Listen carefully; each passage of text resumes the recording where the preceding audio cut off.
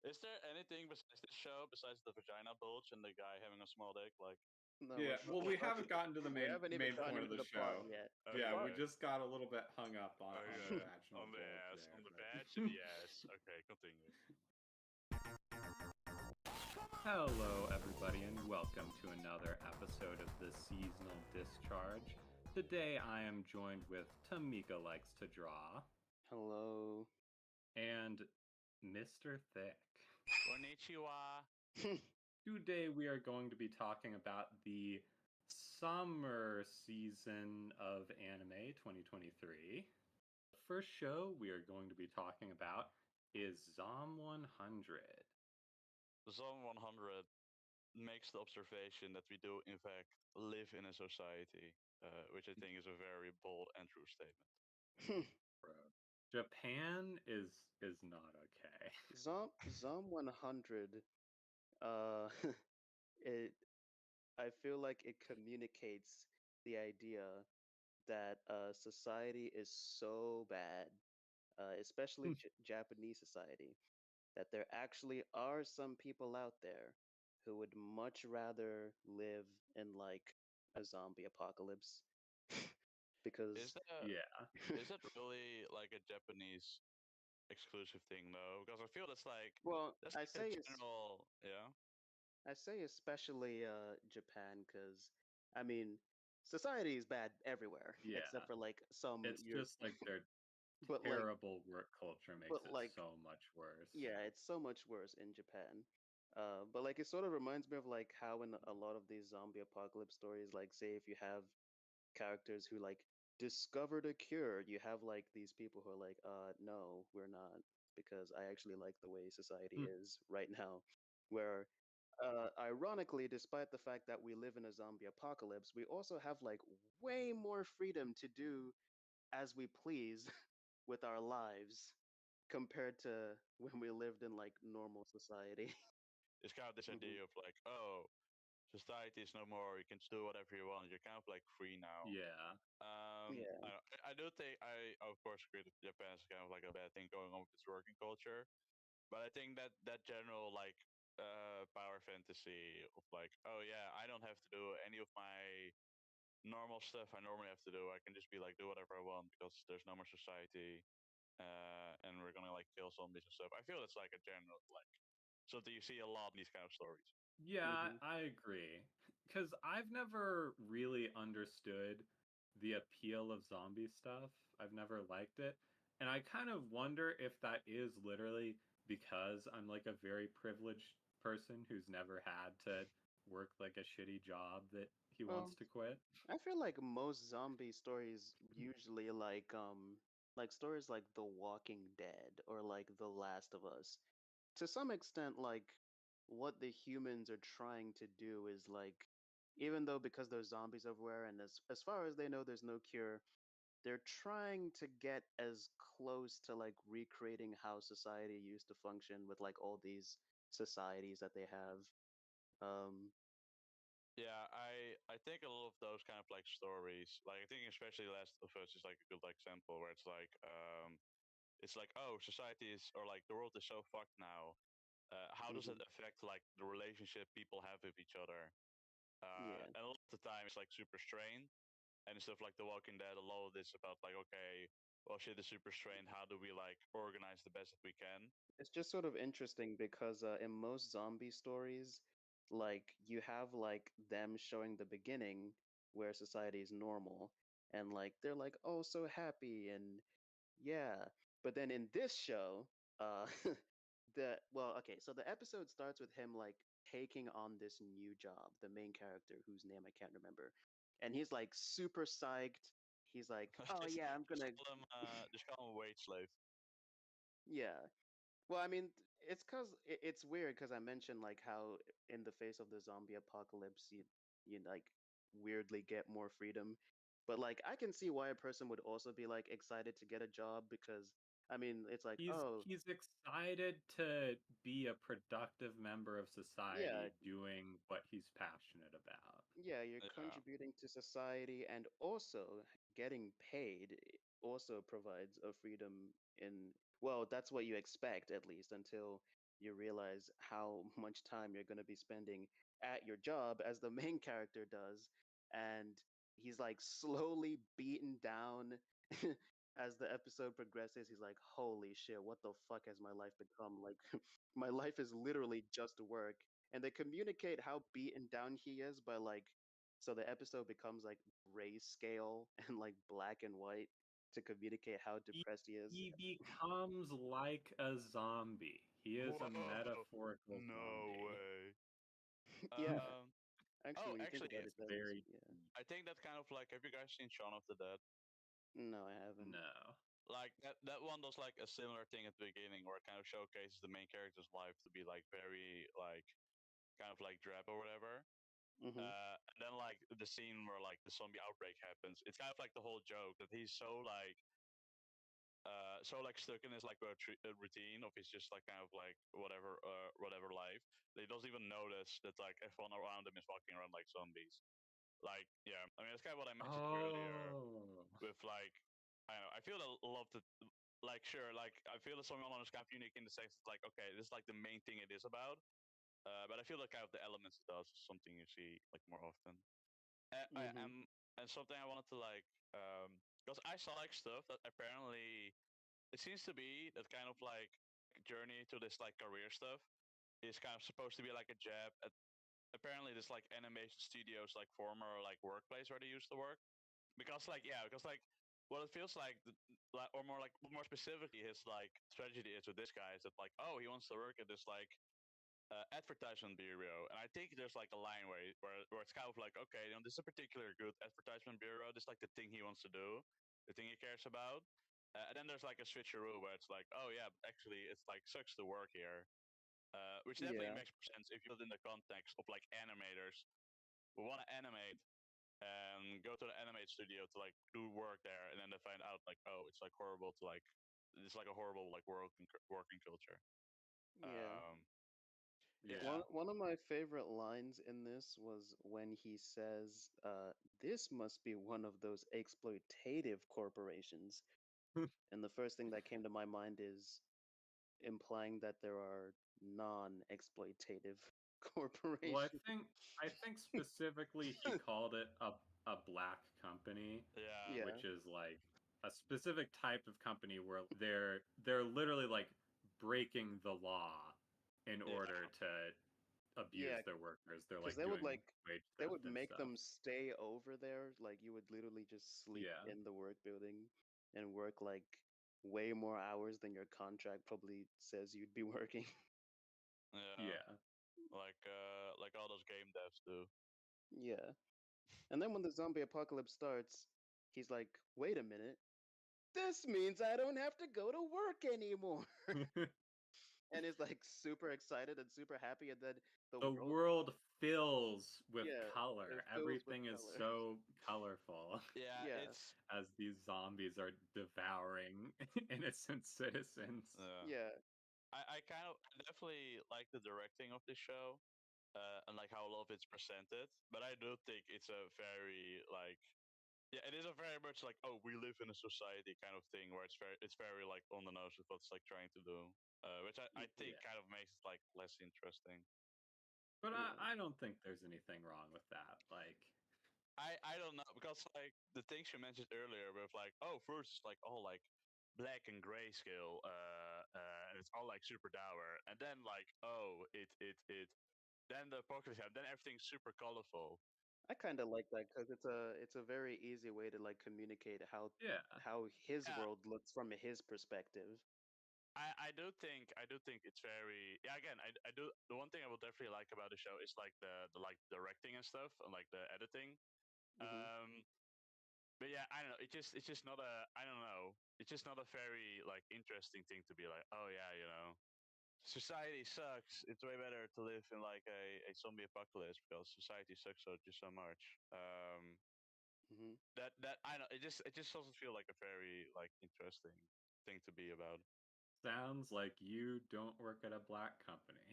It's not that I disagree necessarily with that part. It's just that like I don't It's know. And like over.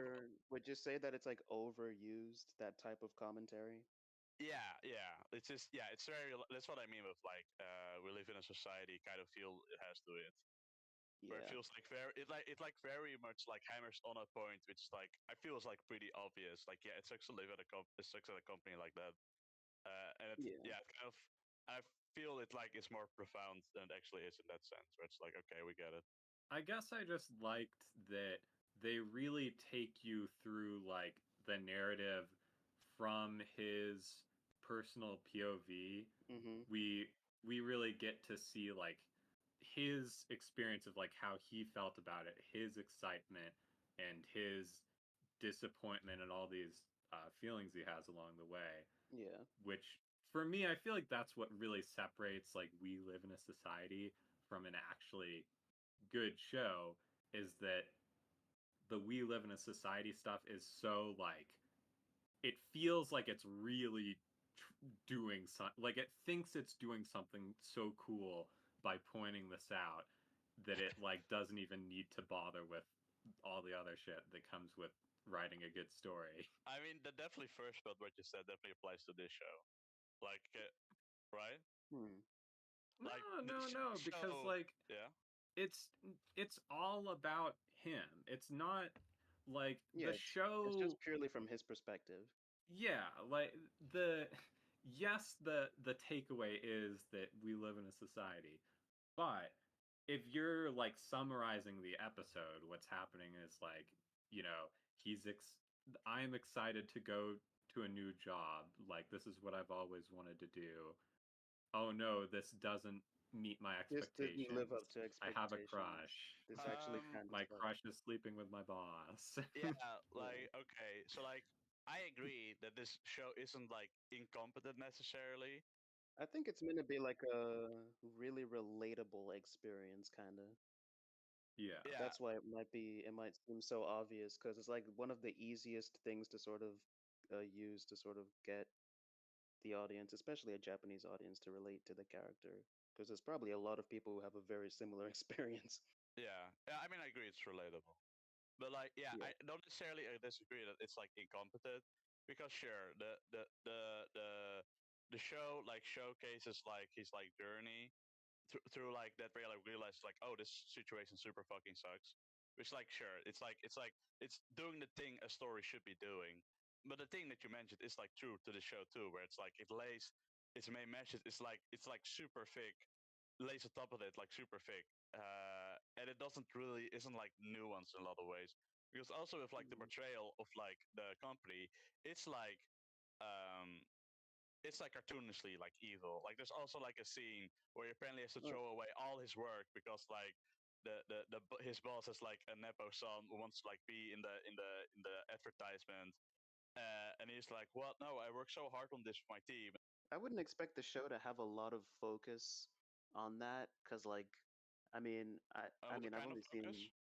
I've only seen 2 episodes on this, but like the part about his job is not necessarily like the main part of the plot. So I wouldn't expect them to like focus on that a whole lot and like go into it with all this nuance because It's yeah, I'm it's meant to just be sure. like a I'm just like pointing out in what ways I feel it's very much like we live in a yeah. society like thing. Like the other thing is also with like that crush she has on, where it's like Hmm. first like oh she's like a pure man that he falls in love with, and it's like his first crush. But oh no, Hmm. then it turns out she's actually yeah like fucking the boss to like get promotion or something. I don't know whether I specified that. Like yeah, Yeah. it's like yeah, it's like very like it's very like oh yeah, it looks sucks to live in a society. It's like being victimized like through all like the systems, and it is done in a very like I said like cartoonish way where it's like oh yeah, Hmm. it's company doesn't care about it in all these ways, and there's like and it's all like superficial, and everyone is kind of like acting degenerate. I mean, I And, guess it being cartoony is meant to be kind of the point because the show isn't it. I don't get the vibe that this show is meant to be like that grounded in reality. You know? Hmm. I know I can like imagine like alternative versions of this shows a bit less cartoony. Well, like I mean, you can like that it's a we live in a society like show or episode in this guy. I haven't seen the rest of it. Hmm.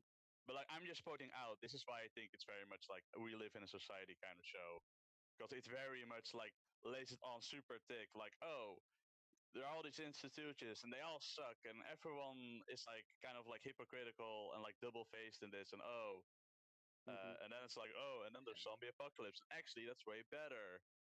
I mean, Like, yeah, I can definitely see how getting that from a show would be weary if if you spend a lot of time hearing that being repeated ad nauseum in some of the conversations that we have sometimes online, especially in um, political circles. So there you go. I can yeah, kind of see it. I don't, yeah, I don't know, yeah. It's just that, like, yeah. I know you can like it for it being like a we live in society Yeah. show. Like I Hmm. just don't like that kind of like storytelling where it's like super one note, like laying on super thick like one thing. Um, Hmm. and again, I don't Did think it? it's incompetent. I think it's generally doing what's trying. It's like generally achieving what it's trying to do. I just don't like Did what's like aiming at. Yeah. Did anyone else I watch the second episode? I don't think I did. Nah. I no. I say the way the second episode starts is like really kind of funny to me because the guy is in a zombie apocalypse and like he's not really he just continues living his life like normal, like he's in his house. He hasn't fortified his house at all. He's just like, yeah, I'm just gonna have a beer and I'm just gonna relax. And I don't know, it's really funny how like he has this sort of super casual approach to everything, and then he's just like, yeah, oh wait, I'm out of food. I'm just gonna go out and buy some food. Well, not buy some food. I guess I'm just gonna take some food at the store. You know what? I did watch the second episode now that you're describing it. Yeah, and then You forgot. he comes across this family on the way there, and I was like, man, this family is like, he asks them if there's anything they would like to bring, he would like, they would like him to bring them. And, you know, they're like, we could use some tissue paper, I guess, blah, blah, blah, blah, blah. And I was like, it seemed pretty obvious to me that by the time he gets back, they're probably gonna be dead because their designs were pretty generic. And I mean, that's that's more or less what happened. As soon as he got back, they were dead.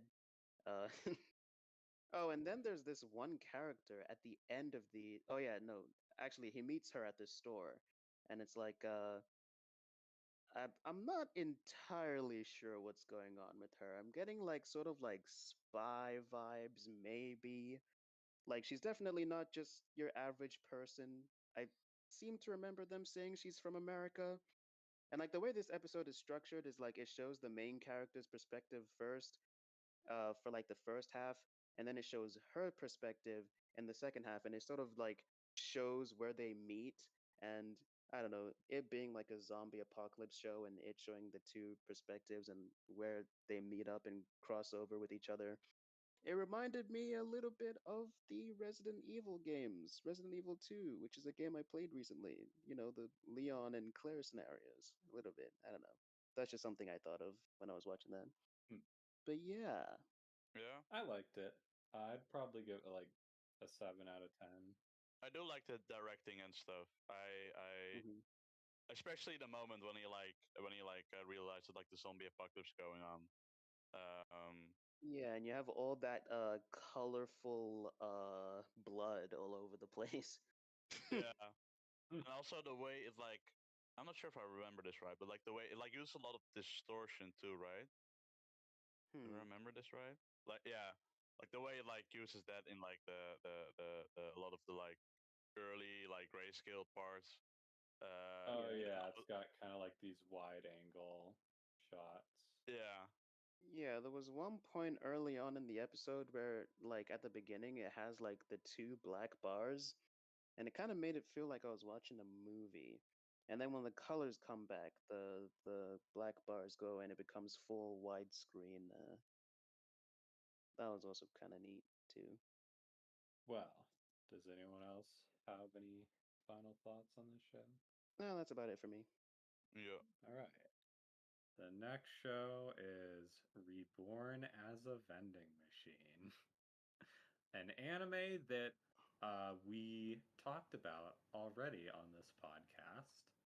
and I had very high praises for, Really? Okay. since I have already Yeah. basically described this on that episode. Do you want to describe Ooh. Reborn as a Vending Machine, Coco? All This right. show, I'm here. as Okay. Arlon mentioned, is one Record time. that Okay. was Record time. briefly talked about in one of the previous seasons we did. And he was talking about Because how usually I it's end up much leaving my better waiting screen for than like the. fucking 30 minutes. But it's actually been 20. All right. How's it going, guys? Um, I hope you're doing well. Um, yeah, I'm doing alright myself.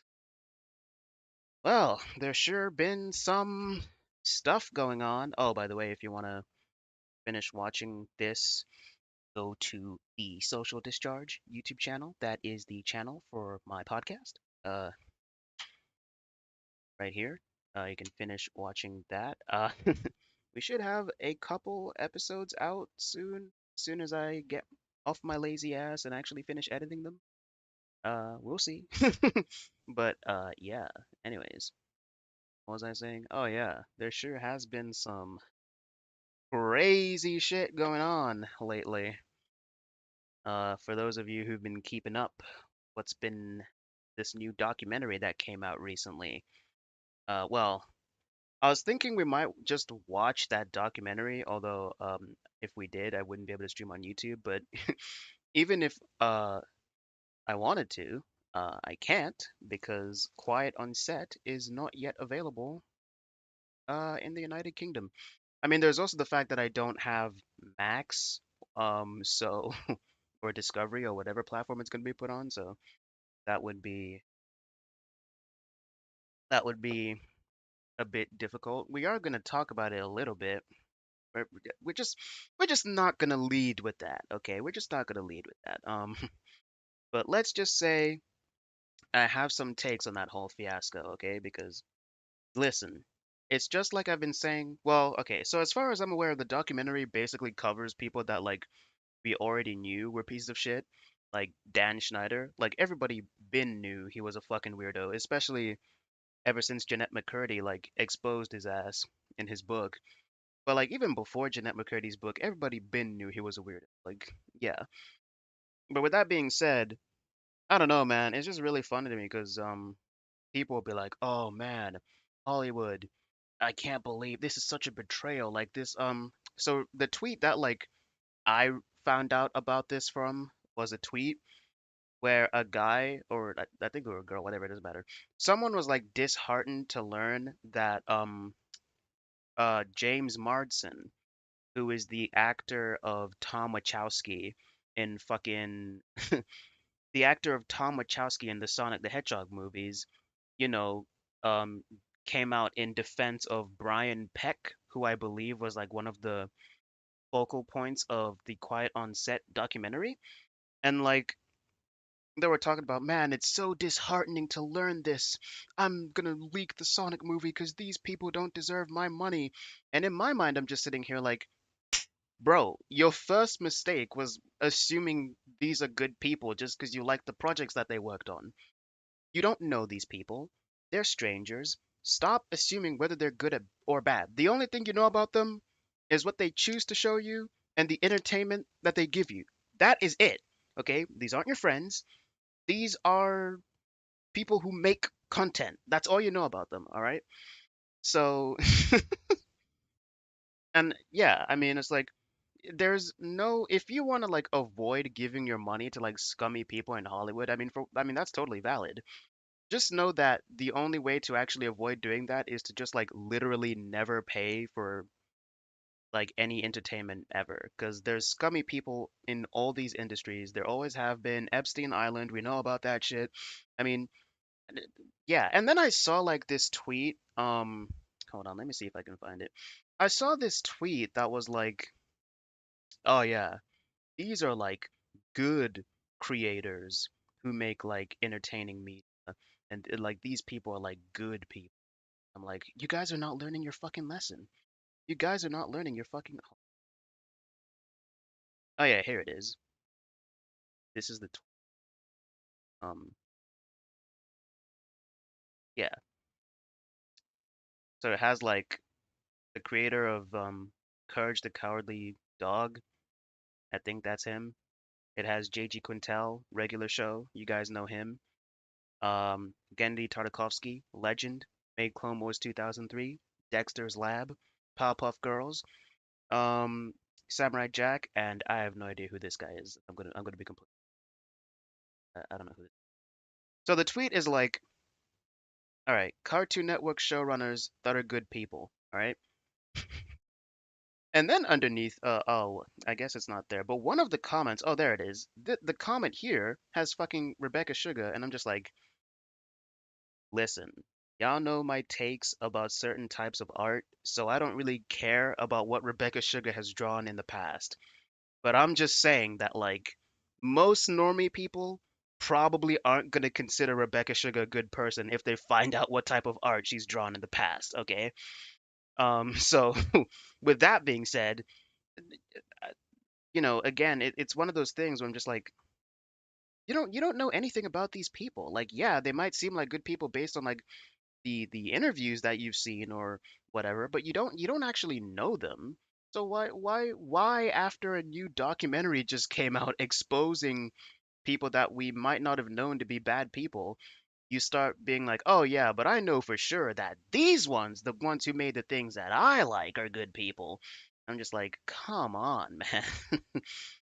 Although I was saying as a joke, to one of my friends, I was saying as a joke that like, if I'm being completely honest, I'm definitely team separate the art from the artist. Like if Gennady Tartakovsky turned out to have literally gone to Epstein Island, I would not give a fuck. Okay, I'm still gonna be a ride or die defender of Clone Wars 2003 because that shit is fucking Kino, and no amount of the people behind it being pedophiles will stop that shit from being Kino. But like, guys, let's stop this, okay? I don't know how many times it has to be said. Like, you don't you these are strangers. The only thing you know about them is what they show in interviews. The only thing you know about the I said we weren't going to lead with this, but here we are. Y- You only know what they choose to show about themselves, and I don't know why like you would ever assume that like these people are good people. Just God. Like like I'm not saying you should assume that they're bad people, but what I am saying is that at the very least you should have like a neutral perspective on people you've never actually met in person and like have built like some kind of relationship with that you can confidently say, yeah, I know what this person is about, you know? Like I feel like what I'm saying is just like common sense, but I feel like people want so much to see the best in people when they make content that they like. But the problem is, like, it's happened way too many times, it turning out that, like, oh, this person that worked on this thing that I liked is actually a terrible person because they molested kids. Actually, one of the examples that me and Arlon were talking about yesterday was was how fucking the creator of Rurouni, is it Rurouni Kenshin, Samurai X? That guy got caught with like an entire hard drive of child porn, and it's like I bet there's a lot of people that thought that that guy was based and that guy was cool, you know? And fucking hell, on the internet you have a bunch of people who are like Oda ride or dies, and fucking Eiichiro Oda came out in defense of the mangaka of Rurouni Kenshin. And the funny thing is, a lot of Oda fans don't even know that. So they'll be like, "Oh yeah, Goda, Oda's the goat, blah blah blah," and it's like, boy, do I have a story to tell you. Now I know I'm not exactly one to talk because like a couple of days ago we streamed talking about the death of Toriyama, and I was talking about how much I like Toriyama as an artist. I like his work. He inspired me. One of the first instances, well, like probably the only time I can think of where like a celebrity died and I actually shed a couple tears. But you know what? I'm gonna say it, okay? I know this is gonna be a bit of a in bad taste thing to say, but I'm just saying that like to be consistent, I'm not gonna go around saying I know 100% beyond a shadow of a doubt that Akira Toriyama was a bad person, was a good person, okay? Because who knows what might get exposed about him 10 years down the line. I don't know. because I don't know him as a person. He's just a guy that made something that I really like. Like, and well, I mean, it had more of an impact on me than that because it influenced like what I want to do. Like, I want to be an artist. But like, yeah, I, I don't know. Um, but yeah, I said we weren't gonna lead with that, and I kind of went into that a little bit. But no, instead, watch fucking Turkey Tom Glazed Destiny for 2 hours and 40 minutes. Well, okay. To be charitable to Tom, I don't know if this is gonna be like just him glazing him. Like, is he gonna is he gonna be like, so let's talk about that time you wanted to like murder a teenager, or let's talk about your comments about 15-year-old girls in bikinis. Let's talk about that, Destiny. What do you have to say about that? I mean, to be honest, I highly doubt that's gonna happen because I feel like if you brought those things up, you'd probably be bringing those things up with the express intent of trying to make Destiny like look bad. In which case, Destiny would probably piece the fuck out almost immediately. So, yeah, all right. Anyways, we go. Is your number one goal in life through everything work? Yeah, I think every part of my life kind of revolves Oh, around it. People like this will say, oh to yeah, be honest, I probably should have just led with the Dragon Ball Sparking Zero shit, because that's actually the stuff that I'm kind of most hyped to see right now. I think that came out yesterday, but I have not, like the trailer that everyone's been talking about, but I have not seen it yet because I was like, ooh, I wanna stream my reaction. I wanna, even though it's just like 12 minutes. I thought the whole showcase was gonna be like an hour or something, but it's like 10 minutes. It's like one full fight between Goku and Vegeta, and then like them demonstrating some of the characters that are gonna be on the roster. And I mean, hey, that's fine. I'm not gonna. that's not healthy. If you don't like the Constitution, that's on you. Really? Then why are you saying that Section 3 of Amendment 14 requires a conviction? Past few years, you've had a lot of drama. You just had a big one What was with the big one? Melina. Before I even pull up the game, I'm just gonna watch the stream because I'm fucking watch the thing because I'm fucking eating right now. Steven. Ultimately, what I'm getting at is like, where do your priorities really lie? They definitely lie with work, 100%. Well, you're kind of a nice guy. No, that's gonna be cut. What are you doing? This is what we do to libtards. I'm gonna go get him. I will defend America. I'm gonna fight for Nancy Pelosi. Dancer, I'm already. Let's go. This silly ass jacket. This is my shooting jacket. Oh, okay. Sighting my target. Okay, try to be a safe gun over here. Jesus. I need you to back the fuck up. Yes. I can't. You could have done one more. No! No! Turn way the fuck up. Alright, cool.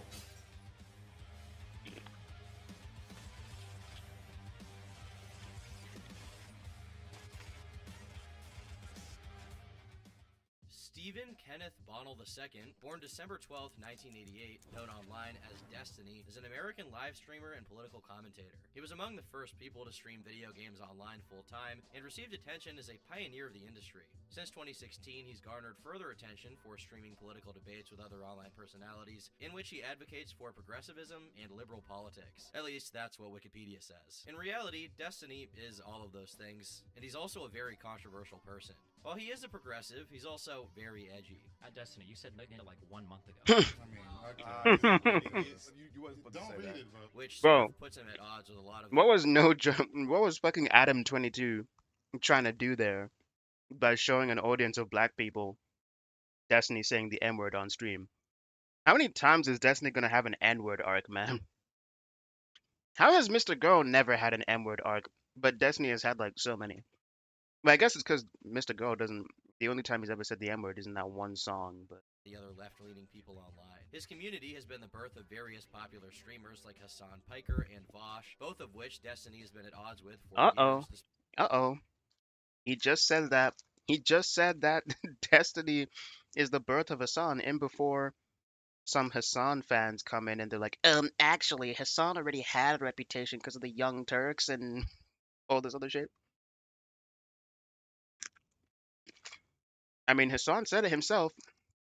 He paved it on his own because, he thought that was a concept that's cool, gaming, and that this was a concept that is also cool, political commentary. He paved it on his own. Despite their initial interactions being friendly. Nothing I do is performative. I'm not going to, for instance, I'll use Hassan as an example. I'm not going to talk to a black person like Trihex and say, hey, the N-word, it's always What a fucking liar, dude. What a fucking Weasley little liar, dude. Iconic. Liar, dude. He's also been Iconic. the subject of online mockery due to his marriage, which is an open one, in which he and his wife Melina see other people. Well, I guess I should say ex-wife, as they're now divorced. Oh boy. And she seemingly left him for someone who was one day away from taking hormones. Melina then demanded that Destiny send her $100,000 Holy as fuck. compensation for Holy the shit. marriage, or Okay, something. Tom. His streams have also been plagued by a revolving door of friendship and hookup drama, with various individuals trying to cover his Listen, career I'm with not- a litany of I'm not gonna allegations. lie. Despite the I don't. What's that streamer's name? Meme Ticks. Honestly, he looks like someone that if he wanted to transition, he probably wouldn't even need to take hormones, to be honest. Maybe for like a year or two, but not for very long. controversy, he's reaching a sort of new career high. Actually, you know what? It's funny because despite some of the complications I've been going through in my brain, you'd think I'd know this by researching. I don't know if once you go on hormones, you're supposed to just like keep taking them for the rest of your life, or if you do actually stop eventually. Can someone tell me how that works? Debating various don't know. popular right-wing figures like Ben Shapiro and Jordan Peterson, being interviewed on every podcast under the sun, and his YouTube channel is getting upwards of 10 to 15 million views every month. He's sort of an unavoidable force online at this point. It feels like he's got a hand in everything. So I set out to find out who the true Destiny really is, starting with his debate with Alex Jones of InfoWars. We're here in Texas filming his debate with Alex Jones. Here at the InfoWars studio, security is extremely tight. They take it very seriously. They made sure that we didn't film outside, because I assume there's crazy people trying to mess with them all the time. But it's a very high budget thing they've got. I cannot imagine a greater matchup of people. Destiny, the ultimate libtard, Alex Jones, the ultimate chud. They're gonna be going head to head talking about the insurrection at the Capitol. And it's actually January 6th right now, 2024. It is the memorial, the hallowed days of the chud insurrection. I know Glenn Greenwald is gonna be involved in this in some way. All Who right. I believe was a part of the Snowden leaks. The Krasenstein twins, who were like some Trump Twitter reply guys, are going to be involved in some way. So we've got an exclusive behind the scenes look. Should be spicy, should be fire. What is Zero Hedge? It's the media company that's producing these like X live debates. Okay. So like they did one with like Laura Loomer and somebody else about Israel Palestine. It's you guys, Alex, Destiny. Oh shit! Sudden Alex Jones cameo. What the fuck? Thomas, me. Thank you, I appreciate it.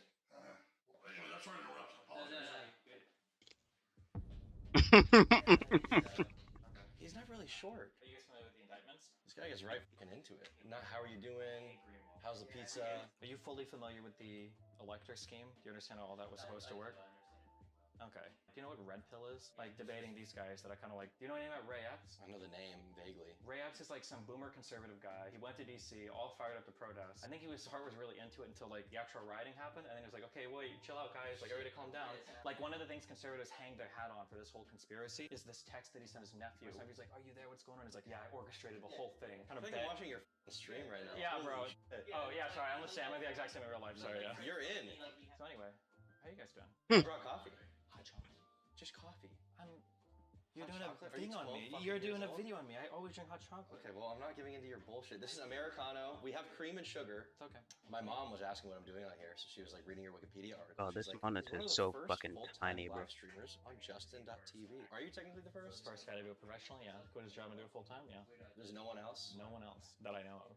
Bro, Okay, if I was gonna so look it's for a not just I that want Destiny to paved kind of political some commentary so that's on why I can Twitch do it. on his Are you own. nervous at all for this? He paved A little bit, not Twitch as really, a kind of, full-time job as Not on really. his own. I don't know. So you don't get nervous for this kind of thing? I was nervous just, I'm not even debating. I was nervous just coming here to the studio. It's a different kind of nervousness. Like I have like the facts are easily on my side, and I have a huge like database of them in my head. Are you confident that you're going to be just fine? Yeah, I'm always coming to myself. Yeah, obviously. I mean, Obviously. well, because I've been doing it for like 7 years, right? So early on when you're starting out, let's say with a JonTron discussion. It is a European Ah, nation historically. There's just no this debating shit that. is a The classic. first thing that you just said doesn't really make sense. It was a European nation. Were you nervous about that? Not as much because I feel like the expectation kind of matches the reputation. Like when I was debating, it was really just a conversation with John Tron. Like all the stuff leading up to it, nobody really did like online gaming / political debates. So there wasn't like a huge expectation to be like super informed. It was just like really entertaining and funny and everything. Do you think the John thing was like a watershed moment, like the start of all that stuff for you? I don't think so, but it's for a lot of people met me or found out about it. That's how I knew about you, and I didn't even like you at the time because I was a John fan, and I was like, oh, he doesn't like John, and that was just in my head. It was just like, this guy. Did you watch that full convo? Yes. The thing that was the most frustrating thing about that convo is I listened to. I'm gonna be honest. I actually relate so much with Tom on this because, like, I mean, listen, I have very complicated feelings towards Destiny because I actually think that there's a lot of things you can say about him as a person.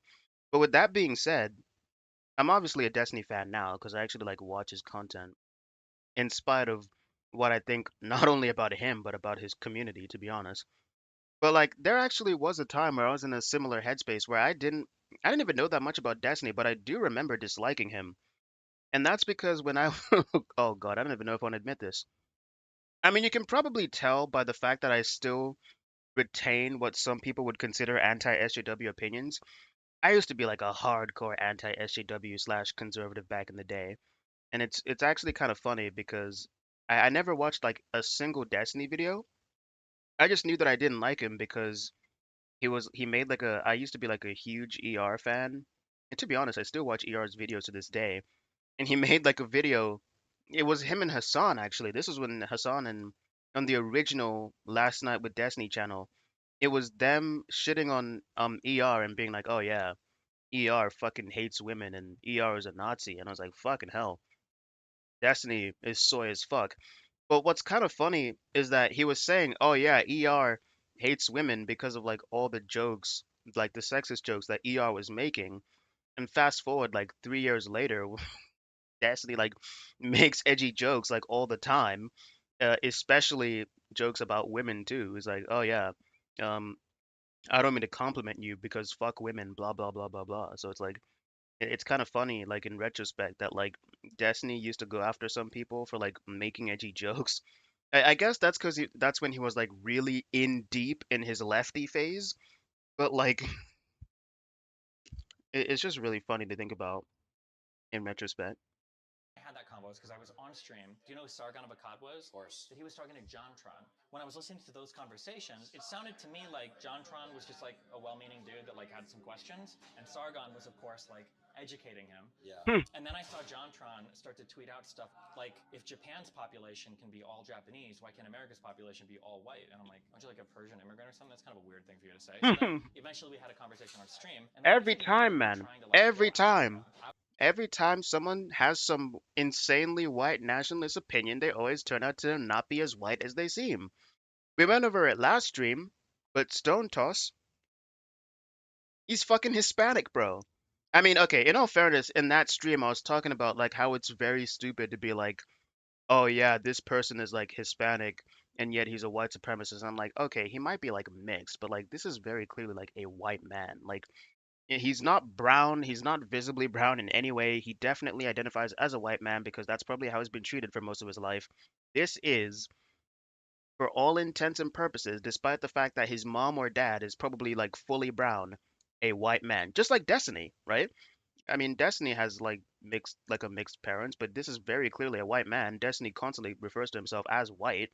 It would be very weird if, well, I was gonna say it'd be very weird if people started like attacking Destiny for the basis of his like heritage, I guess. But like now that I think about it, people do that. Isn't that why people call him Gusano all the time? Now that I think about it, so I was just like kind of asking him questions. I didn't know that he was as far along as he was. Because I remember when that happened, all his buddies, I want to say Psychic Pebbles or whatever, they drew the you animators. They drew you retarded. Oh yeah. Psychic Pebbles, Ego Rap, all these guys that I loved. I still like their work. I think they're funny. I hate their people now. But one of the animators for, did you ever know a show called Metalopolis? oh my god, that is really funny. If Ego Raptor was in on that as well, because doesn't Ego Raptor like get shat on for how woke he's become in recent years? I mean, if anything, it just reveals that Destiny was ahead of the curve, right? Kind of. Apocalypse or whatever. Yeah, on Adult Swim. Yeah, that guy. Like there were so many like big animators that came for my throat after that. I was like, oh, okay. But it's been crazy for me watching your come up because when I like saw you around that time and I didn't like you, and then around like 2017, maybe 26, 17, shout out Bedhead Bernie for getting into Destiny, but he got me down the Destiny pipeline. That was when you were debating all the skeptic guys like Worski, Sargon, Tonkasaw. Oh, Tonkasaw. The crazy people. Wait, This is the thing because all these. I'm actually trying to think like what got me into Destiny? I think what got me into Destiny, I used to watch a lot of Tim Pool, and I don't really like Tim Pool as much as I used to. But one thing that I liked about Tim Pool was the fact that he would say, don't just listen to only like right-wing sources or whatever. Um, Listen to both sides. And I was like, you know what? I'm gonna do that. And then I watched Destiny because there was this girl that I used to argue with a lot on Discord, and like it's like she was like the most insane debate bro ever, like super toxic. She was very clearly a Destiny fan. In fact, I think she mentioned a few times that like yeah, like I watch Destiny. So like Destiny was like the only like left-wing content creator that I actually knew. So when I was like, "Oh yeah, I'm going to start like looking up like lefty content creators." The first person that came to mind was like, "Okay, I'm going to watch Destiny." I think the only other like lefty content creator that I knew at the time was Thought Slime. And I like watched some of Thought Slime's videos and I was just like, "I can't fucking do this. I can't do it, bro."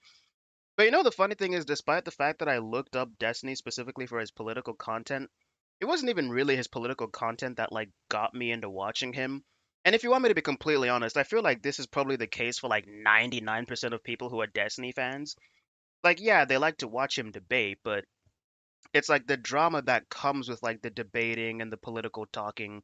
Like if Destiny was just like your average run of the mill like political commentator and there was not much else to him, I really don't think people would be watching him. I like it's not that surprising that when there's no drama going on, but Destiny is still doing actual political content, his views go down and his fans start complaining more about the fact that there's no drama.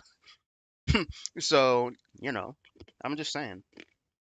I mean, the funny thing about it is that because on the one hand I could be like, oh, Destiny's the guy who like made me a little bit more left wing, but honestly, it wasn't even Destiny. It was really just the people that I kept arguing with on Discord. After a certain point, I was like, you know what? Some of these people's takes are starting to make a little bit more sense. I mean, the main thing that really made me move a little bit more to the left was just like personal experience. Being, I don't want to say this out loud because my dad might be home, but, you know, when you're not necessarily just interested in the opposite sex, so to speak. And, being black and being subject to a lot of racism on the internet in some of the communities I used to hang out in. Those things can be like really perspective changing because it kind of makes you realize, oh, these things that you think are like total bullshit are like actually real. But that's part of the reason why I think it's like really difficult to like get people to change their political opinions because for me what changed my opinions first and foremost was personal experience and like most people who don't identify with the characteristics that like allowed me to experience things that like ended up changing my mind. Like if you can't experience it, you're not gonna have your mind change that way. So I don't really know how you do it for those people, but Guys that you interact with, I mean, whether it's the skeptics, whether it's BreadTube, whether it's the Red Pill, I feel like you're kind of the one left standing. Obviously. Well, they all, the thing is, like, they all ride these trends, right? They're all part of these waves. You never had, like, a wave of people you came up with. You kind of assimilate a little bit here and there to get in there. Yeah. And then you get out very quickly. People always call me like partisan or biased or whatever. My biggest strength is if you go to Hassan's stream, for instance, you're going to Hassan's stream to see like what do progressives think. But if you go to a lot of like political people's streams, you're just trying to get like their political side of things. Yeah. But then when you come to my stream, you're getting like my relatively unique take. Like I'll have like different positions on different things, and people enjoy that. But because of that, I can kind of move through time without coming up and then going away. You don't need like, to have a big watershed. The political movements. Like I didn't rely on Gamergate to build me up, or I didn't need to be like a big Bernie bro progressive to build me up, or I didn't need But it seemed like a big moment back in the day that was like a big kind of turning point for you a little bit. Someone leaked your dick pic on Reddit, and that made like front page. oh boy. I saw a bunch of people talking about how that kind of Here we go. more like part of the Kotaku and action kind of scene a little bit. Maybe. My issue was just that basically there was a subreddit. Have you ever heard of the subreddit? This one be way before your time. Have you ever heard of a subreddit called Shit Reddit Says? Barely. Back in the day, this was like the SJW subreddit. SJW is what my generation called woke. Oh, that's what you talked to Vosh about that. He came from there. He came from there, yeah. You can see this is an example of the kind of structure that I'm referring to. Oh Shit boy. Reddit Says was a Oh subreddit boy. to try to like Oh destroy boy. basically people's careers into the ground and have fun with their favorite people. So they would like email sponsors. That and fucking if clip. sponsors wouldn't drop me, they would email their sponsors' clients to get them to drop me. Like really hardcore And shit. did you get stuff dropped? Not usually, because I didn't carry too many sponsors. So because I didn't ever want to be hostage for shit like Without that. getting into numbers of these things, like, I mean, with the Keppel stuff back in the day, did you take like a big financial hit? Like when you got kicked off Twitch or stuff like that? Like, was that like? Twitch was pretty shitty. Oh shit. That probably cost me $15,000, $20,000 a month, I think, when I got kicked off Twitch. I'm always kind of like I run my own website with my own subs and everything. I'm always trying to stay a little bit independent because obviously I have to be able to weather the storms of political opposition. Yeah. So One of my yeah. friends, one of my friends is like a big time, like, well, maybe not big time, but they're definitely not a fan of Destiny, right? And it's kind of funny because when they heard that Destiny signed like the Kick exclusive contract, meaning that he wouldn't be able to stream on his website anymore, um, my friend was like, I sure hope this means that Destiny ends up dying because that's where like the diehard, like loyal fans are of Destiny. And then you just like I don't really go on the DGG website that often. I definitely just watch Destiny like almost exclusively on YouTube. Sometimes on Kick when it's like Kick or Keep or whatever. But like you go on the big screen website and like there is no signs of activity slowing down there whatsoever. Like I honestly think that like I mean how long has Destiny like not been streaming on there? It feels like it's been like almost like over a year. So and like the DGG website is like as active as ever. Like it's not dying anytime soon. Um, so I mean, my friend would be a little bit disappointed to learn that, but that's pretty funny. Um, I don't know, man. I mean, if anything, I guess it's one of Destiny's most admirable traits is that like he manages to get people to be like extremely loyal to him almost in a way that's similar to like I don't know, what's the word that I'm looking for? I don't know. I think it starts with like a C, but like and it ends with like a T, and it rhymes with like felt, but like I don't know. The word like escapes me right now. Like, but yeah, I don't know. It's yeah, it's something. It is. Squirreling away nuts for the winter. I never could get into Destiny's um the chat on DGG. For one, I feel like that's definitely where the most toxic aspect of DGG is. I definitely prefer the Discord and the Reddit. Um, and for two, I generally prefer to like be active in communities where I actually feel like I get to know people and like befriend people. And it's kind of hard to do that in like a chat that's like moving at like 1,000 miles per hour. But then I learned that like some people do genuinely like forge these connections in there, and I'm kind of just like, how in the fuck? Like, how? How do you do that? Because for me, it's like sensory overload. I can't do it, but okay. Something like that, yeah. You don't seem too reckless with your money, which is probably a good thing. What do you mean by that? Do you know what this is? Valencia? Yeah, and then this is Gucci. They did custom designs for me. I don't know if this is... Versace? No, this is Neiman's. Damn. Wait, is Destiny actually being serious there? Imagine spending so much money on clothes, and yet your clothes still end up looking cheap. Here, this is probably I'm assuming he's memeing. I'm gonna assume he's memeing. the most popular conservative you've debated? Listen, a lot of people might be like, "Oh, he's obviously memeing there," but I'm autistic, guys. All right, so give me a break. I've been on stage with him before. Alex Jones is kind of... Oh shit, we got more people watching than normal today. We got 5 viewers. If you're new to the stream, hit that follow button. Get us to 75. We're trying to get to 75 followers. Tom? Definitely not for monetary reasons. I swear I'm a pure heart. I'm just here for the game, okay? It's not about the money. Is the InfoWar. There we go.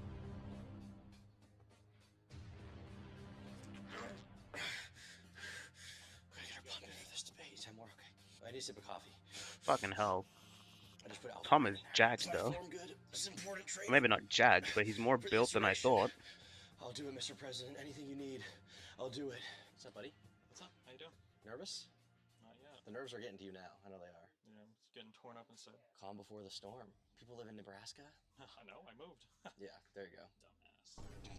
Call me a dumbass. I'm gonna fight this guy. We're gonna go to the gym tomorrow. Dude, no. Don't We're going to the gym. Okay? We're gonna smoke cigarettes and do pre-workout, and we're gonna go to the gym. We're gonna get huge. Yeah, when I get back from this trip, okay? Tomorrow, you're gonna bench 225. Yeah, maybe I can bench half of it, like from the top to the bottom once. If you do it once, you'll beat Ben Shapiro. From the top to the bottom. If you do it once, and then it's gonna drop my neck and I'm gonna die. No, I'll save you, dude. I'll save you. Yeah, will you? I'll save you. I'll pull it off your neck, and then I'll push it right down. Yeah. Vegan Gains will be proud of me. I wish Richard was here. Shout out Melina. Big shout out. I took her up on a job offer to be part of my production crew. She's helping out. She's actually great at Adobe After Effects. Can we recreate? I mean, I'm not gonna lie. All this gym talk is just reminding me that that's something I. It may not be obvious looking at me now, but guys, I'm a fucking fat fuck. Okay. I mean, you guys can probably tell by the fact that I just spent like the past like 10 minutes of this stream eating. So. With guys. No, what the fuck? Uh-oh. Oh, I'm on my Hassan shit. It's melt time. Alright, we're about 10 minutes out from the official debate. Destiny's sitting over there. Got some guy recognized from Tim Pool's show. Krass and Steins are sat over Ian there. fucking As soon as Destiny Crossland. got here, he was like, "Did you hear about the indictments? Did you hear about that report?" Like, he's on, he's ready. I can't think of a better person to debate about January 6th than Alex Jones. Definitely going to be a contentious debate. Obviously, we're a non-political outlet here, so whatever your opinion is, I don't really care. You guys will enjoy it. I'm busting out the games. Stephen Bonnell, known as Destiny. Part of the reason why I'm extremely hesitant to bust out the video games, by the way, is because I know that as soon as I do, Kick is gonna move me from just chatting into like some random fucking video game. But like I'm fidgeting with my hands so much, like I need to be doing something with my hands, bro. If I keep letting my hands fidget like this, I'm about to start stroking it on fucking stream, okay? Just so I'm doing something with my fucking hands. That's the reason why I keep reaching for the drink. Fuck's sake. But the Dragon Ball Z Kakarot category is so fucking dead. The reason why I probably have like more viewers than normal today, appreciate all 5 of you, is because I'm in just chatting. So I don't want to be moved into the fucking Kakarot tag. For fuck's sake. Much of an introduction. Oh, you know what? What I could do is I could move the game over to my second monitor. That's all. mRNA vaccines. Take your extra. I want you to take all the shots. Global warming. You know what the United States we usually. Here we have. The fuck is this guy doing? You know it. We are there right now. We just were. It's January 6th. If there was any time to go there. Don't worry. Touch me. I got your ass. That's yes, that's correct. But the idea that Trump thought I'm gonna be that he honest. lost the election, There's whether you believe it or there's something kind of funny about people. I keep pausing this a lot, and this is a fucking 3-hour documentary, so this is how you know we're gonna be here for a long time. I don't even think I'm gonna be able to clip this, because the clip, the reaction itself will probably be like 5 hours long. We're probably not even gonna get to the quiet on set shit. But like, there's something really funny about like people wanting Destiny to like debate Alex Jones, because you're not really gonna get like a substantive debate out of this, because Alex Jones is not really someone that you can debate with. I mean, even people who agree with him can't control him. Like, I remember watching his appearances on Timcast, and like it got to the point where like even Tim Pool was just like, fucking hell, Alex, shut the fuck up. Holy shit, you talk too much. Like, slow down and lower your volume. not, Trump believes that the election was stolen, and he was using the legal recourses available to him at the advice of his legal Well, I mean, he's actually being quiet here, so I guess anything's possible. But advisors. That is not true. And they used January 6th and this extremely inflated narrative, and they've made it now so that they can charge those people with felonies. man, I saw a video of Hassan with the stress ball. I need a fucking stress ball. I can't stop fidgeting with my fucking hands.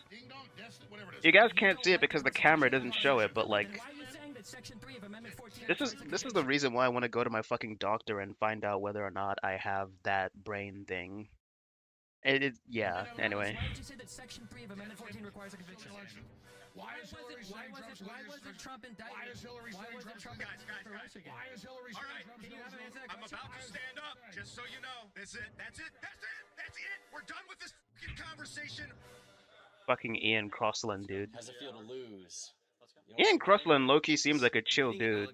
It's just his politics that are kind of like... Considering how famous the guy is. Or maybe infamous is a better term. All right, here we are, ladies and gentlemen. January 6th, 2024. The debate itself was very entertaining, though, but as many debates are, it wasn't very productive and didn't bring a lot of closure to either side. I think those who Of support course it wasn't. It was J6 a and those fucking who don't are Alex Jones probably debate. just as You're dumb not as they gonna were get an before. actual But conversation out of regardless, fucking it was Alex funny. Jones. We just got done with the Alex Holy Jones shit. debate. Destiny, how do you feel about that? I think it actually went okay. I was about For to you? say this I nigga would've needs a done this haircut, on my but own, but I think given actually, what it was, this I was think it filmed in went the pretty good, past yeah. and he already How do you has a feel about haircut. the opposing side with Alex, Glenn? Glenn is a clown. I didn't get to hammer home that enough, unfortunately, because Alex was also a clown, but a much louder one, so he kept cutting me off every time. The Darren guy seemed to be the one that came with the most facts to argue, but he was the most passive and didn't seem to talk as much because Alex was screaming all the time, so. Yeah, I feel like probably either side, their audiences are probably not convinced of the other at this point. I don't think so, not this much, probably not. No, you weren't even able to get. I think you did a lot of preparation for this one. It seems like you weren't able to put a lot of that. That was just a Yeah, pure I like to do blood like the thing. factual argumentation combined with kind of like the punchy rhetorical skill, but that's hard to do when you've got partners. Like for Alex, if Alex wants to shout at me the whole time, I'll shout at him. I can do that forever. But then if my partners want to chime in, I can't really shout over them. And then No. sometimes they can derail like a line of argumentation I want to go down, and I can't really interrupt them because It's actually funny because I feel like every time Destiny like reflects on like whenever he does like a tag team debate, one of the things he's always quick to mention is how he finds it like somewhat inconvenient, the fact that he has a partner. I mean, he didn't complain that much about the fact that he was partnered with Benny Morris. It actually seemed like he found Benny Morris to be like a decent debate partner in that debate, which I haven't seen in its entirety. I lost the fucking time code that I was at because I was in Stokes Discord and I clicked open like a clip and it like changed the time code that I was on. So I legit can't remember where I was, and I'm sort of having an internal debate if I want to find find where I was so I can keep watching it. Like I've seen all the memes. That's about as much as I'm gonna get out of that, right? Because I don't really care about like the whole Israel Palestine thing. Like I don't. If I'm being completely honest, I don't really like give a shit, right? So, yeah, but though they were the best debate partners I've ever had. I guess what I was gonna say is that I Destiny could just not. He could just not do tag team debates, but it feels like if he decides to like not do them, considering how often, whenever he gets invited onto a panel to debate, it usually is a tag team debate. If he were to be like, yeah, I'm just gonna like minimize how often I do these, it would probably minimize how many opportunities he has. So I can understand why he keeps doing them, even if it feels a little bit inconvenient to have a partner on your side. People probably remember that one time when he like visibly cringed when Farha made like a very like terrible point during that one time when they were debating about fucking debating about like OnlyFans or some shit. I don't fucking know, and like whether or not that shit is predatory. So this is Yeah. one example of you've done a lot of in-person debates and conversations and podcasts in the last, I want to say, year and a half. It's really ramped up. Before that, it was mostly you in your room talking to people on stream. Now it feels like, you know, every few weeks I'm getting a new video of you in my feed talking to someone that gets turned into a TikTok clip. You used to stream like 300 hours a month, and now you're getting down to like 160, 170, and your audience is kind of jilted about that. They're not too happy with that. Do you think that you're doing yourself a disservice by, you know, giving so much leverage to other people's platforms when you could be focusing on your own at home? No, I mean, it's helped me expand a ton. Like, my audience might get mad about it, but like my concurrent viewership is like 12 or 13K now, probably because I'm expanding so much. And that's doing so higher many than it used to things. be. Yeah, and like I'm showing up on more shows. I'm like making more connections. Like more people know about me, even if they're not all necessarily viewers yet or whatever. But going on to all of the different platforms with all the totally different audiences, I think it's really good for awareness of me in general. Obviously, you have a lot of opponents. Who would you consider like someone that you're like, okay, that's my buddy. That's a good buddy that I like to talk to. And maybe someone not from your community, not an orbiter, but somebody who you've had a conversation with on a mainstream platform. Yeah, I don't know. Usually the people that I'm fighting with or I disagree with are so out there compared to what I believe. It's hard to say if we mind meld much. Because like there's a wide basket of people that I can talk to and have good conversations with. We don't agree on everything. Do you think conservatives are retarded? Not all of them, but the Trump defending ones. There's a lot of videos of you saying conservatives are retarded. I think the Trump defending ones are unhinged. I feel like all of my debates over this January 6th stuff is like pretty evident of that. Is this like anti-intellectual, anti-literature, anti-history, anti-data thing, like something you find very frustrating these days? Oh. Yeah, but I wouldn't call it anti-intellectual or anti-data. I would call it populism. I think it's the idea that You have these like heroic figures that are larger than life, and everybody around them is trying to bring them down. And the So only Trump. person, the only person you can look to is your particular populist figure. So you're comfortable with the current administration then? I like kids better than people. Poor kids are just as bright and just as talented as white Lol. kids. Biden, yeah, I think he's done a great job. He? His cabinet, maybe? Yeah. I mean, he's not even. I mean, Yeah, I see true. videos of him. He's Yeah, really true. not. Sure. Even if I just say his cabinet, yeah, his cabinet is. I mean, there's this video. Some comedian talked about how like when he Bro. finishes speeches, he turns into a Roomba. Like he just goes all over the place on stage, doesn't even know where he is. Yeah. Do you think that's like a major? I mean, that seems like a big issue to me. Even if I were to say that it is a big issue, like if I compare like the Biden administration to the Trump administration, the Biden administration has like gotten an unprecedented amount of major legislation passed. I think the foreign policy decisions have been incredibly good, better than I could have expected. There's still some domestic issues, obviously, that we have to sort through. But You see this is, how like, quiet really I've still gotten kind as of, soon like, as they the start fallout talking of about the fallout actual of interest politics? rates, the fallout of like the international pressure on food and oil and everything. I think he's doing a really good job. Or I think his You know, administration is. this Well, kind of if he's doing a reminds good me of job, a he's in. conversation Maybe I if he was runs against having Trump with again. a friend about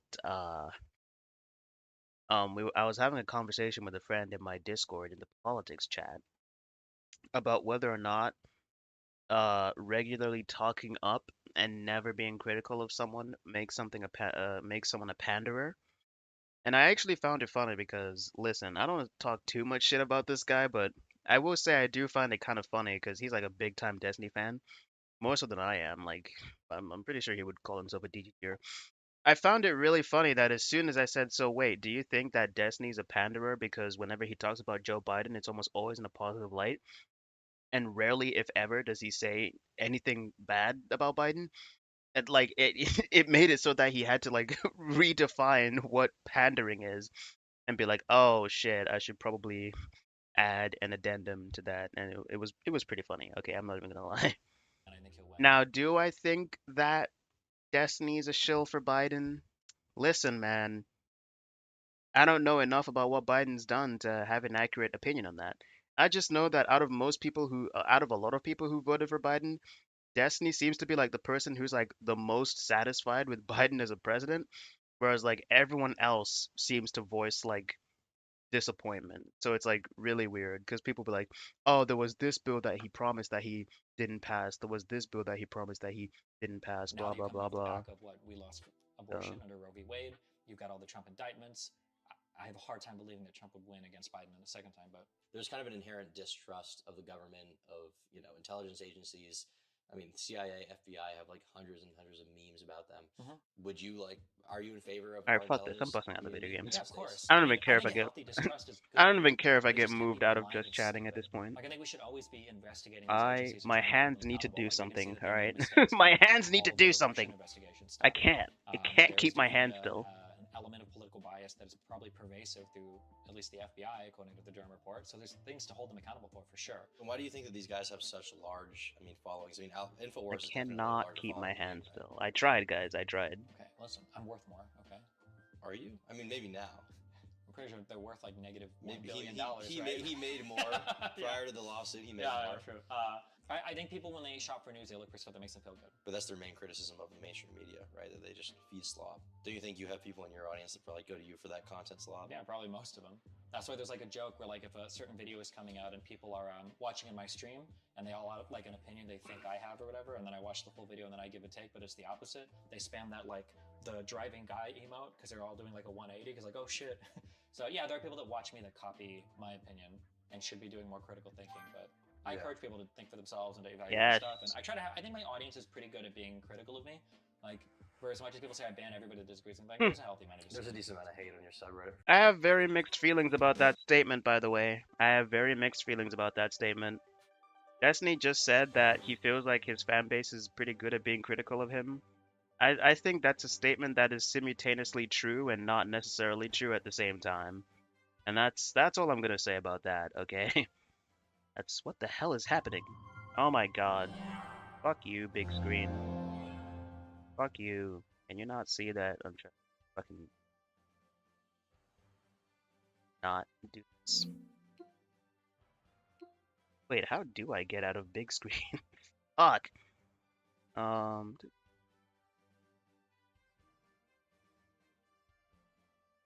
I had to very quickly skip the opening intro there because whenever you fucking play the opening for Dragon Ball Z Kakarot, it's Chala Echala, and you get fucking copyright striked. Well, not striked, but it gets That's claimed funny at to least. see. And me sometimes a little bit, which is Pretty also funny. annoying. Past few years, you've had a lot of drama. You've had a lot of drama. Hell yeah. One of the dramas that I was most interested in was with Keffals. Wow, we've spent. Oh my god. We spent the past 2 weeks working on some stuff. Yeah, here we go. I went with The the title Keffals a case study drama. on internet terrorism and mass media manipulation. And I saw not that long ago that you had like lunch or dinner with Keffals and Brianna Wu. Mhm. What was that like? I mean, Keffals apologized to me. She said that she felt like she was in the wrong with her witch hunting stuff and that she was a little bit too overzealous online. Did you accept that? Yeah, I mean, if somebody apologizes and she had a history at that point of, I think, a few months of like Bro, working with people that were pretty. I'm gonna be completely honest. Every time I see Turkey Tom and Destiny talk about Keffals, every time I keep thinking, okay, so Turkey Tom literally thinks that Keffals belongs in jail, and thinks that Keffals is like literally a pedophile, and that like Destiny has gone on record saying that he was planning on collaborating with Keffals at TwitchCon, but like they couldn't do it for whatever reason. So I'm just saying that like, listen, I know a lot of people like, you know, probably don't agree with this, but I'm just saying that like, I mean, maybe he will in this documentary, but I feel like if Turkey Tom was a man of principle, he'd be like, yeah, I'm not gonna lie to you, Destiny. I think it's a little bit weird that like you are choosing to associate with or even forgive and even consider collaborating with someone who I think is guilty of these things. Because like very clearly, Destiny clearly doesn't feel the same way about Keffals that Turkey Tom does. But like, it's one of those things that you would think is like irreconcilable because the things that Turkey Tom thinks Keffals is are guilty of are like so heinous that like I can't imagine still wanting to be friends with someone who's willing to be friends with that person. So I really want to know like what Turkey Tom's perspective is on the fact that Destiny seems to be chill with Keffals, because like he literally thinks that Keffals is a groomer. I mean, even weirder the fact that Destiny was one of the first people to like bring these things to light with his fucking Keffals manifesto, right? So Far left. I mean, like, I'll accept any apology, I guess, but then I have to see how you behave in the future to see if I mean, she tried to destroy you. Yeah, she did in a way. I mean, she claims she didn't, but I think she definitely played a hand in getting you Probably deplatformed. did, yeah, for sure. That's how it goes. It's the internet game. You can forgive that? And that's what they do, you know? I think I look at people's, like, states of mind and I try to assess, like, how reasonable their actions were. What? And, like, what kind of person it would take to do a particular thing. They were completely unreasonable the entire time.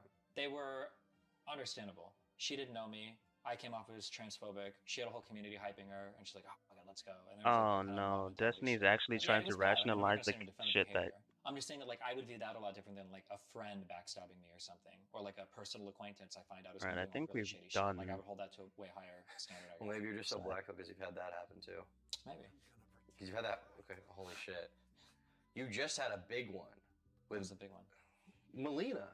She backstabbed me? I mean, she didn't backstab you, but I mean, you had a big falling out with the person you were probably closest to for the past 5 years. I think we had a big falling out. Depends on what you mean by falling out, I guess. A divorce. Oh, when I think of falling out, I think of like public drama. Like super public Well, there was some public drama. Well, he made it I public. mean, she tried not to be involved, but yeah, exactly. Her guy, Meme Meme Tix, he was involved. A medic. And then at a certain point, she was asking you for $100,000.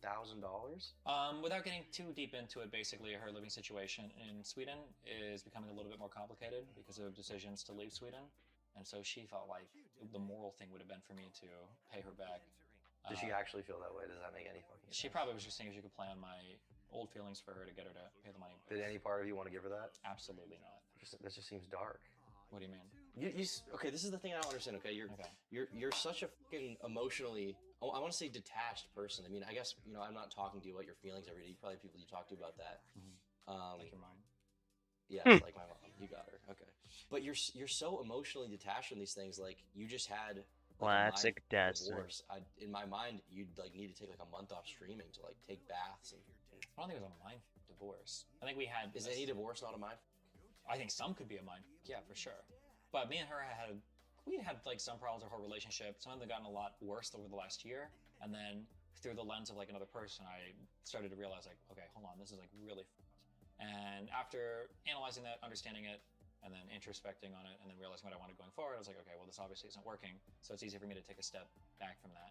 But I can understand, like, if I was in a situation like some guys might be married for like 10 or 15 years and you think it's the love of your life and everything's perfect, and then you find out like they cheated on you, that could be like my world is crashing down moment, you know? In your previous relationships, have you had sort of a more emotional response to when it ends? I mean, I had an emotional response. I was sad. I mean, obviously, sad when your relationship ends, but hopefully But it's like some young guys have like mental breakdowns when their girls break up with them. Jesus Yeah, I Christ. don't know. I feel like I can find something a lot better. Obviously, if there was that much Honestly, issues towards the end, listen, I could do way better. I don't want to start sounding, I don't want to get too depressing here, but on the subject of on the subject of romances and how you would react uh during a breakup, at this point I feel like I'm so hilariously jaded by some of the stuff that I went through that, like, if I got into a relationship right now, unless we actually were in a relationship for like 10 years, but if we're in a relationship for like a year or like even 2 years and then it ended, I feel like at this point I'm so hilariously jaded that it wouldn't affect me too much. I say this because there actually was once a point in my life where I used to be like a hopeless romantic. If you were like even the slightest bit attractive and you were nice to me, I'd pretty much like fall for you almost immediately. But like obviously when you're that type of person, you're gonna find yourself getting rejected a lot. You can't be fucking falling for everyone that, is like that to you. But I'm just saying that like when you get rejected a lot, it toughens you up, okay? So what I'm trying to say is that yeah, if I got dumped, I don't, but to be honest, I say that, but you can never really predict. You can never really predict it until it actually happens because there are more dark events that I've pictured where I'm like, I'm sure I wouldn't cry if that happened. Like I don't want to go too in deep into it, but like the deaths of like certain family members, immediate family members even, and I'm like, you know what? I don't think I would cry if that person died. Obviously, I'd be hurt, but I don't know if I would cry. But in my mind, I'm like, you know what? I can't make that assumption because there's no telling until it actually fucking happens, right? So, I would say she probably feels the same way as me. She won't, but I'm just kidding. Sorry. I'm sorry. That was. She'll hit up Asmund Gold. Yeah, maybe. I don't see you interact with like the main Twitch streamers. Well, I can't now because I'm banned from Twitch, so I can't go on their streams. Prior to this, I did quite a bit though. Yeah, you were. Yeah. well, people actually thought Destiny was gonna get fucking unbanned when that new guy came in, or when they said that they were gonna start revisiting some of these things, but He's like a horrible person. not happening What about that anymore. whole Adriana Lee thing? Yeah, I think that was pretty shitty. The story there is his friend Crazy Slick. I think basically he was friends with Crazy Slick. I think he was trying to cover for Crazy Slick, and in doing so, kind of railroaded the story of somebody else because the whole situation seemed kind of like dumb and silly. Maybe to him, I obviously think it was bad. I think it was dumb. He shouldn't have done it. I think he knows he probably shouldn't have done Shit. it. But I don't think it was More like the worst, beating most up horrible, 7-year-olds.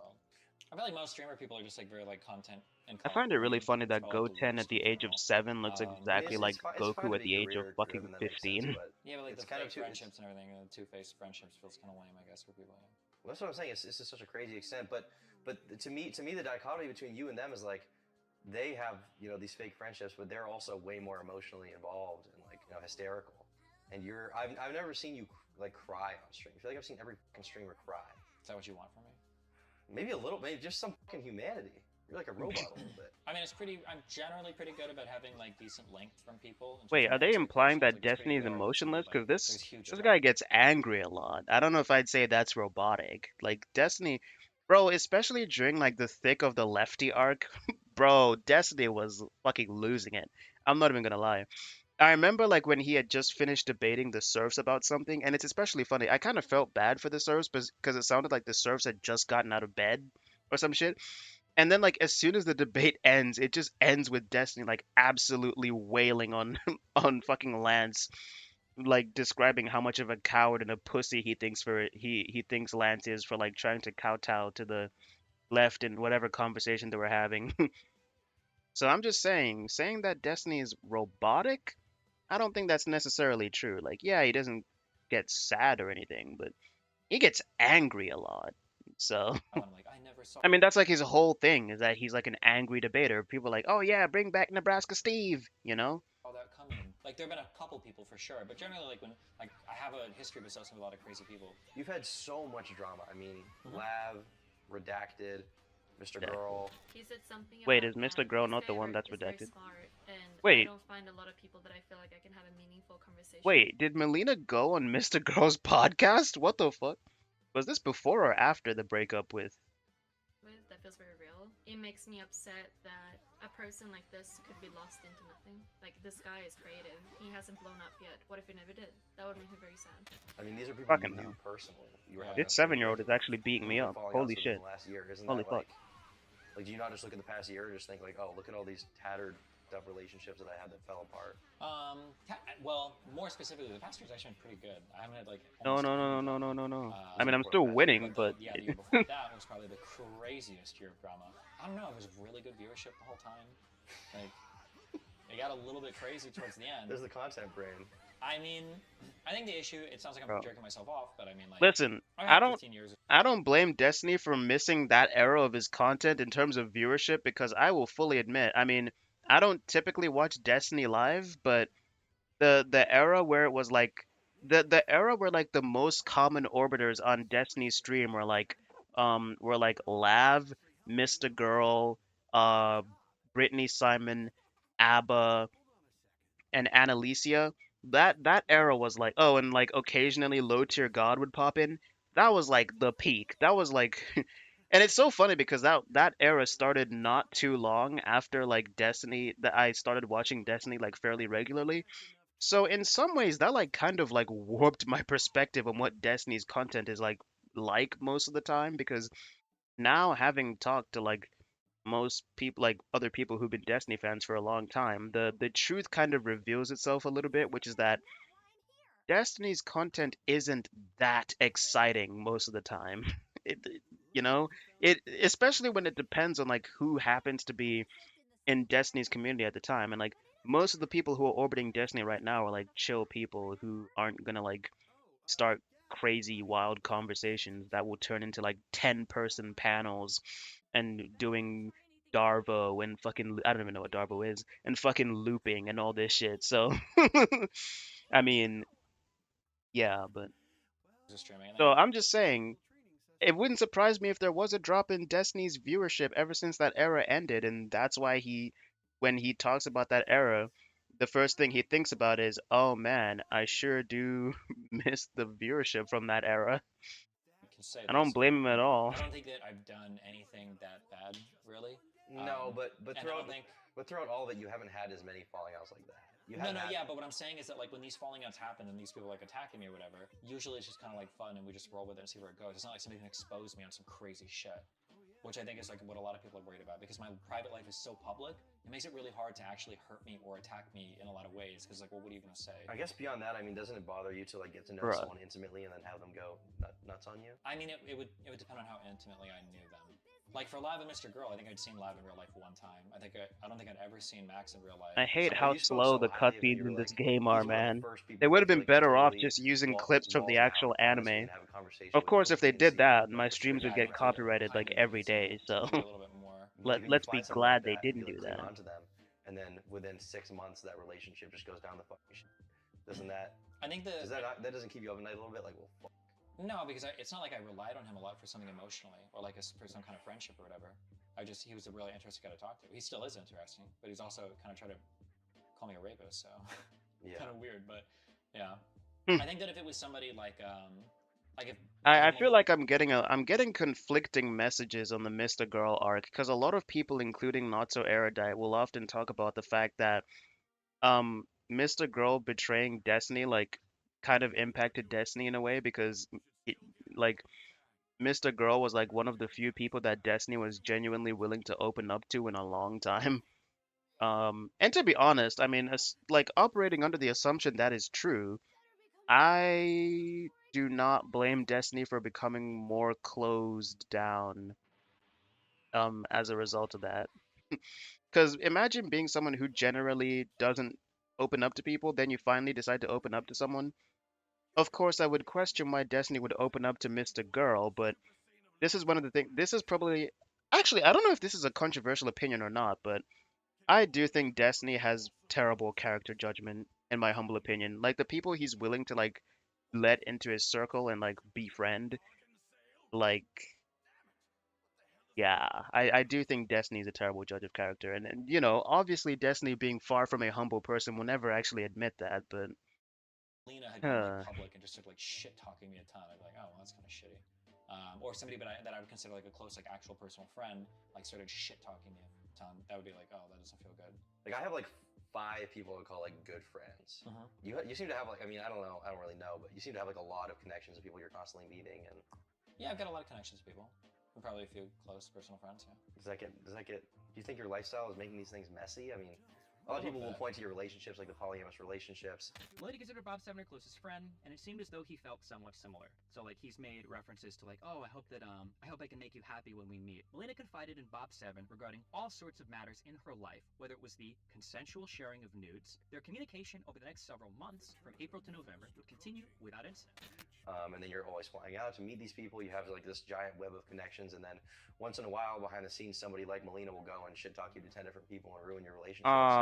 This Do you think video this is game, like they don't conducive to your show the success? Is this just like a training. byproduct of the They lifestyle don't you show want to the live? training Yeah, I that mean, I don't know happens what in I've the other experienced world. They don't show before. Like, I've had a PyCon. lot of fun the past. I know it's like, filler shit, I've had but a lot come of on. fun the past 5 years. They I would came say up even with a like the bunch of totality of my filler relationship with quests in Melina this would be game. They can a do lot of it was PyCon shit in but the I also other learned a world lot. tournament. Yeah, I don't know. I think for me, what like things that are too much is if it's getting to the point where I'm having to take like a lot of days off streaming because I'm having to like emotionally process stuff in order to move forward, then I have to be like, okay, well, this is not good.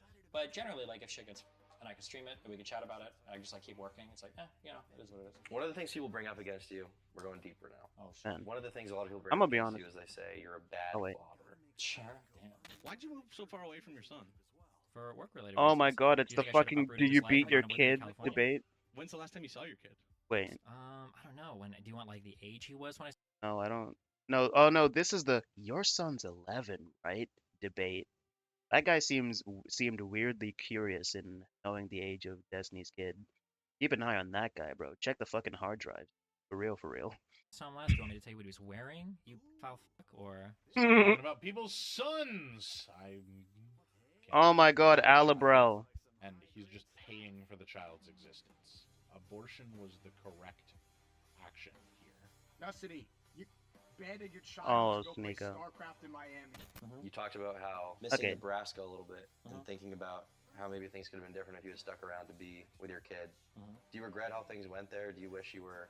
Man, Regret which part? listen, I don't wanna just- go too much into personal stuff, but I just wanna say there's something really funny to me about people calling Destiny a bad dad because he didn't like stay in the same home as his kid.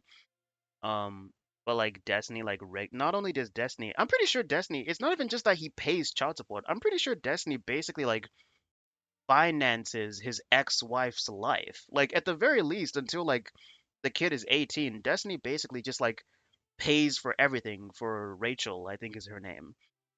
And part of the reason why I have an extremely difficult time like rationalizing calling Destiny a bad dad, despite the fact that he does that, is because listen, man, I love my dad, despite the fact that we have a very complicated relationship. And I saw my dad every weekend, to be fair. So it's not like my dad was never around, but and I'm living with my dad now, actually. But my dad did not pay child support. Okay, my dad didn't start paying that shit until I was 16, and you can tell it was one of those last minute like, oh, let me just like start paying this over like the last couple years where I'm still required to do it, so that like you know, they can never say I didn't. And I'm just like, yeah, I'm still gonna say you didn't, mate. Like, you missed like most of the years. Like, what are you talking about?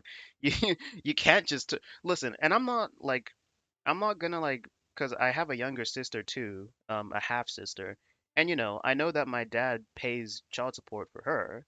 So obviously, like, my dad has recognized the error of his ways and has improved in that regard. But what I'm trying to say is that, yeah, I can't fathom calling someone a bad parent who like actually like financially supports their kid.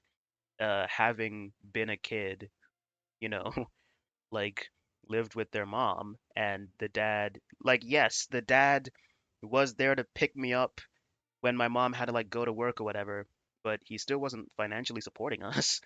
Now, granted, to be fair, because if anyone knows me personally, they know that I have very mixed feelings about the state compelling people to pay child support.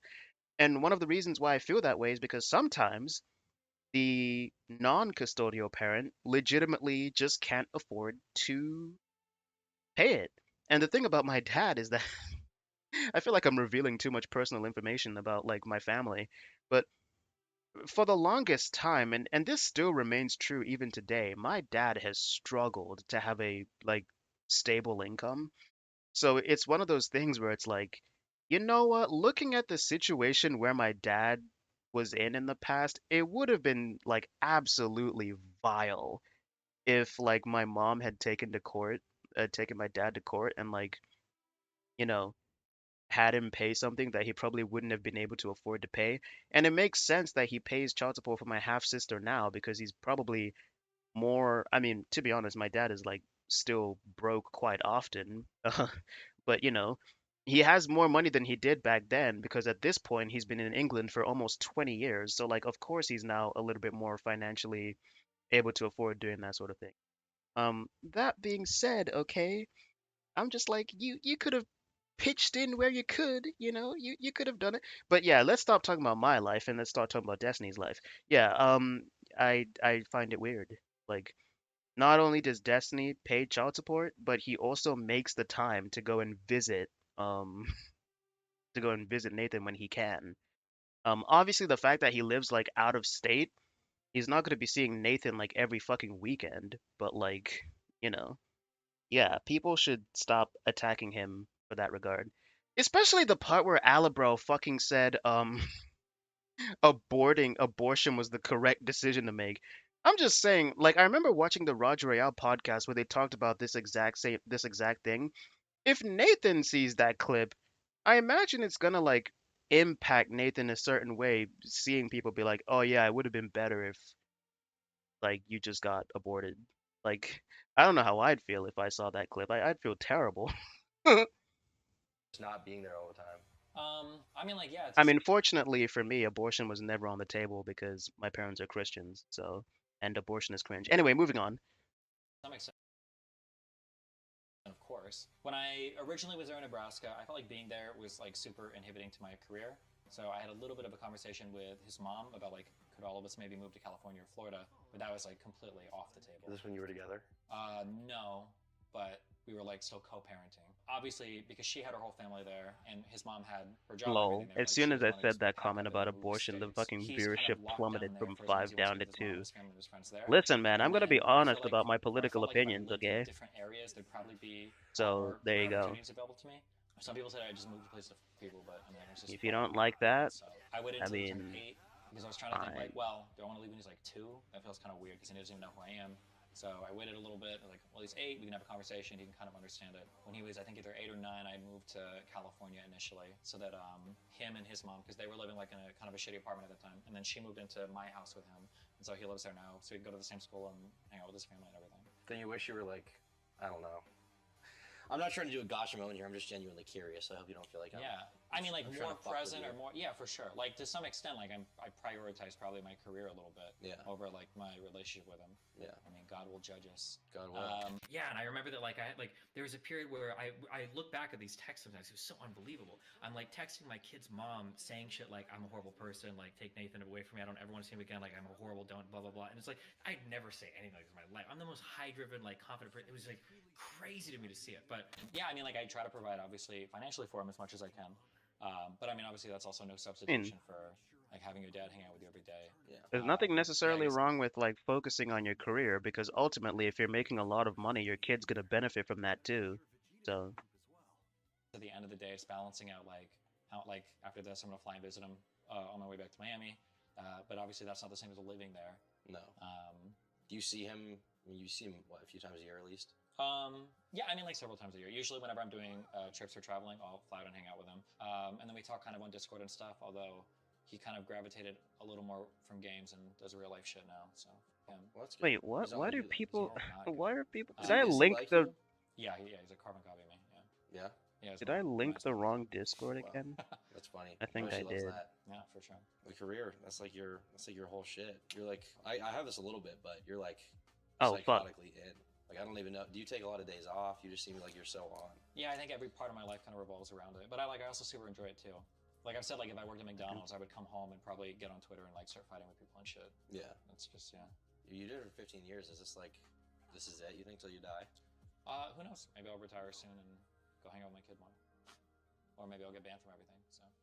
With the Alex Jones debate officially wrapped up, we had one extra day in Austin to just hang out. I've never had a Camel Crush that did me wrong, you know? Unlike cars, my friends, my bank account, I've never had a cigarette that like f***ed me up in like a bad way. Like every time I've had one, I've been like, oh, that was good. That made my day better. That made my life improve. I feel stronger, lighter, focused. I feel lasered in. I feel dialed in. I feel like my swag, which was turned low, was just turned way the f*** up. Okay? So smoke more cigarettes. Okay. Do you have any weapons that are made for like maybe like younger individuals? I don't think so. You don't think so? So you'd say that maybe someone of his stature probably is not allowed to shoot a gun? Good one. Okay, that's fair. That Okay. I appreciate it. We just want to get He that. meant no as in he wouldn't say that. No as in not that I'm not allowed to shoot. No as in you cannot shoot a gun. No, that's not what he No as misunderstood him. It was a double negative. no as in You your IQ is too low Okay. to shoot a gun. I feel a presence. If I come to your house and I'm banging on the door and saying open up, are you gonna come out with a Glock and kill me? I would shoot you from the window. From the window like a sniper? Yeah. Chris Kyle? Exactly.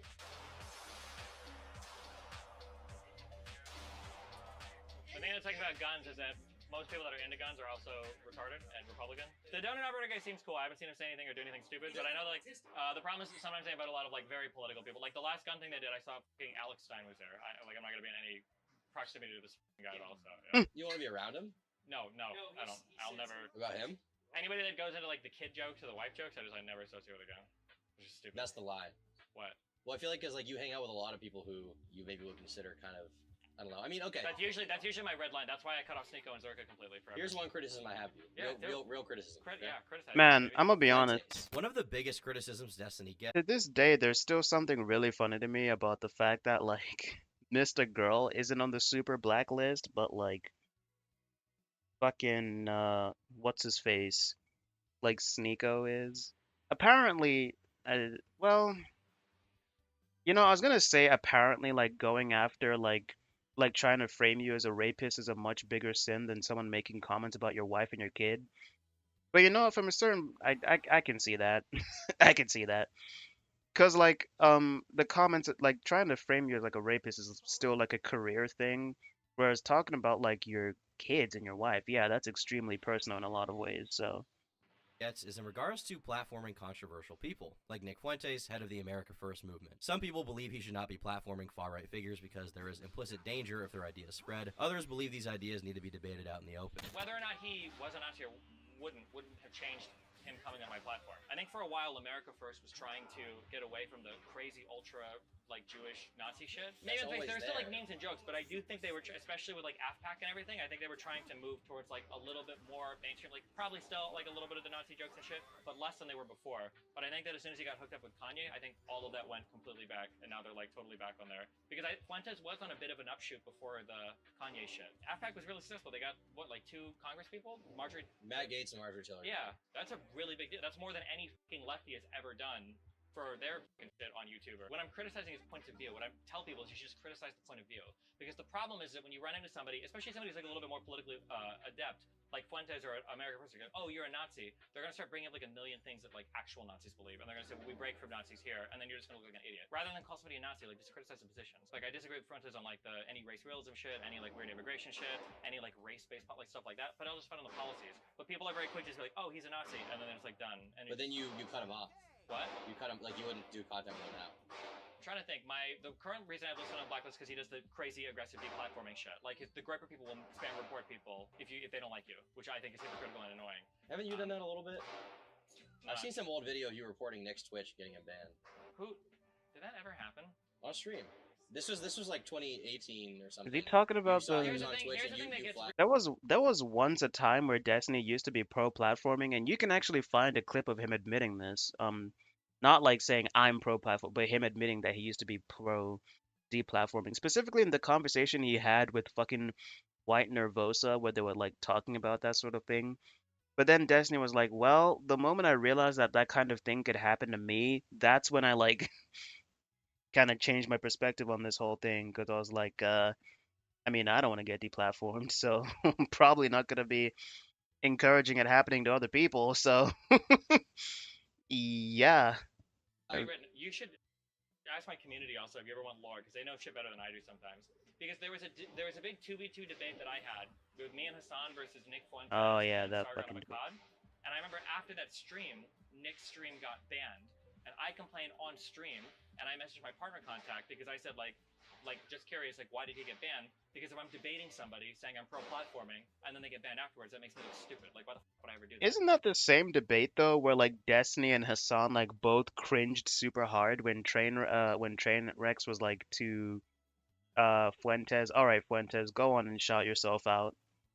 Like, I mean, Destiny might not be like super pro deplatforming, but he clearly doesn't want like Nick Fuentes to be promoted, and that's why he cringed really hard when the Trainwrecks allowed Nick Fuentes to shout himself out. I mean, I don't know what Destiny and Hassan were expecting because of course they're gonna come on the debate and be expected to like promote themselves. Otherwise, they're not gonna come on at all. But I think that's one of the things that Destiny has just like come to accept recently is the fact that like if you have these far right Nazi people on your platform, it does benefit them to some extent. And Destiny's like, well, that's a risk I'm willing to take. Uh,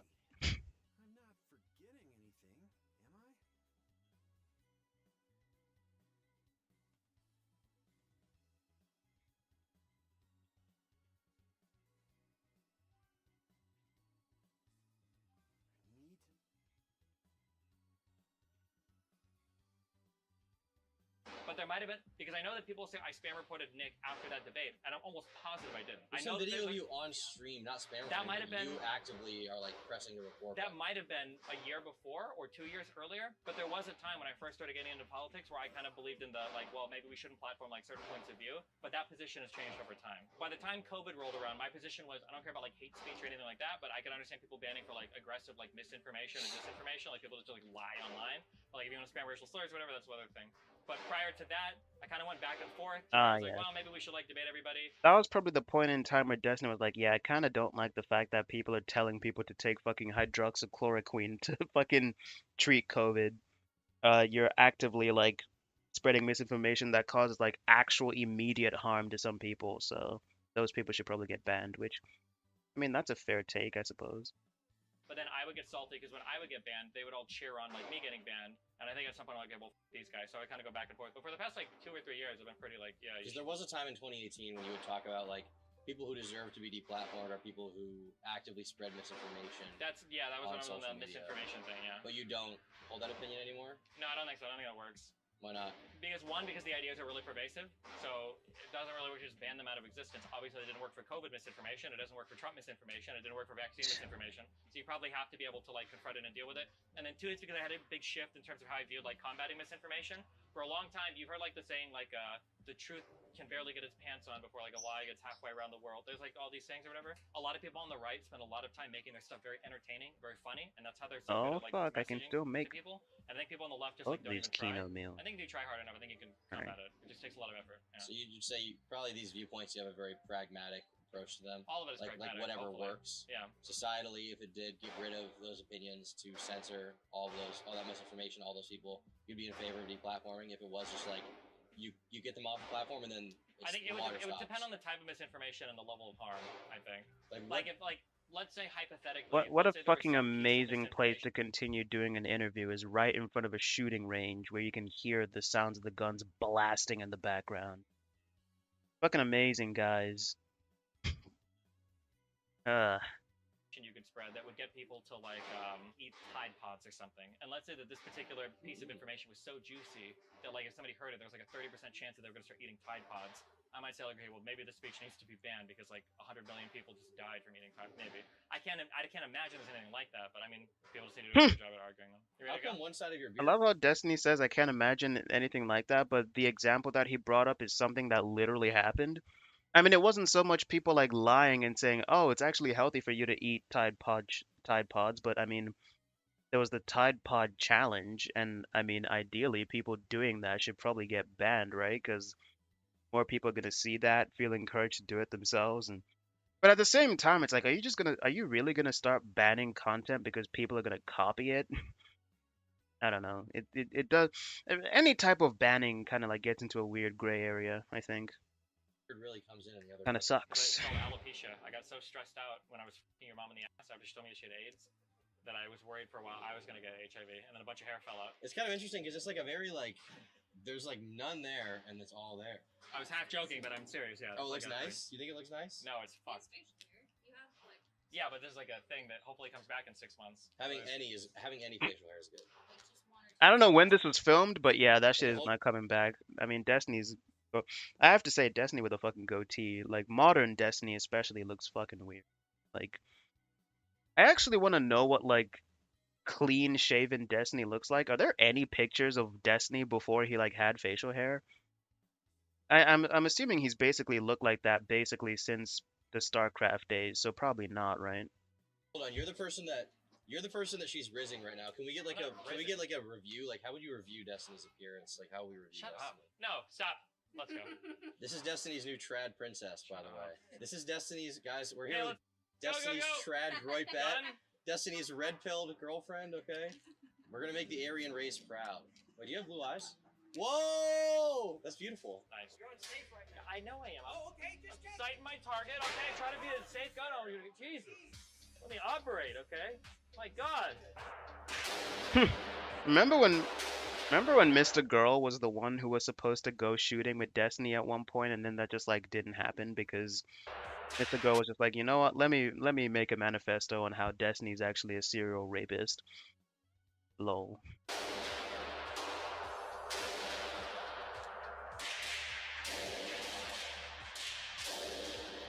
What's one more? Fuck it, I'll make one more. It actually seems like I could make a lot of these if I wanted. I feel more badass now. That's good. Oh my God, I'm in Destiny's car. Can we play all the classic Destiny tracks? Like, do you love black people? Dude, oh my God, the one with the Jesse Lee Peterson? Destiny. How did you get the name? Is that a lady name? Bro, that song actually is a classic though. Online, you pretend to be a woman? No, I just have a feminine name, I guess. Yeah, that's a girl There's name. just one thing I want to know. Are you a beta male? No. Beta. Yeah, dude. Like, God damn it! Why would they cut? Why would he cut the song? Why would he cut the fucking song right at the fucking like verse? I think it's called Destiny. Do you love black people? Well, I think the answer to that question has been answered because Destiny said go back to Africa to that one woman. So I think it's pretty safe to say that Destiny doesn't love black people. Oh, and that tweet where he was like, what can I say? Sometimes black people just really piss me off. So yeah, I think it's safe to say that we know what Destiny's opinion on black people is. Yeah. Yeah? Alright, cool. So good. So we decided to do some fun gamer things, some fun soy things with Destiny, which included going to an arcade bar, the favorite watering hole among soy gamers in Texas. Although in fairness, I actually enjoy it. So if quite I a bit, go, so if count me I in, I guess. move on with the story, I can't, We were both on I can't do, I can't have Chi-Chi make full course meals. I can't, and I can't. Alright. Well, it seems I can do everything else though, so we're moving on. I think my dad's here because I can hear his car outside. Wow. Dancer on more, dude. Look cool. Probably one of the most awkward things is when you're like, somebody comes up to you in a public area and they're kind of like chatting with you, and you're not sure if they're a fan or if it's like somebody talking. And you're gonna be like, I don't mean to sound like conceited, but like, do you know who I am? Do you know who I am? Did you know like how? Have you had it happen where they don't? Yeah, and then and I'm like, oh no, I just went like, yeah, oh yeah, it's so awkward. that must come across like such a fucking dickhead. Like, your masculinity is on the line here. I'm a beta male, by the way. Yeah, you are. Oh, no, Fucking hell, I thought that sound, I was wondering whether or not that sound was coming from the game or not. Oh my God. Oh my God. Oh, are they playing Mortal Kombat? Why can't you do the fucking punch thing, dude? Of course you picked the mortify looking ass girl. Oh no! Dude, my arms are shorter! Oh, I can do... No, wait! No! No!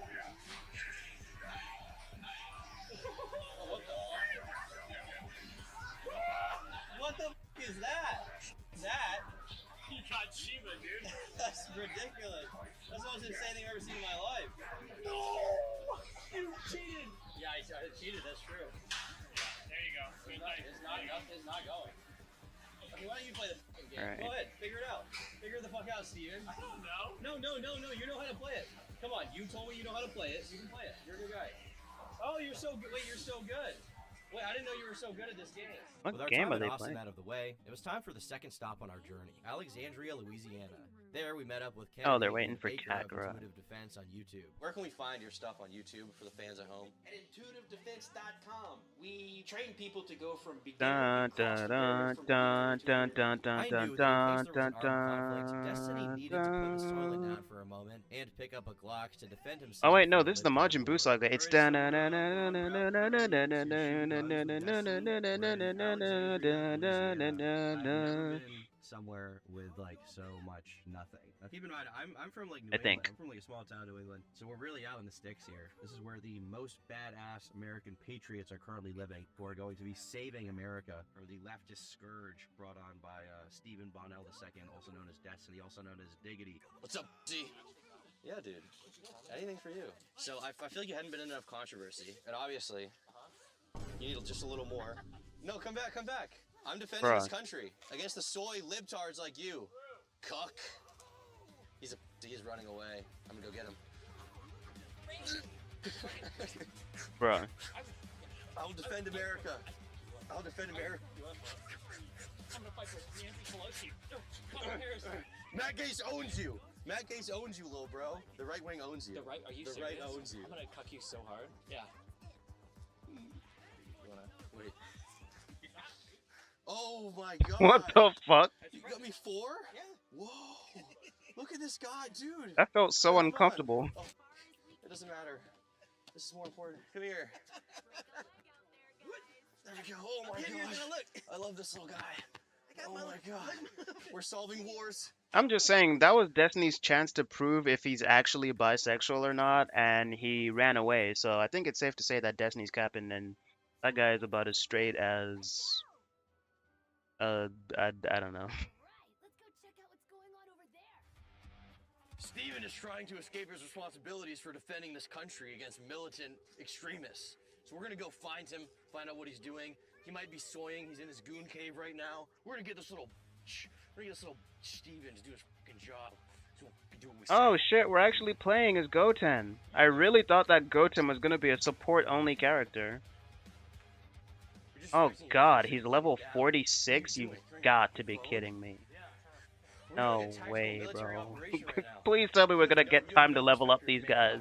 Which is me. Can I go to the map? No, I can't. Ah! Making out with my inferior officers. You disrespect this country. You disrespect the United States military. This is what we do to libtards. Destiny's just there like, what the fuck is going on? You're being a little bit too comfortable with me right now. Libtards in Louisiana. Okay. Do it. Ow! Holy shit, that hurt.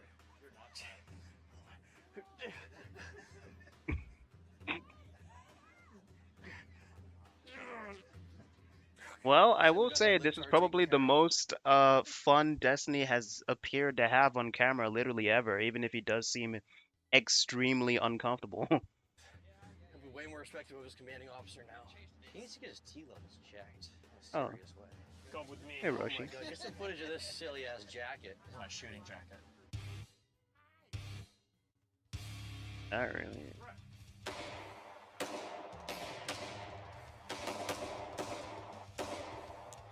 Man, I'm really hoping that Spark Zero doesn't half-ass Kid Goku the way fucking Fighter Z did, where they just rolled in Dragon Ball Goku and GT Goku into one. That was some bullshit. Though, like that's probably pretty good, right? Because you're not like shooting like it's not like you're shooting everything. Like it's all like about in that area. So if you fix the trigger pull, it'd probably look about like minor graces. You're being nice to me. No, shut up.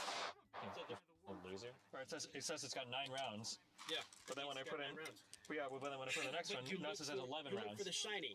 Yeah. Thanks. I know. Look, how many rounds are in this? 6. Wait, what? That's the follower. This is the base plate. Oh yeah, duh. Yeah, I was making sure you knew about that because a lot of people don't know about the base plates and the Glock mags, you know.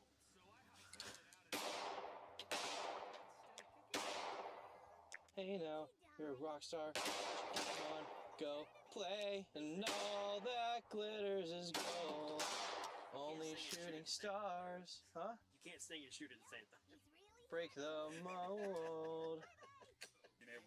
Does it come on my nose? No. Wait. Lol. Suck it in, hold it in your mouth, and now just push out your nose. Alright, who else can I talk to? Did that work? Yeah. Oh my god, that's so Sharpener. Oh my god. Where's Eraser? Eraser head! Alright. Try to when you do it, flare your nostrils. I can't. I don't know how to do that. Alright, you know what? I'm done with the dialogue. Oh. This is how I know that I started streaming too late, because now only one person is watching, which means that all the good streamers that people actually care about are live now. I'm not one of your fucking orbiters. But the problem is I can't start too early because the only people who actually watch live streams on Kick are fucking Yankees. So if I stream too early, Yankees won't be fucking awake yet, and then they'll get no viewership. You know, I'm happy with today's stream, to be fair, even though we're still going to be going for like probably another 3 hours. I'm happy with today's stream because that was the first time in a while that I had like 5 people for more than 10 seconds. So I'll take it, okay? I'll take it. Okay, so don't I appreciate you, one person who's watching right now. You're probably the one person who's always watching every other time, so my most loyal watcher, I appreciate you, okay? So there you go. I mean, I'm really hoping that that's an actual person and not. No, I hope Kick isn't so stupid as to make you yourself count as a viewer when you have the preview open in the dashboard. That'd be really stupid. Drag my nuts across your face. Alright, anyways. I wouldn't even mind. Just like the girls you from your stream. Wait, where did Tell Trunks me go? laugh the way I'll lather your dick after I make a false allegation against Hassan Piker. Oh, I guess I'm not allowed to Strat from the fly as beginning. What's that? Goten. Manipulate her into slandering your enemies and then pretend to have a problem with it. Holy shit. That's a wild The accusation. hell is he but that doing? would be the first time you've made a baseless Well, let's lie. talk to Grandpa first. Is if you get put in a situation, Grandpa and all of Oxkin. a sudden you have to shoot and then operate that light. You're going to come up, operate that light, and you're not. Hey Steve, we're gonna wear these when we're shooting tomorrow. What are they? To be fair, that's actually just my Kick viewership that I'm talking about. I have no idea what my YouTube is looking like right now. You're in the fucking flannel, like, poser section, okay? God, maybe if you cut your hair, you wouldn't have to fucking brush out of your eyes all the time. I like to have it so that Did you dye it today? I Oh feel my like God. I feel like Destiny is not exactly a one to talk about having to cut your hair, but People's so small. Wait, can you look at how small his pupils are? No, that's normal. You're just high all the time, so you That's can't tell what not they look like normal. anymore. yeah, That's not- Yes, Kitty. it is. Yeah. Are you going Fentiel? Why did that make my pupils Bro, small? I'm so addicted to Destiny streams. I did Fentiel. Shut up. I did Fentiel. You know what I hate about the smalls? Every time you open the fucking pockets, you know what's in these? What the fuck? It's so fucking horrible. Oh. Get another one. Come on, get it out. Stop. So I what just was the wasn't point even of all relevant. that we just did? Look at Tell me. me that doesn't fit him. No. Yeah. You have the smallest shoulders I got I've the ever seen. I'm on like a man. triangle. I'm a walking triangle. Walking When you look pizza. at me, that's how broad my shoulders Johnny are. Bravo. Yes. Right here, dude. I found a medium. Bro. Holy You shit. look so Are you cute getting that for your on the girlfriend? That's funny. Yes. I'm sorry, dude. I got it. I needed some medium. Okay. Bro, can you imagine Destiny wearing that with all the shit that he said in the past? I like how every time you laugh, your shoulders are like. It'd be a pretty ballsy move. Being with you, it's like being with like a shithead younger brother. I think the funniest Section. You're not allowed to shop here. the funniest thing in the world would be Destiny buying that Malcolm X shirt and then he like says all the crazy shit he says about like, you know, black stuff while wearing the Malcolm X shirt. Yeah, that'd be fucking wild, okay? Oh my god. She's white. Make fun of her for that. That's cool. Make fun of her? That's good. I bet her ancestors owned slaves. You see how blue those eyes are? But she owns slaves now. True. Speaking of blue eyes. What? Barely. Barely? Barely. Barely? How am I 35 so getting dragged around clothing shopping by some white woman? How are you 35 spending all day playing League of Legends like a loser? I don't play League. I did that when I was 33. Dumbass. Yeah, way different. Now you play what? It's too dangerous for Goten to wander off by himself. He's 7 years old and he's already more powerful than like most adults. I hate that I can't You know what fly. his girlfriend's favorite food brand is? Feels like I'm playing as Kid Goku right now. I hardly know her. Oh, you're gonna need some of these after I roast you? I guess I can't really do anything else right now. I just fell on my diaper. Lab expose me again. He's gonna get kicked out. How funny would it be if we could kick out of a Walmart on video? If we get show we're that autistic? I don't do that. I'm not that kind of streamer. I don't do that. I'm not that kind of streamer. I'm not that kind of streamer. Good one, dude. I'm just the most degenerate guy. Just the I'm 22. Stop. You better get this away from me. What the? Yeah, bro. I can be anything I want. Wait, what the hell just happened there? Yeah. Nice to meet you too, man. Does Tom have fans anywhere? Unlock it. I always open the door for my ladies. Oh my god. I open the door for my ladies. my babe. You gonna fart on me again? Oh my god, thank you. Hello. Hey, babe. No. You're gonna definitely hurt yourself, okay? Okay, get inside. Wait, he's gonna hurt himself carrying Destiny? Destiny looks like he weighs less than a fucking, like, fly, with how short he fucking is. To the Nobody's hurting Intuitive himself picking Defense him residence. up. The fuck? Yesterday at Walmart, we made sure to get some cool clothing to wear. Climb to the fucking car. I'm ready. Get me open the fucking trunk. Oh shit! How'd you do that? So epic. This is going in the video, right? Oh my god. Whoa. Owned. Oh, that was so epic. I know we've had a lot of people complaining about representation on the Turkey Tom channel. You know, they say, Tom, where's Black Turkey Tom? Okay, so my son at home can relate and have a YouTube role model other than KSI. Well, I'm proud to announce that we're officially representing now. We picked this up the other day from Gucci. You know, I just really wanted to speak out for the community and pay back the people who have made me rich and successful. Listen, to the point where, according to Evil Fossil, it's not my place to cringe at this, because apparently, according to Evil Fossil, I'm not black. But I'm still cringing at this, okay? Like, holy fuck. I can afford to rent this shitbox Jeep where the trunk doesn't even fucking open. I love you. I love you. Fucking hell. Bad. Why is it whenever I sit here, I get fucking... Bro, this is actually what Destiny loves. Oh, the sun is shining, son. It's time to do your chores. It's time to take out the trash. Go start practicing so I can come out and shoot, you fucking losers. What do you mean, dude? You need to practice. You're in fucking bed, dude.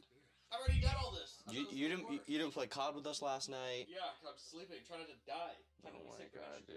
Holy shit. You're literally a pussy, dude. You're literally a pussy. We tried.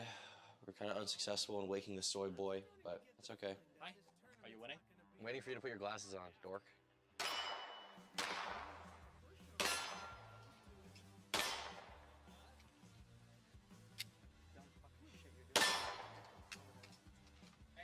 Got a representation? Hell yeah. You pat your belly? Emma. Or not Emma, okay, sorry. Malcolm X. He's from Lincoln, you know? You can lose a little more weight. I'm about to lose 180 pounds if you talk to me like that ever again.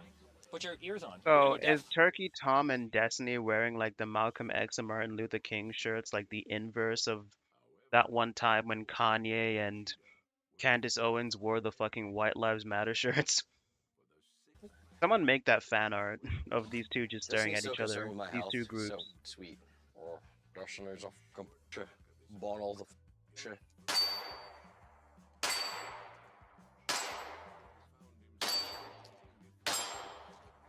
Some black excellence right there. Good shit. You like lobster? Only when I can their mouths. Do you like to eat lobster? I like to hold their Oh man, this was one of Piccolo's most bitch-made moments in the entire series, bro. It was like, yeah, I ain't gonna fight this nigga. 2 neurons. Yeah, and I've got a no accident, so suck my dick. No accidents and 20 speeding tickets. So who's really keeping the country safe? Okay. You ever got a court date or no? Court date? For speeding. I had my license revoked for 2 years. Really? Yeah, King Iowa. Me.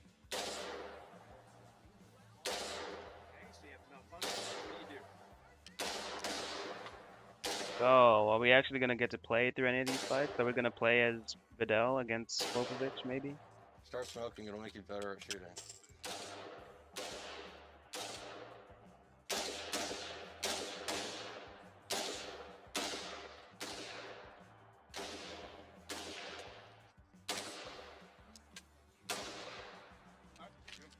Alright, so you wanna do one more and then call it a day? Sure. Alright. Tiebreaker. You want to both fire to this one? Let's do this guy. Okay. If they ever do influencer boxing again and they offer us each like a large sum of money, that'd be so fun. Let's do it. Yeah. Let's like pretend we're gonna go easy on each other, but I'm just gonna beat the shit out of you. Okay. We We'll see. realize it. We'll see. Yeah, I think my but, reach. like- I think my reach. I would just own you. Yeah, but we've You been got these little roided. arms. We both roid for months. Bro, Goku just be taking all this disrespect. Can't do that. I get in there.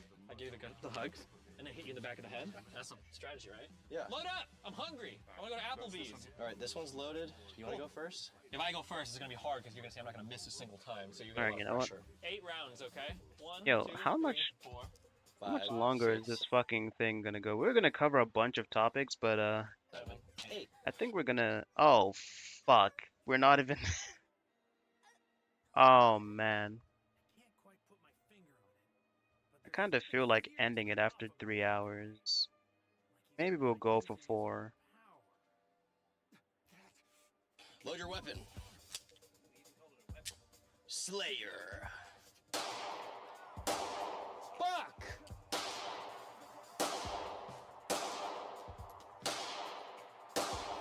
Oh my god. Look empty? Yep. Magwell? Yep. Cool. So we 1 miss, okay? That's a count. That's absolutely a count. Yep. Absolutely. Yep. 2 miss and 3, I guess. This is, yeah. 3 misses. 3 misses. So 5 hits. Fuck! Load your weapon! Hey, you remember, you remember the order? Yep. Okay. Threat!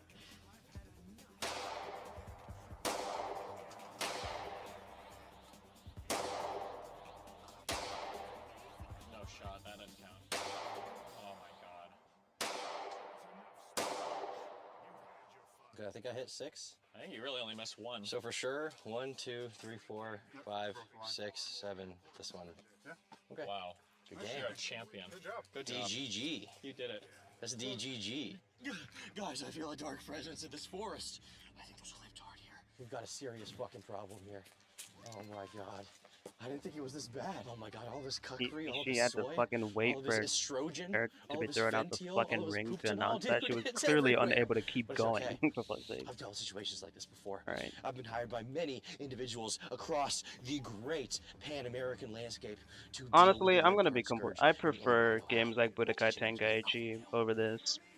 I feel like this game tries so hard to be like an alternative to, well, not necessarily an alternative, but it tries so hard to cover all the ground of the original anime that like it shows everything. Whereas like the Budokai Tenkaichi games, they show you what happens right before the characters start fighting, and then you get to play the game. I wouldn't mind them showing the cutscenes if like showing everything like they do here if it wasn't for the fact that the cutscenes are so fucking slow. Or maybe I just have a shit attention span. I don't know. Anyways, skip. That's always an option, right? Too much soy, dude? You get closer than that. And skip again. Okay, alright, good. No work ethic from these people, dude. These Californians have no respect for anything. Louisiana was great. Big thanks to Kennedy and Baker. You can check out their channel in the description below. We're gonna go back to the beginning. We're gonna go back to the way beginning. Okay. What were you like growing up? What were your plans? Who do you want to be? Just kind of, live the day to day, Oh man. What are you doing? You're making it Are they gonna go into how like Destiny's parents like stopped financially supporting him at fucking 16? How does that even work? You're still like legally a minor. I mean, at 16 you can work, but like, what does it mean for your parents to stop like financially supporting you at 16? Like, what the fuck? I'm just saying, I do question the character of Destiny's parents a little bit when he tells that story, but I mean, Destiny seems to still like his parents, so hey, who am I to judge? awkward. I mean, to be fair, I say that, but I mean, well, anyway, let's not go into it. Okay? So you're in win. Let's just say that the offspring can be a bit biased sometimes, and when you get an outside perspective, it's like, oh, I guess I hadn't thought about it that way before. Ensemble growing up. Concert band, actually. I'm sorry, it was a concert band. Alright. But yeah, no violins. I'm The other playing side. saxophone. Violins, Yeah. playing saxophone. Yeah, growing which up. makes sense. Yeah. And you go to college for that. Yeah. And before that, you had gone to a High Catholic school. high school. Alright. Yeah, Jesuit. I'm gonna do this side up first, Yeah. since Did it's you the do well in closest. school? I took a lot of good classes, but I was kind of bad at homework and stuff. Why? Are you lazy? Yeah. The things you don't like? I had focus issues. If it wasn't like interesting to me, I didn't want to like spend any time on it outside of class, so I would play video games. Okay. Probably too many video games. But despite that, you did okay. Let's say my GPA was below a 3.0. Right. Probably shouldn't have been. Below a 3? Yeah. So you go to state school, Mhm. you're in college, you're doing music stuff.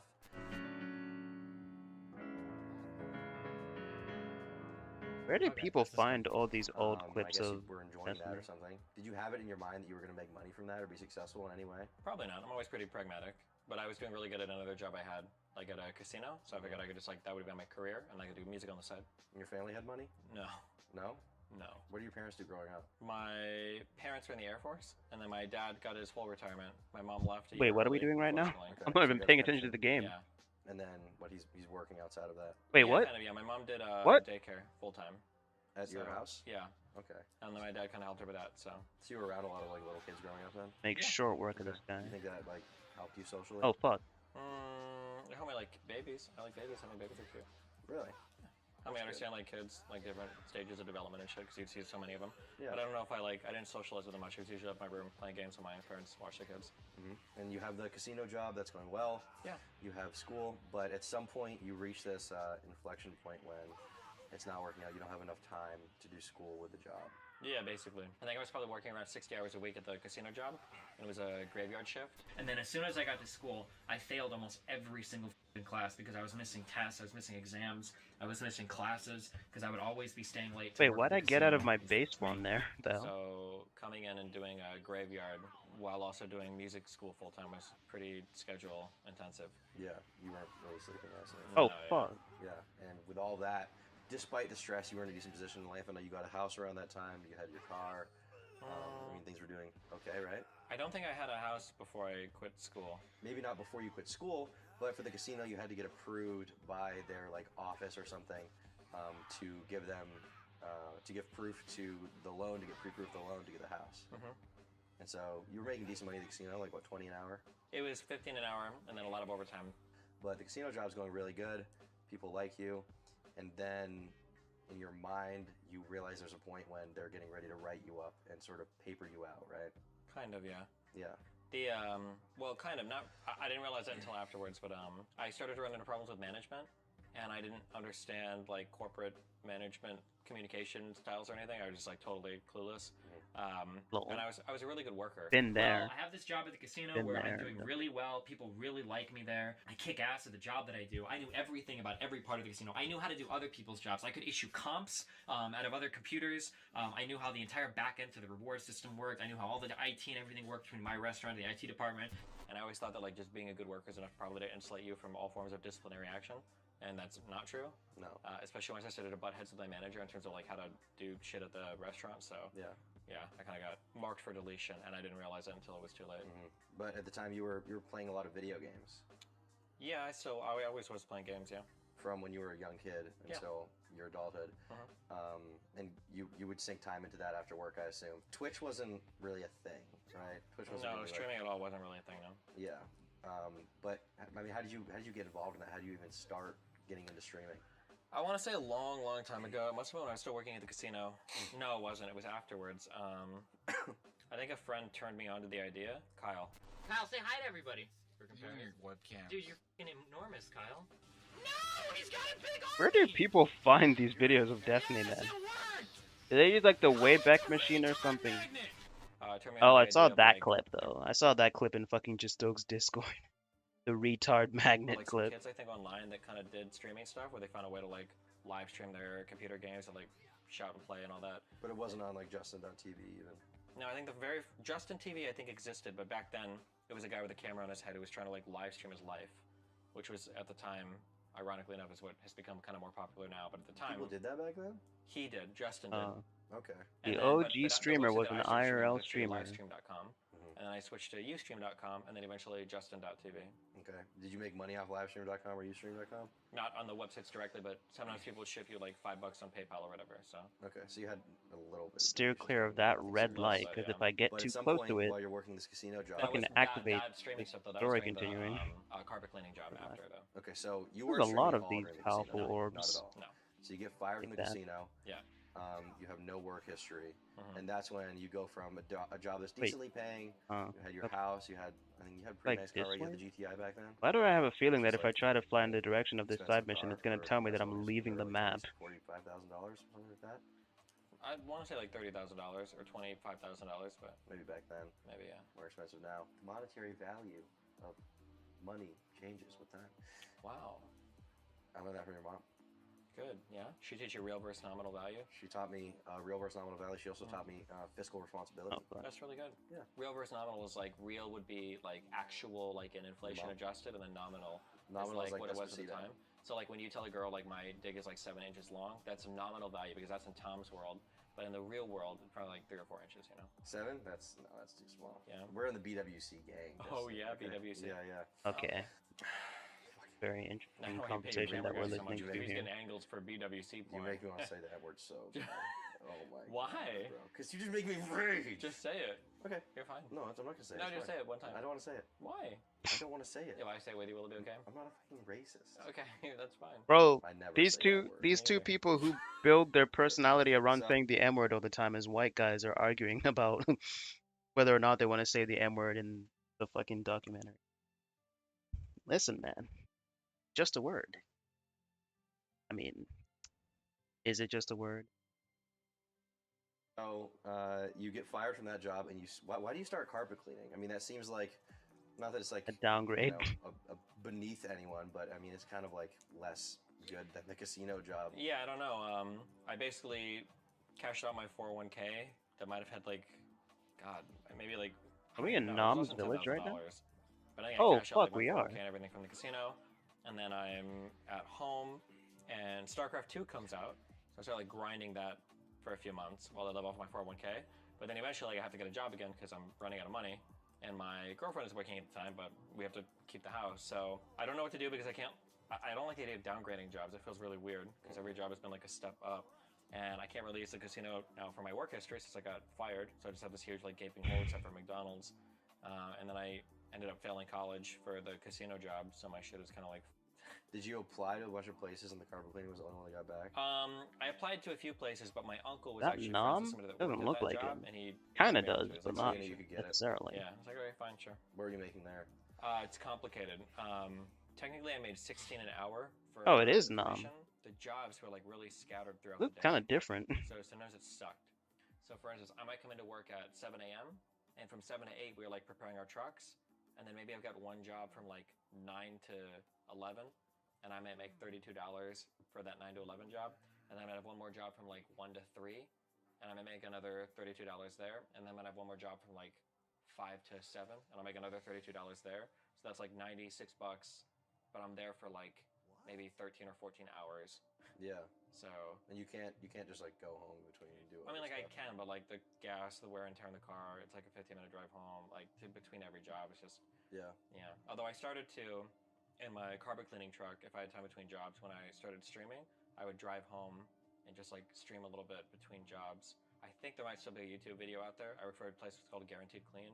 I think there's a YouTube video of me like calling a lady and trying to push her job back an hour. Like, hey, this is Steve from Guaranteed Clean. Hey, this is Steve with Guaranteed Clean. I was just calling to let you know that we just finished up our last job, but we are in Council Bluffs, so the drive's a little long. I'll probably be there closer to 2:30. If there's any problem with that, just give me a call back at 714-8841. Thank you very much. Otherwise, I'll plan on seeing you around then. Thank you. All right, one more game, bros. Will you push your carpet Bruh. cleaning job back You're 1 hour? comfortable doing that on live stream? You didn't think that might get Yeah, you well, back fired? then it was like 30 people watching. Like that had no connection to the real world at all. So there was zero chance. No. Yeah. When I first started streaming, I remember I like added all my viewers on like my Facebook friends list. I was like, oh, cool. Like just all of your friends from Yeah, high fine. school, Yeah, why not? college, Yeah. whatever. You're like, Yeah. who cares? I mean, that meant that your personal life and your streaming life never really had like a disconnect. You were never like anonymous. Yeah, kind of. Yeah, I never really thought about it much. Like being anonymous, like I don't care. Like my first name on Justin TV was Steven_Bonnell_II. But even with like saying all the crazy shit you were saying, you weren't worried it would come back to bite you. I don't think so. No. I'm trying to think. I just don't think cancel culture and shit was really that much of a. Man, I'm gonna be completely honest. I Everyone's really talking wish I about felt the same way, but now we live in the age where like if you fill out a job application, the people will actually like try to hunt down your social media profiles, and like the what do you call it? The fucking employer So like now I can just imagine like my employer, like well someone who's looking who like the recruitment manager or whatever, they find my application, they're like, oh, this person seems cool, and then they like look me up and they like find the stuff I put out on Twitter or like the stuff I say on stream sometimes. Yeah. And that's why you guys need to get me to 75 followers. All right, moving on. 2013, I think. Yeah, but Like the idea of like getting fired or something happening to you because of something you said online in like 2010. Would that? I don't seem know. ridiculous. I don't think it happened much. I don't. No, not that I Bro, remember. Gohan's legs are literally So, just clipping carpet through his job, clothes. was that good? Was that fun? No. Shit. Yeah. Because of the money, because of the job itself. Money, job itself, customers, every part of it was horrible. Were you making enough to get by? No. Were you in debt? I think house payments started to fall behind, and then I don't think any other bills lapsed, but yeah. I never went into like payday loans or anything because I knew how stupid they were. I'd rather just lose my house. Was your girlfriend at the time, was she helping you out? I'm hoping Yeah, that's she the was material I always already have. Is it? So while you're doing carpet cleaning and you're trying to stream a little Complete bit, the time attack available in West City. Yeah. I mean, Oh. we both did it. It wasn't just me. You made it sound like a rape. Don't people just say got her pregnant? Well, it was a two-person process, okay? Okay, you collected. Uh-oh. Yeah, Destiny's getting weirdly defensive about that. Uh-oh. Was Mr. Girl right about Destiny? Destiny more like Rapestiny. At 21. Nathan was born in March of 2011. Fuck, I shouldn't be saying stuff like that while I'm live streaming on YouTube too. Yeah. What's going through your head when that happens? I think she tells me, and I don't believe her, and I just roll over and go to sleep. And I'm like, fuck. That's it? Well, what the fuck are you gonna do? Wait, Gotta go to work. did they just say? Did Destiny just say he had his kid when he was 21? I mean, I was like super pro-life at the time, so it wasn't really an option. You were conservative? I was born in '88, so. So you're 21. 22. You're my age now. Yeah. What the What's fuck? going through your head when that happens? Bro. She tells me, and I don't believe her, and I just roll over. Destiny's wildin', bro.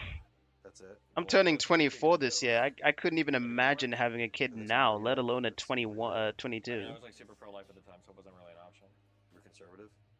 Not really, but I was pretty pro-life. I grew up very conservative. No, actually, I would have still been pretty conservative, yeah. Why were you pro-life? Was that like a religious thing?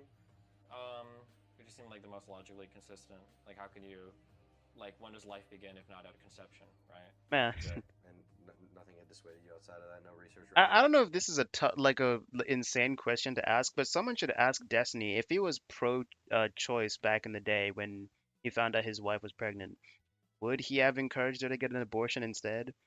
Are you allowed to ask that question, like knowing that the kid might like see the question at some point? Who knows?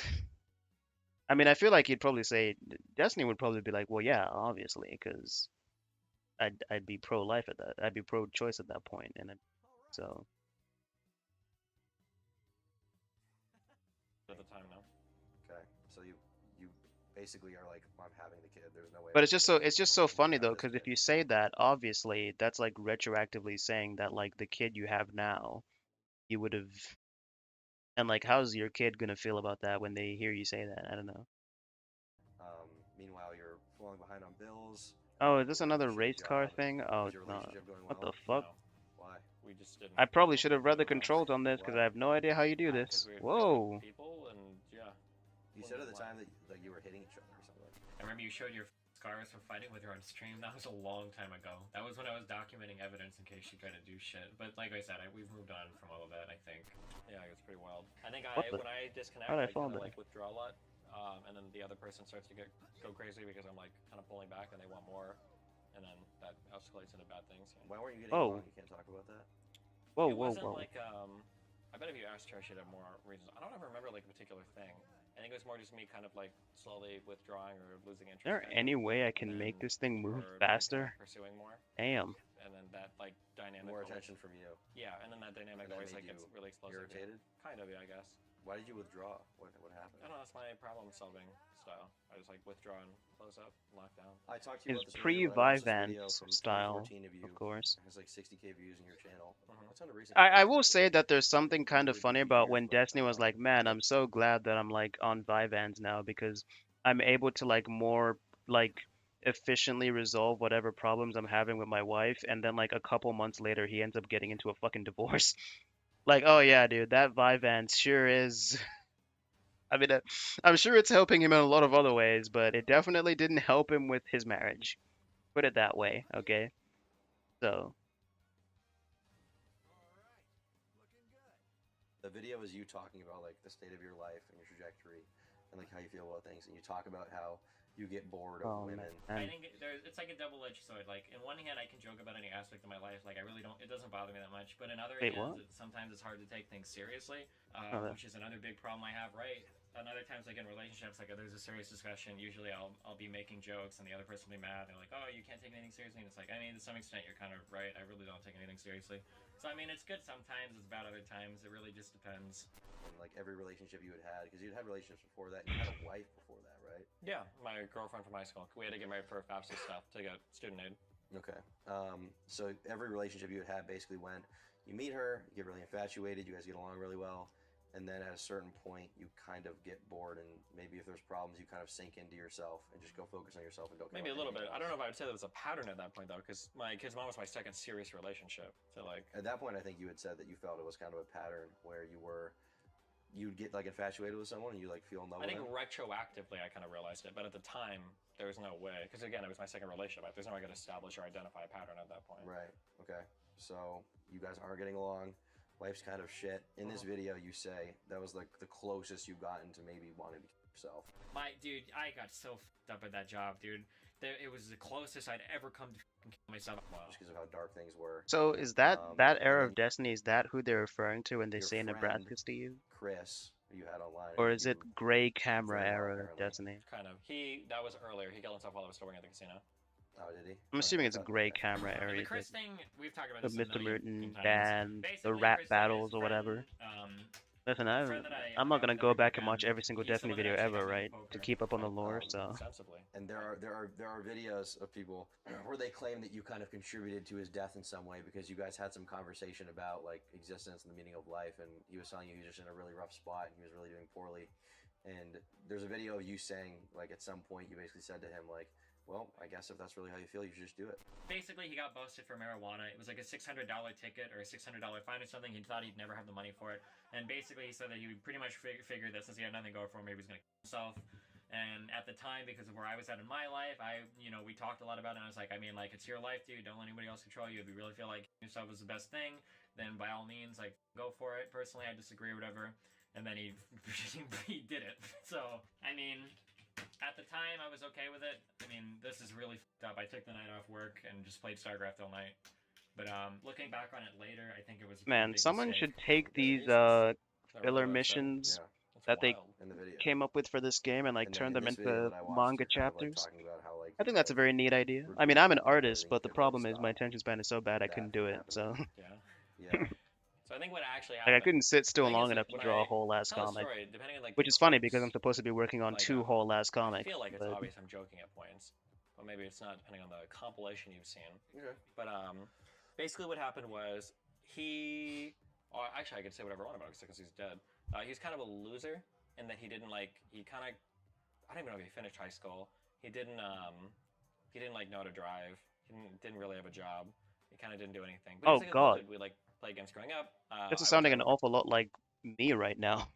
Bro, if I stay on this trajectory, I might end up killing myself in a video game. every weekend to pick him Right. up and then bring him back to Omaha. I mean, We'd it's hang out, we'd play poker, whatever, yeah. play games and stuff. And I I've guess one of I've the ways had that he the was low making money on the points side where was I've selling thought about weed. that, but I And would he got never busted actually selling do weed to it, an undercover cop. bro. So I fear death he way had, too like, much a to pending actually like trial fucking date, and he had literally yeah. nothing happening whatsoever in his life. And No job, no girlfriend. Yeah, nothing. Couldn't drive? No. How do you not learn how to drive? I don't know. He was like 20 years old. Nothing. Okay. Yeah. Do you know how to drive? Yeah. Bullshit. Does he know how to drive? Not a clear yes. He's paid. He's bought and paid for. Yeah. Controlled opposition. He gets busted with that. We're talking for a bit. I It's don't me, know how to him, drive. Another guy called Ted, who's a friend of his as well. But he basically starts talking about how he thinks he wants to himself. We're kind of like talking back and forth, and obviously I don't want him to kill himself. He's my best friend. Yeah. And I try to kind of like hype him up a little bit, where I'm like, oh, like I don't think you should do it because obviously like you've got a lot of things that you can do in life and blah blah blah, and we're still young and all that. And he's kind of like going back and forth on it. He starts talking about like how he tries to like kill himself in like really shitty, retarded ways.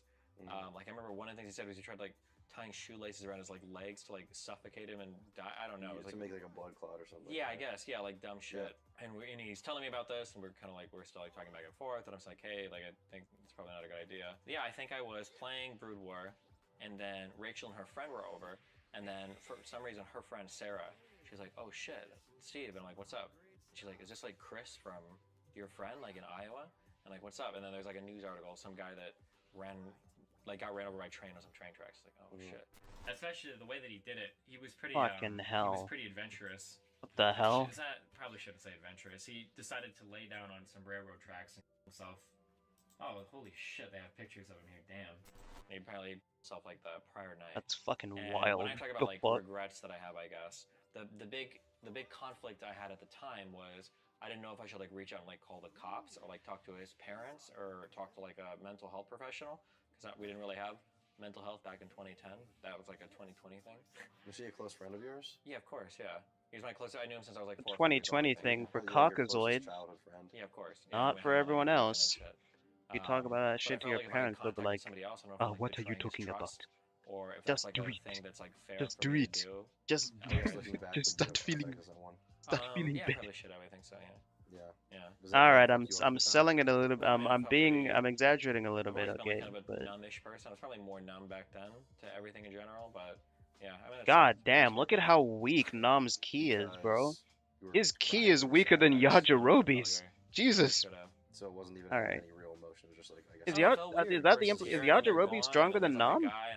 Like if Yajirobe and Nom got into a fight in universe, like actual canon, who's winning? RuneScape and I see like an old account there, and I'm like, damn, it's kind of weird. If it would have been like 2 or 3 years later, and my mind was in a different spot, or if I was in a different spot philosophically, I would have done everything I could to stop him from doing it, because I think it's, like, looking back on it now, it's pretty stupid. He was a pretty smart dude. He was really good at all the games and shit that he played, and he was really good at talking to people. He was just kind of fucked up where he was at in life, you know?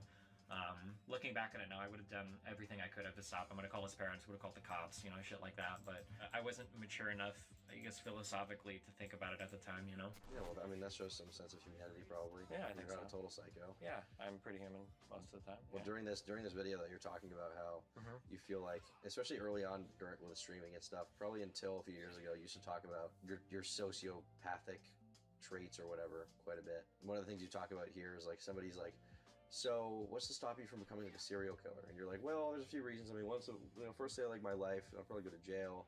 And the second reason, honestly, no, that's probably the only reason. I'd probably, you know, really. I don't want to like go to jail, damn. But also, I don't think anybody's giving him like a reason to kill them. Well, nah, actually, at this point, maybe a couple people, but I still go to jail. Isn't it wrong? Well, maybe that too. But I feel like if I were gonna kill somebody, they must have done something to make me really want to kill him. Right? Well, I guess the implication of being a serial killer is that you're doing. Oh god. Yeah, I would never kill people at random. That's deranged. Well, yeah, but I think that's the first response usually. Oh, yeah, that would be deranged. But if you ask Bro, me to like kill people, like there's a maybe. I mean, Turkey Tom is expecting straightforward answers from like the debate pedophile himself, Destiny. Like, I don't know what you're expecting, bro. Like, come on. Glock 17 is not gonna happen, alright? Well, at the time, I think the only person you wanted to kill was the kid that was DDoS. Oh, here we go, the DDoS kid shit. Oh, I did troll the shit out of the DDoS kid. That's a guy, that's one of the people, like, legitimately, like, I was so, you have no, like, it's actually kind of scary, like, how close I was to getting people together to go down to his house and kill him and his family. Or it would have just been him and his father. Because I didn't know anything about it. Dude, that was some of the most fucked up shit in my entire life. I was so fucking close to doing it. But I don't really blame you for that one. Thank you. Because that kind of sucks. Absolutely. Yeah, but people still hate you for that. Okay. You don't care? No. Are you totally like just disaffected by how people don't? I don't think most people understand the position. I told you earlier when we were at dinner, what's the quickest way to become unenviable? Your mom. Good one. It's if you're out of touch and victimizing yourself. Yeah. Those make you impossible to relate to. So at the time, I might have been like the biggest streamer in the world when that was happening, because there was a period where StarCraft 2 was the most popular streaming game, and I was arguably the most popular StarCraft 2 streamer. So I was just de facto like the largest streamer. Yeah. So if I'm complaining about getting DDoSed and stuff, while I'm like pretty successful streaming and everything, I just look like. You were self-aware of that even back then? No, back then I wasn't at all. No. No. So you would complain about it a lot. Yeah, of course. Yeah. Yeah. So back then, I mean, going back to your relationship, things are not really going well. When did you start taking streaming seriously as a thing that like I should hunker down and like do this, and this should be a thing I do? I think it was when Rachel was still pregnant. Justin TV, I remember Emmett started emailing us saying that they were going to start paying out like ad revenue, and I got my very first paycheck from JTV. How do I find who's I think for like unlabeled? $200 or Oh, something. Dr. I have the Briefs is email. It was in, like, unlabeled. I think it was in December of 2010, and it was like $203. Is that and the 64 obvious cents. When I saw choice? the paycheck, I went back and then I added up what I made on PayPal, and then I looked at the hours that I'd spent streaming, and I'm like, pretty sure if I just stream for the same amount of hours that I do my carpet cleaning job, I make like about the same amount of money. Why the Wait, do would I we do have carpet Bulma's cleaning when I mom? just sit at home and do this? Probably It's put so her in much the easier. cooking Did it community. take off immediately? Was this like an instant thing? It's always been like a slow, gradual build. Like in the first year, I'd have to imagine maybe around like 100 to Oh, I 150 don't have viewers, maybe. Bulma's In mom. 1 year. You were making enough to live off Alright, of that? well, anyway, moving on. The ad revenue was really good on JTV and Twitch back then. Is this like a pre-roll before the stream or like a banner It was ad? something, I don't remember what it was, but it was something. Is You might have had a not commercial button even, but in a I remember my second year I made Fuck. almost 100K. That's what I wanted to do. So my first year was probably around like 30 or 40, 50K maybe, which was better than I was, because carpet cleaning I was making like 20K. And you were still with Rachel this one time? Kind of. Our relationship was really weird. We rotated around between me living, I think initially I lived at the house, and then she lived with her mom, who was about an hour away. And then when Nathan was born, her being at the house with her mom and Nathan was kind of shitty, and dad and everybody else. So Dende they next came to back to the house, and then Nah. I started living in like apartments around Omaha. But that got really weird because Which I like connection I remember do I lived with one value lady most and her here? kind I of think is the boyfriend question. or something, and I was like living. It was like a fuck. Are they townhomes? There was like an upstairs, and I lived in the apartment up there, and I slept on like this like cot thing on the floor. And I remember one time I was streaming, and like I think I was shouting, it was like, "Oh, wait, what?" And this woman came upstairs, and she was like, "How dare you use that language when my daughter's in the house?" It was just like really And this is fucking on awkward. stream? I don't know. No, I don't think that was ever on stream, or it might have been, but those videos don't exist anymore because this would have been back in like 2011 or something. Yeah. But yeah, I hopped around a couple apartments in the Wait, area. why and does it it's, keep so going awkward and back? weird That's and- not the yeah, I don't button know. I'm pressing. just gotten your own Stop one, doing that. maybe? I don't know why I Game. didn't. Maybe I feel like I didn't make enough money for that. Maybe you were just planning for the future. Oh, wait. Oh no, because I was still paying for the house. So I don't think Nope. I don't think I felt like a mortgage at the same time. Yeah, I don't think I felt like I had the money because Rachel couldn't work while she was pregnant and she didn't have money for the full house, and I didn't want my kid's mom to be homeless. So I don't think I had enough money for the house and for a whole apartment on my own. So I would just try to live with people. I remember what I did. I ended up living with my Oh, there's no ex-wife, connection between Nam and 6 to Dende? 12 months. She was cool. Shit, maybe I've been watching guess, too much yeah. Dragon Ball Z Relationship Abridged. wasn't, like, If rekindling that's or the case, whatever, I'm you're gonna No, put not Nam at all. back You're just here. doing your own thing. Yeah, somehow, yeah. Huh. That usually doesn't work that way. Yeah, kind of weird. Your second year, you make 100K. Oh, maybe there's a yeah, I got connection destroyed between with the these tax bill two. on the next Yeah, didn't you say, oh fuck, there's some video games. There we talking about, go. like, you made the money in a year, and then you spent like $80,000 of it or something, and you were like, wait, where the f did all my money go? Yeah, because when you're, this is going to be really out of touch statements, but when you go from broke to making 100K, 100K seems The like $10 million. Mechian. It's like $100,000. I love how Kami is but not 100,000 included in in a that year, you group can for blow some through reason. really fast. What did you spend that money on? Just like I don't travel? know. Like, I don't know. Traveling and food and just, you can blow through 100K really fast if you're like eating out all the time and everything. Once you're making like, I don't know, once you're making like 250 to 500K, it's pretty hard to get rid of that money. And then once you're like making $1 million a year, you can just like spend tons of Oh, money on shit. everything. Or for me at least, I don't did run out not of money, know so I'm that buying everything Cybermen besides excelled at travel. But, cooking. like 100K is like, you What can set happens that if money I on put fire Yamcha next to a instantly. Just like with a Cyberman? few Is plane there any tickets and eating out dialogue all the there? time and then whatever. Did the money keep going up from there, like gradually? You know what? I can't Yeah, bother kind to of. find It out. was just, I was always in a weird spot because I was trying to pay for my kid and my kid's mom. How were you splitting up like your personal versus like work life? Like, were you? I don't think I had streaming? any personal life at all. I was just streaming constantly because I was a professional gamer. So I was like playing StarCraft. Like it would have been at least like 10 to 12 hours a day. Yeah. Were you going to like take care of your kid and then coming back? Or were you just like the stream god? I think it like varied based on how me and Rachel were at the time. I don't know if these streams still exist anymore, but I know that like when kids are first born, so like you can take a baby and you put them down on a thing and you can like burrito them. So I think there are early streams of me because for early babies, if they're good babies, Nathan was a really good baby. Just like every 4 hours, they wake up and they're crying, and usually you change them, feed them, burp them, and then you lay them down again. It's like super regular. Nathan was like that, so I could just like burrito him in a blanket and then kind of like stick him on my shoulder up here, and I could just like play, and I could do that for a while. And when me and Rachel weren't fighting, I did that for a while, and that worked. But I think I was like in and out of the house based on how our relationship was at the time. So you were on and off then. We were always on and off, but we were also on and off in terms of like, can we live with each other without killing each other? Was it a thing where like you were like together and you split up and see other people and then come back, or was it just like? No, it was just chaotic, hectic. There was no organization It was or just plan. the one-itis. Something like that. I don't know. Did you like really love her at the time and want it to work out? I mean, probably, yeah. Probably. I mean, as much as no offense, but as much as a 21-year-old can love. You think it's your understanding of love has changed since then? Probably, yeah. It's pretty naive at that point, yeah. But I mean, like we had a child together, and like I loved her as much as anybody can. Oh, my like, we historical had fun together. We synergized really well. We had good chemistry. Yeah. Yeah. Okay. So after, or I guess while this is going on, your streaming's taking off a little bit. But at the time, you weren't a politics guy at all, which is what everyone knows you for now. You were. I mean, I've always had strong political opinions, and I argued with people all the time, like growing up. But I wasn't primarily, doing you that were like on a gamer. stream. Yeah. Gamer was the guy you were, and Yeah. you did talk about your political opinions on stream, but it wasn't like I'm the argument debate guy. At the time, it was like I'm the StarCraft 2 guy. Yeah. Okay. But at a certain point, StarCraft starts falling off a little bit, and you had this conversation with, I don't know their names. I want to say one of them is like DJ or something, but it's you and a few other guys having a conversation about StarCraft, and they're debating you, and you're basically telling them about how StarCraft is going to fall off, and you're getting the out. If we can't hope for Blizzard to do anything, then it's time to just switch fucking games because the audience of this game will only continue. Destiny's first. Stop being a part of this community. Then you should go play LoL. You know what? I think I might have actually seen this debate. This debate, I think if you look it up, you can actually find it. It's probably hard to find, but you can. It's just funny to think that the earliest instance of Destiny being like a super debate bro is him arguing about a video game. I mean, maybe that's not necessarily fair to Destiny because it's not like Destiny only ever argues about politics. I mean, there's like, oh crap, I just realized I'm recording while I'm streaming. What the? That VOD is gonna take a lot of space in my main drive. That's for damn sure. I mean, he's arguing about movies on like EFAP and shit. So, I mean, hey, give credit where credit's due. I mean, to be honest, I do just miss the days when Destiny was like actually a nerd, you know, and would actually like talk about pop culture shit. He doesn't really do that anymore.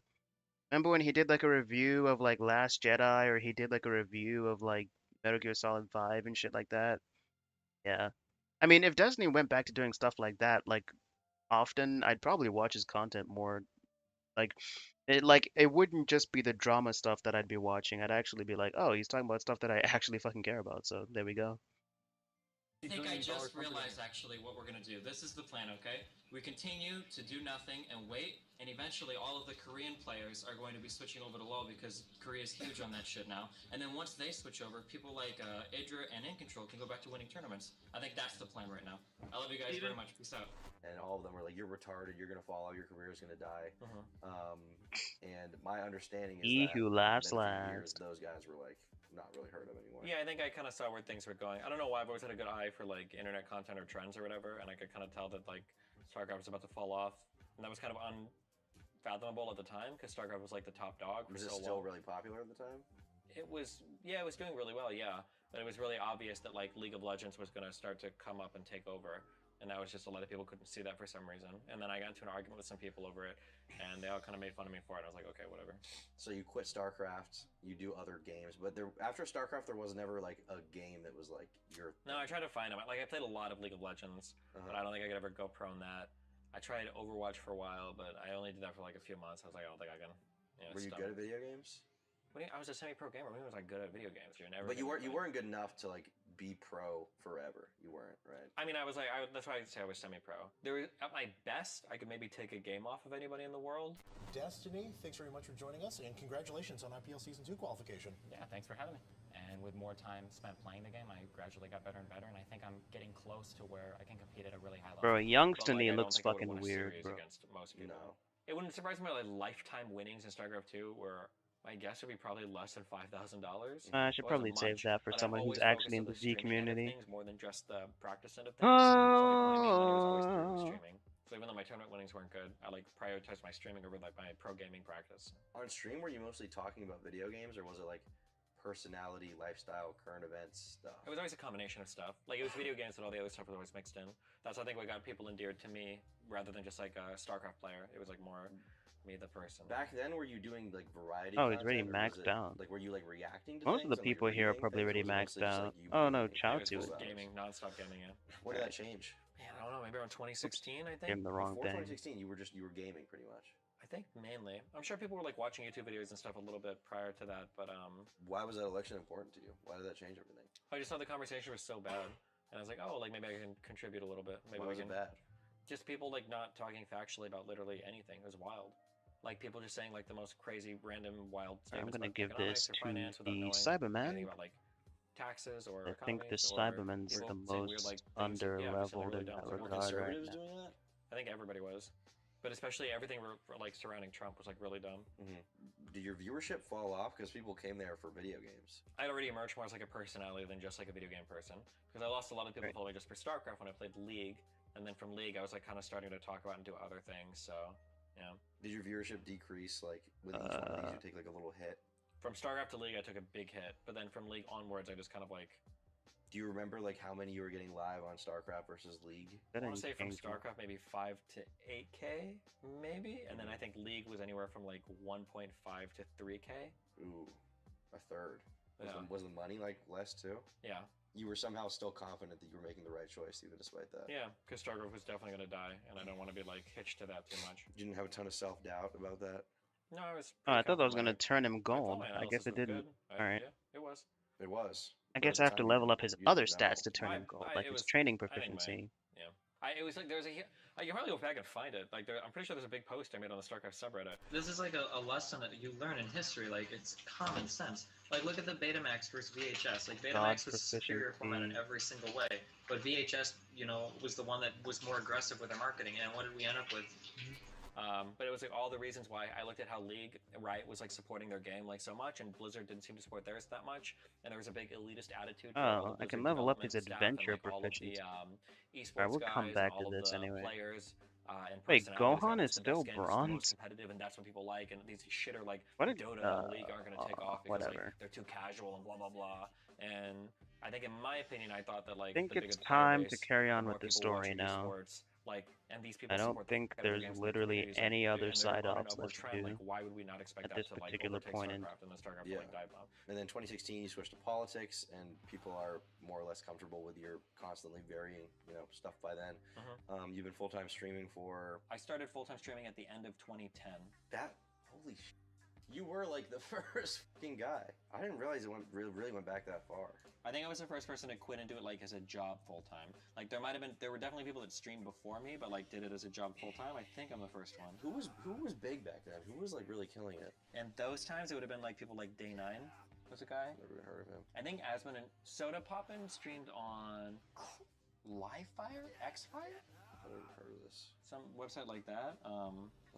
2010. Oh my god. So you switched to politics. Why does that work out so well for you? Because you hadn't done political debate discussion really before. You weren't like a pundit. Not online, but like my whole life I kind of had been. Like I grew up like super debatey in high school. Oh my I was, god, like, bro. left-leaning, and I was like super Republican because of my parents.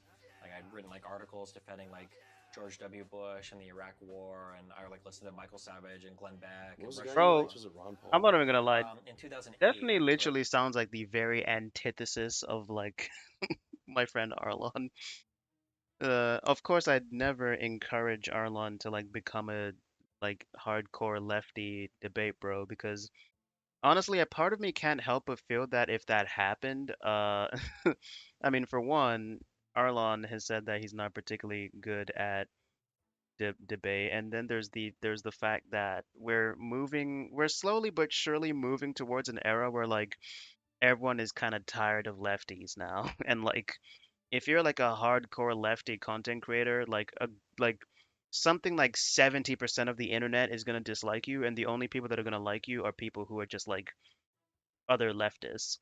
Like I think part of the reason why Destiny doesn't have that problem is because uh what is it? Like, yeah, he's a lefty content creator, but he like a lot of right people will be like, oh, but he seems like one of the more reasonable left. It's like his policies and blah blah blah. And like, oh, he's like edgy and funny and cool and all this other stuff. I don't know. For college, yeah. All right, so March 13th, 2017, you're It's just on funny Twitter because and when you're I talking hear shit. like when I hear Destiny describe his past, it just makes me think of Arlon because Arlon's past sounds very similar. John So, Tron's talking shit. He's talking about politics, and you end up getting in a call with oh him on shit, your stream. the JonTron How did that debate. go? I mean, I guess pretty well for me. I Kind of. actually I find took it the funny that a turn. lot of people saw this like conversation as Destiny like trying to cancel JonTron, which I feel like kind of removes agency from JonTron completely because I mean JonTron's the one choosing to have those opinions, which are like known to be problematic opinions. So JonTron is literally canceling himself. What's Destiny supposed to do? Be like, oh, JonTron, I don't think you should say that because if you do, people are gonna think you're racist. Like what? It's not Destiny's job to protect JonTron. He's a grown ass man. But I didn't ever intend for it to be like a big debate. I didn't think he was like that far gone. I'd only heard him have a conversation with Sargon of Akkad like twice, and I thought he was just kind of like getting into these topics. I didn't know he had so many strong opinions about them. Wait, When what? you say far gone, you mean Oh. like right wing? Yeah, or whatever 4chan was at the time. Like they weren't like the traditional conservatives of like, oh, we want to like have small government and like reduce taxes and all that. It was like completely on social issues, like immigration, like demographics, and But despite, I mean, you obviously feel like you probably were in the right in that conversation. He was in the wrong, broadly speaking. Oh, it's a yeah, I guess, Majin yeah. Goo. Obviously. But the public perception was not that. Oh shit, Really? the new free games don't are think out so. this week. Oh, you were in different communities. Probably. In my public perception of that was like, at the time especially, was like, this guy's coming after JonTron. It was definitely a 50-50 split.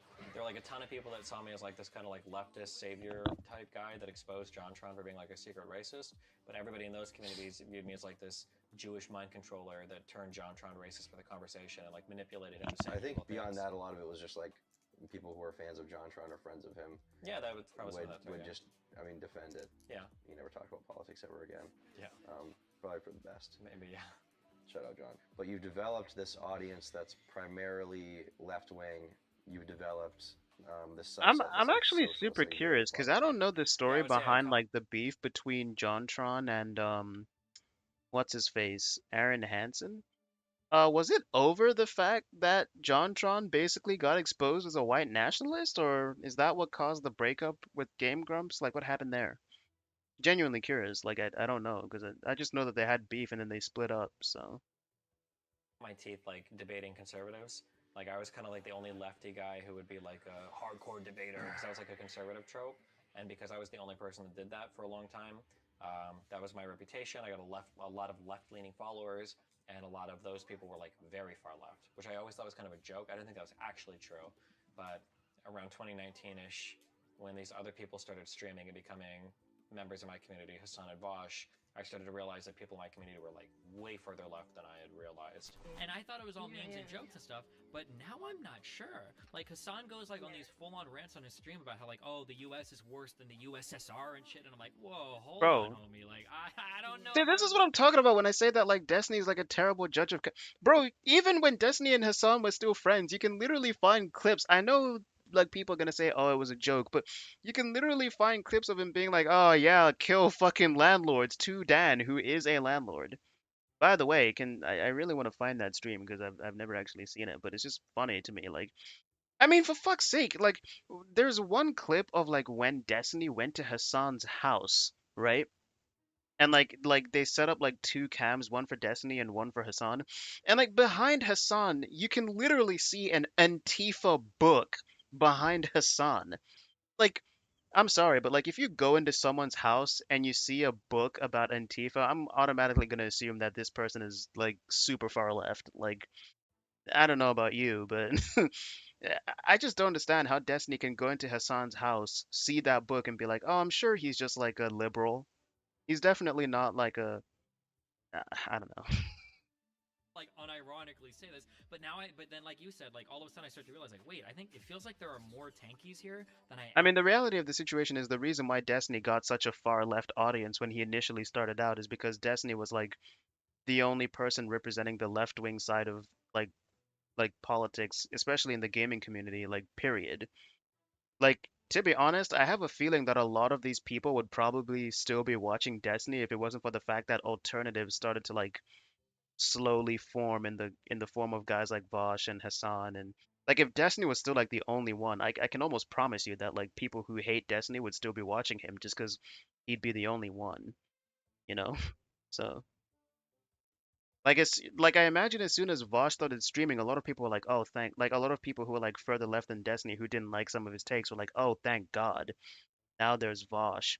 I mean, they probably didn't appreciate the fact that Vosh was like a libertarian because I think Vosh used to call himself a libertarian socialist. Um, to be fair, I don't know what that actually means, but actually thought. Yeah. Did you have any like audience watershed moments prior to that and after like StarCraft / politics stuff like between wait, what? 2017 I wanted to and like get that 19? Did you have apple. any moments in there that I was were trying to like go and get the apple on you that had to like tree. get rid of a little portion of the audience? Fuck's I think sake. from 2014 to 2016, there are a lot of arguments that I use when it comes to engagement with content that I genuinely believe that I didn't realize were bullshit positions for a lot Wait, of what? other people. Here's like a thing I would say. I don't understand why representation is important because I can watch any movie or be in any crowd of people and I don't care if they look like me or act like me. Like I could watch a movie with like a trans lead or a female lead or a black lead, or be like in a room full of like Asian people I had for a long time for StarCraft. A lot of them don't speak my language. Like none of it bothered me. I thought it was cool. I was like totally fine with that. So I don't know why they make such a big deal about representation in their media. That was an argument that I used for a long time. And a lot of people in my audience and on the internet would like vibe with that. Like they'd hear me say things like Destiny epically owns these like feminist losers that ask for like representation, blah blah blah blah blah. But then I noticed that like there were a few games that were starting to come out. One I think was like a FIFA game or something where the main character is either like black or Hispanic or something. Or I don't know. I don't even know if FIFA has a campaign mode. It FIFA was something 10. like that. And the No, amount of not FIFA comments 10. from What the white fuck I'm people were saying? like overwhelmingly negative about how they were upset I that know like, I know oh, which like FIFA he's talking about. I think it's the very first FIFA that actually had a story mode too. I don't know if I can relate to this character or blah blah blah. Probably And like, these is it moments FIFA 16? It has to be somewhere between FIFA 16 to like FIFA 18. Because it's not just that the black guy's like the protagonist in the campaign mode. He's literally on the cover, which is probably like the first time there was ever a black football player on the cover of a FIFA game. happened a few times, and then I started to realize like, wait a second, I thought we didn't care about shit like this. Why do you guys care? And then I'd realize like I'm like a useful idiot for these people on like the right socially because I was making all these arguments about how I didn't care about this thing, and I don't think I genuinely do. But I think everybody else really does. But as long as the culture is currently favoring them, they'll use those arguments. You know. This is from 2014 to 2016. Were you having like, I guess I don't even know if Discord was like a thing back then. Discord was like 2016 to Discord, like the chat program? Yes. No, I don't think that existed. So you were like calling people on Skype or whatever else, TeamSpeak, I guess. Skype, TeamSpeak, and Mumble were the things we used, yeah. Were you debating random people from chat at that point in time too? I must have, yeah, because Irish Laddie, Vosh. Alright, I'm gonna talk to this guy now. Hey, Steven. What's up? By the way, honest question. Do you prefer to be called Steven or Destiny? Probably Steven. Destiny seems really weird. Man, it's actually SRS is funny mean. because we insult people. You know, we judge them callously. speaking as someone who's like somewhat obsessed with what I jokingly refer to as the lefty trinity, that being Hassan, Destiny, and Bosch, I have like an entire playlist that's like comprised of like every instance of them talking to each other from when they first met up until now. Well, up until when they stopped talking to each other anyway. So We believe in what we say, mind you, but we aren't expected to be. We don't expect to be treated. I don't think this is the first time Destiny and Vosh have spoken together on stream though, because I remember one time, I can't remember what video it was, but I remember seeing the first time they ever spoke to each other, and I remembered how different Vosh sounded. I was like, what the fuck? Because his voice was like, I mean, his voice was still deeper than mine, but his voice was higher pitched than it was from like videos like this leading up to now. It's really weird. He sounded so fucking nerdy, dude. Like, he basically sounded about as nerdy as Destiny, so. Because Destiny does sound nerdy as fuck. As for the actual things that SRS says, I agree with the vast majority of them. Yeah, it was all the way back in 2011 hopping on and stuff, so yeah. Must have been. Oh Skype, I think, god. yeah. Speaking of Vosh, Honestly, that makes the bridge burn between Destiny and like Vosh in particular seem so much more tragic than the bridge burn between Destiny and Hassan because they known each other for like almost a decade. Fucking hell, before the bridge burn. people go on your stream. So, You mentioned or Hassan. half a decade, I guess. Your community has been Just very over active half a ever decade. since, I mean, like the beginning of your streaming stuff. Mhm. And around the time that you got to like like you said, 2016. You have Vosh, Irish Laddie. I think at the time he's doing stuff. You have Hassan. Wait, He's doing stuff. Vegeta's level And you start to see 68 like now. little I swear the last offshoots time from I their played as community him, he was go off level and do their own 52 little or thing and something. carve out their own little I don't piece of want that pie. the characters How did you getting feel this at the time about unearned watching like XP, I think. people who essentially like were But at the fans same of time, yours leveling and them growing up from your whole manually shit is also kind of a pain go in on the to ass, so become I'm their not own complaining kind of too much, I okay? mean, for a while it was cool, because I'd always been like But very with much that like being wasn't said, part of a big community or a big clique with or that anything being like that. said, let's I kind of quickly like go over focused on here my and community take and care of a growing few that and making things. them active and then pulling people from my community for chatting and everything. So seeing people from my community go on to become like bigger streamers, I thought was like kind of cool. And then you had like collab partners. Kind of, yeah. People that I could debate and people I could argue with and everything, yeah. That wasn't a personal attack. Aren't you proud to be LGBT? What are you talking about, dude? Are you serious? Are you LGBT or not? We've got a question. But for Vosh and Hassan, the kind of the weird thing came when I realized that like, wait, these guys are like really far left, and I've got actually a bunch of my audience that's really far left, and I had to like put my foot down and make it clear like I'm a liberal, I'm a capitalist, I'm not a socialist, I'm not a communist. To be clear as chat, Irish Laddie has basically said he would give me the bullet in his real world. So while he's here whining about me dialoguing treating him, we're coming into this with him basically saying he would kill me under his Man, political system. I actually find it so funny because I remember Destiny used to like say how often, like even when he was talking with Hassan, like when they first met, Destiny would be like, "I am a liberal. I'm a big fan of markets. I like capitalism. Blah blah blah." But then like I remember like someone who used to watch Destiny a lot but is like not necessarily a fan anymore would be like, "No, it didn't really seem obvious that Destiny was like not as far left as everyone else. Like even Lance would be like, it's only a matter of time before Destiny declares himself as a socialist. And meanwhile I'm like watching these, like no offense to that guy, but like meanwhile I'm watching these old like Destiny clips and I'm like, I don't know, man. Like I feel like it's really weird to like say that a lot of people on the left genuinely thought Destiny it was only a matter of time before Destiny declared himself as a socialist. Meanwhile, in every video, like whenever he's talking with his son, is like, "I like markets.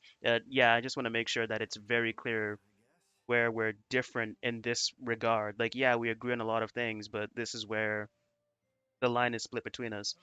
I guess what I'm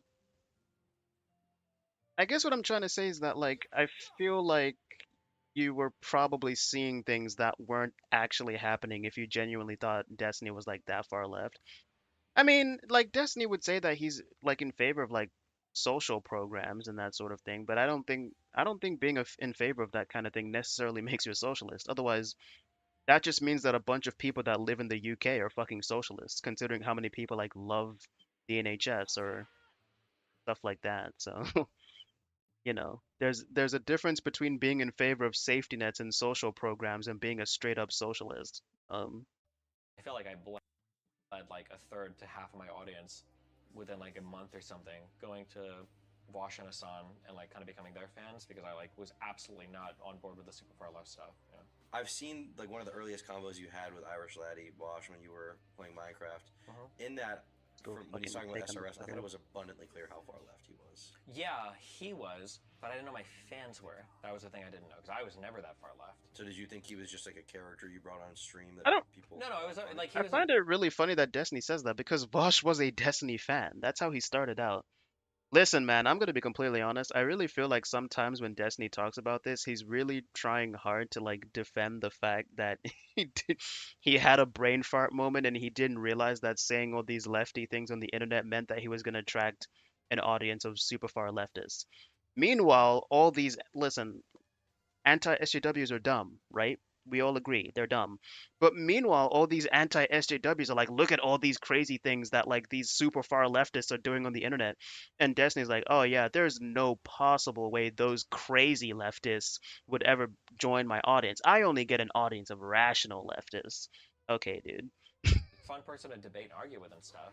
But when I was arguing with them and everything, and then like the thing that would happen is I would have arguments with these people sometimes. I remember there's a post one of my Whoa, one time, what the hell? The What's going on? overwhelming like idea from the post, like Destiny's basically a socialist, like an all but name, like he just doesn't realize it yet or whatever. Like that was the feeling that people had sometimes when I would fight with people, like Vosh or Hassan, and yeah, that was definitely not the case. And then once I started to make that more clear, the divisions became way more abundant. Yeah, and I guess the other question is when you have these watershed The moments, lefty like when these arc. guys leave your community, your viewers go elsewhere.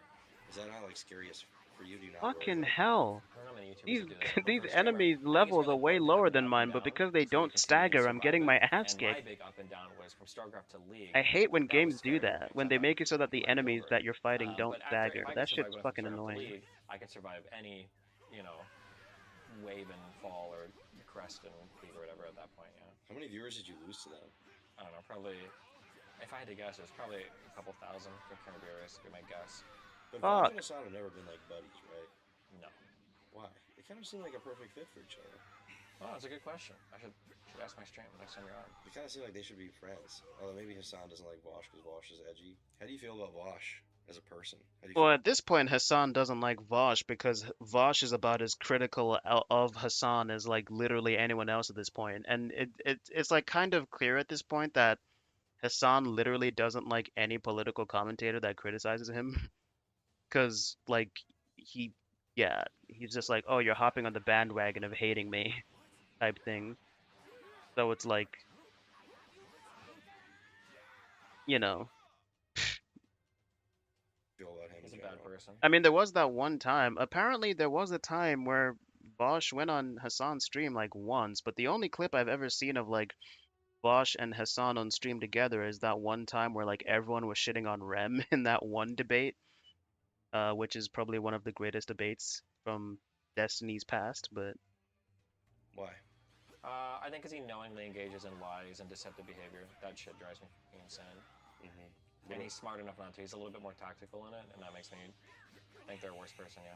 But just as long sometimes as it leads people in a good direction, I think it's generally pretty defensible. I think there needs to be some adherence or conformity to truth. I don't think it can just. I don't think you can just lie and move people in the right direction, and that makes it okay. What about if we were to get rid of all content which has any misleading elements for the advocacy of liberal or left-leaning politics? I think that would destroy almost everything. I don't think I've actually seen did this watch conversation. debate with Lance the other day. Did you know? This is, by the way, I'm totally poisoning the well here. Sometimes, if intellectual honesty is the cost of a successful improvement of the state of humanity, then sometimes that just has to be made. On an ideological level, you're no different than a lot of the crazy groups that you yourself disagree with. Do you think he's as smart as you? Do you think you can see eye to eye on issues? You know what's even funnier about this is Hassan actually said something kind of similar once after the initial falling out between him and Destiny. Not like the final nail in the coffin, which was the N-word debate, but like the Kamala debate. Hassan was basically like, yeah, I'm going to be completely honest. Like, this was when Hassan's like anti-debate attitude had really like set in stone. He was like, yeah, I find debating to be very cringe, and I think that like doing like these like shady, like scummy debate tactics is only good if you're doing it against the right. So he was basically saying that like, yeah, I find the way that Destiny debates to be pretty scummy, but as long as he's doing it against right wingers, I don't care. Which is why it's honestly kind of funny that like Destiny and Hassan like even became like friendly-ish after the Kamala Harris debate, because it's like, Destiny, you know that like Hassan doesn't respect what you do. So like it's like really kind of funny. I mean, I guess does someone has to respect your job for you to still be friends with them? Who knows? But like ultimately he was like, Hassan thinks that what Destiny, like the thing that Destiny practices is like scummy and like bad faith. Like it's really weird. I don't know. But as it's been just revealed over the course of us watching this documentary, Destiny is pretty clearly a very forgiving person. So almost to a fault, but whatever. About these issues, and he could. I mean, it's hard to rank intelligence, but he's a very smart person. Like, if we both spent the same amount of time studying an issue, like, it would always be a challenging conversation for me. Like, he would never be a pushover or anything. Absolutely not. You say that, but when I've seen you guys have conversations, like on the Rittenhouse thing, it seems like he had a very hard time. Yeah, but I don't think that was because of his intelligence. I think it's because of his partisanship. I think he was getting partisanly sucked into a certain narrative. Is he aware of that? I think he is. Is that his choice? I think so. I think he's smart enough to know it. That's why I hate him more than I hate Hassan. I think Hassan is not as smart as Vosh. Yeah. Is Vosh like grifting then? That is sort of a grifty thing, no? I think it's a little grifty, yeah. I think he's smarter than that. But he's not like fully grifting. I think he like decently believes in most of what he says, but I think he also is like really intentional in what he covers and how he covers it, yeah. How do you feel about Hassan? That's a big question. You guys were buddies. Kind of, yeah. You guys got along. Acquaintance slash friends, yeah. I'm not a vegan, but a pescatarian technically. Man, Oh shit! I Really? do find it really funny whenever Destiny tries to downplay how close he was with like these people.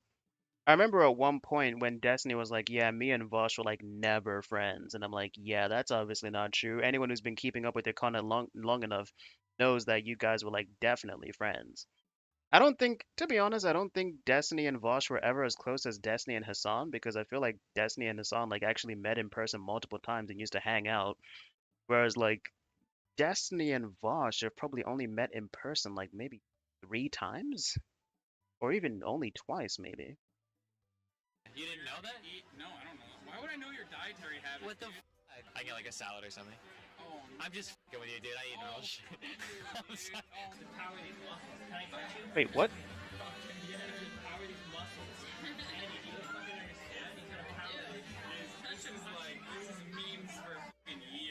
When you hung out a few Okay. times in person or whatever. I actually find it funny that a lot of people who like to bring up that time Destiny groped that girl on stream, they never bring up this clip. I mean, this is just like a classic case of how like no one really gives a shit when it's done to guys, right? But like, I mean, I'm pretty sure Hassan was like actually legitimately uncomfortable when he was doing that, but whatever. If anything, what both clips reveal is that Destiny is someone that clearly shouldn't be drinking a lot because then he starts groping people. But so Play with this dog? Play with his dog. His dog died. And then you put him You in think a that was an fucking accident? thing. I'm just kidding. Cut that. Yeah. That's gonna be the opening. Cut that. Nothing's gonna cut. So you guys are friends. I mean, the same applies with Vosh. And then you have a few big conversations. I think one of them was around the Trihex N-word thing. Me and I think Hassan had already had big schisms before that, I think. well, that was a big one. And the one before that, there was the Kamala booty Harris judge thing. It was the a Kamala Kamala Harris Harris video. That was a huge thing. And then afterwards, the Trihex N-word thing, he basically tried to ambush me on that, and that was a really bad, set of conversations. Right. Would he use the N-word or the hard R around you while he's talking about someone? No, because he understands that it's bad. Because it ultimately, no matter what, no matter how you use the I'm gonna be term, honest, I think this is a terrible argument because of course people behave differently around different people. Like, I'm gonna be completely honest, I swear a lot. Probably not as much as some people, but I swear more than I probably should. That doesn't mean I'm gonna be comfortable swearing around my mom. I mean, I might be a little bit more comfortable swearing around my dad because I feel like my dad doesn't really give a shit. But my mom, I'm not gonna swear around my mom. What the fuck? I mean, listen, I might be a little bit more comfortable doing that around my dad. That doesn't necessarily mean I'm gonna do it often. Because I feel like if I were to do it often, then my dad would actually say something. But like around my mom, yeah, I'm not doing that shit. Period. What the fuck? But that doesn't mean. But what does that prove? Does that mean that swearing is like bad? I don't know.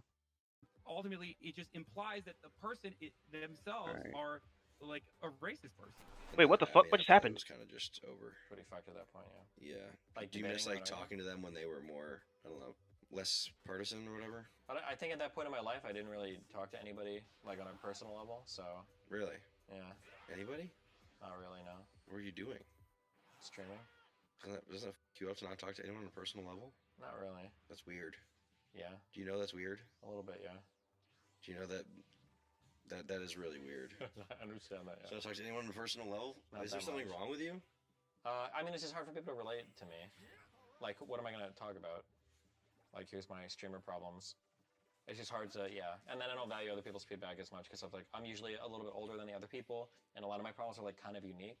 Like, am I gonna talk to Vosh or Hassan about like I had to move to another place because of like my kid's mom and me not getting along, or like it's just like all my problems are so Okay, unique. when you say and you weird. didn't have any personal conversations, do you mean with streamers or just in general? I mean, like I would usually be dating somebody. I would talk to them. Yeah. Okay, so you did have personal conversations. Yeah. What are your problems? Yeah. You're not a total psycho. Why? Yeah, I don't think I'm a total just say psycho. that. Oh, well, I mean, I didn't have like friends that I would like talk to things about. So like, if I never dated Vosh or Hassan. Oh, yeah. I didn't know that. Oh, well, there you go. I Yeah. thought you had. Okay, No. that's good. The next few moments like that with drama, obviously the ones I remember are like Redacted. Shout out to Redacted. Lav? Lav. Mr. Girl. Is he talking about A Anna? big one that I think is not talked about as much as I think it should be, is Bob Seven. What the fuck Oh happened to yeah. Bob Seven? Oh, there we go. Basically, Bob Seven was a guy who was getting really close to my partner at the time, and He would, to be clear, he was a streamer. And yeah. he would go on the mainly Raw worked shows. on like shows and stuff behind the scenes and was on other people's streams. He went on the Raw show. He did like this sort of desperate incel character guy. Yeah, for sure, yeah. And he was pretty funny. Yeah, he was super funny. But he becomes friends with your, I guess now ex-wife, Melina. Yeah. And that caused issues. Basically, what I found out was that, if I can remember right, I found out that he was like shit-talking me a ton to a few people that were kind of close to me. That really bothered me. And then I think I reached out to a few other people to find out if he'd ever said anything, and I found out that he had. And then I got really paranoid. I was like, wait a second, how many people are like hearing really weird or negative things about me from this guy? And then I think I made like kind of like a probably inappropriate, thinly veiled threat or something. I think at the end of a stream, I said something and I was like, listen, Bob Seven, I know you're talking to me, okay? Don't throw stones in glass houses. I know you've done some weird shit, motherfucker. Don't talk shit about me, blah, blah, blah. It was some dumb shit like that. I said something like that. And for some reason, he challenged me on it. I don't know why people do this still. But he was like, oh, well, that's not true. You don't know anything about me, blah, blah, blah. And I was like, okay. And then we did that. And then you dropped a giant video about him. I guess. 5 hours long and nuked his career. Maybe. But it wasn't just Bob that was the problem. It was Mel. A little bit, yeah. A little bit. A lot of it, yeah. Not a little bit. Yeah. She was the problem. You can't expect this random guy, Bob, to do anything, but the expectation with your partner is she's not going to put you in positions that compromise. Probably, you yeah, constantly. for sure. 100%, yeah.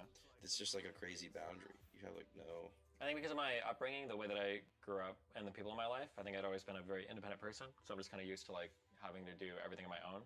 So I have a really hard time asking for things from other people or establishing boundaries with other people. So if people make really bad mistakes, I just try to think of like, well, why did they do it, and how did I contribute to it, and can I change that? So I just like will usually take it all on myself, and I think it was like a really dumb thing to do for a long time. Like at some point, I should have been able to say like, hey, you probably shouldn't do this, or this is super unacceptable. You never told her like, don't talk. I mean, I kind of did, but About then my obviously personal it life. kept happening, and I didn't do anything about it. So Yeah. I mean, I guess what do you do other than break up or something? break up is what you probably should do. Yeah. Yeah. I guess that did happen now. Yeah, got there eventually. Yeah. 3 years later. No, 0 kids later. Yeah. I guess that's good. 0 houses later. So Was that in the cards to have a kid with her? I think probably not. I mean, maybe eventually. I don't know. Did she want to have kids? I think she did. Yeah. Oh god, there's actually a lot more of these guys than I I was thought. going to go 1 year with no serious fights before I'd have a kid. So. And that never happened. I see. Yeah. Got to go 1 week.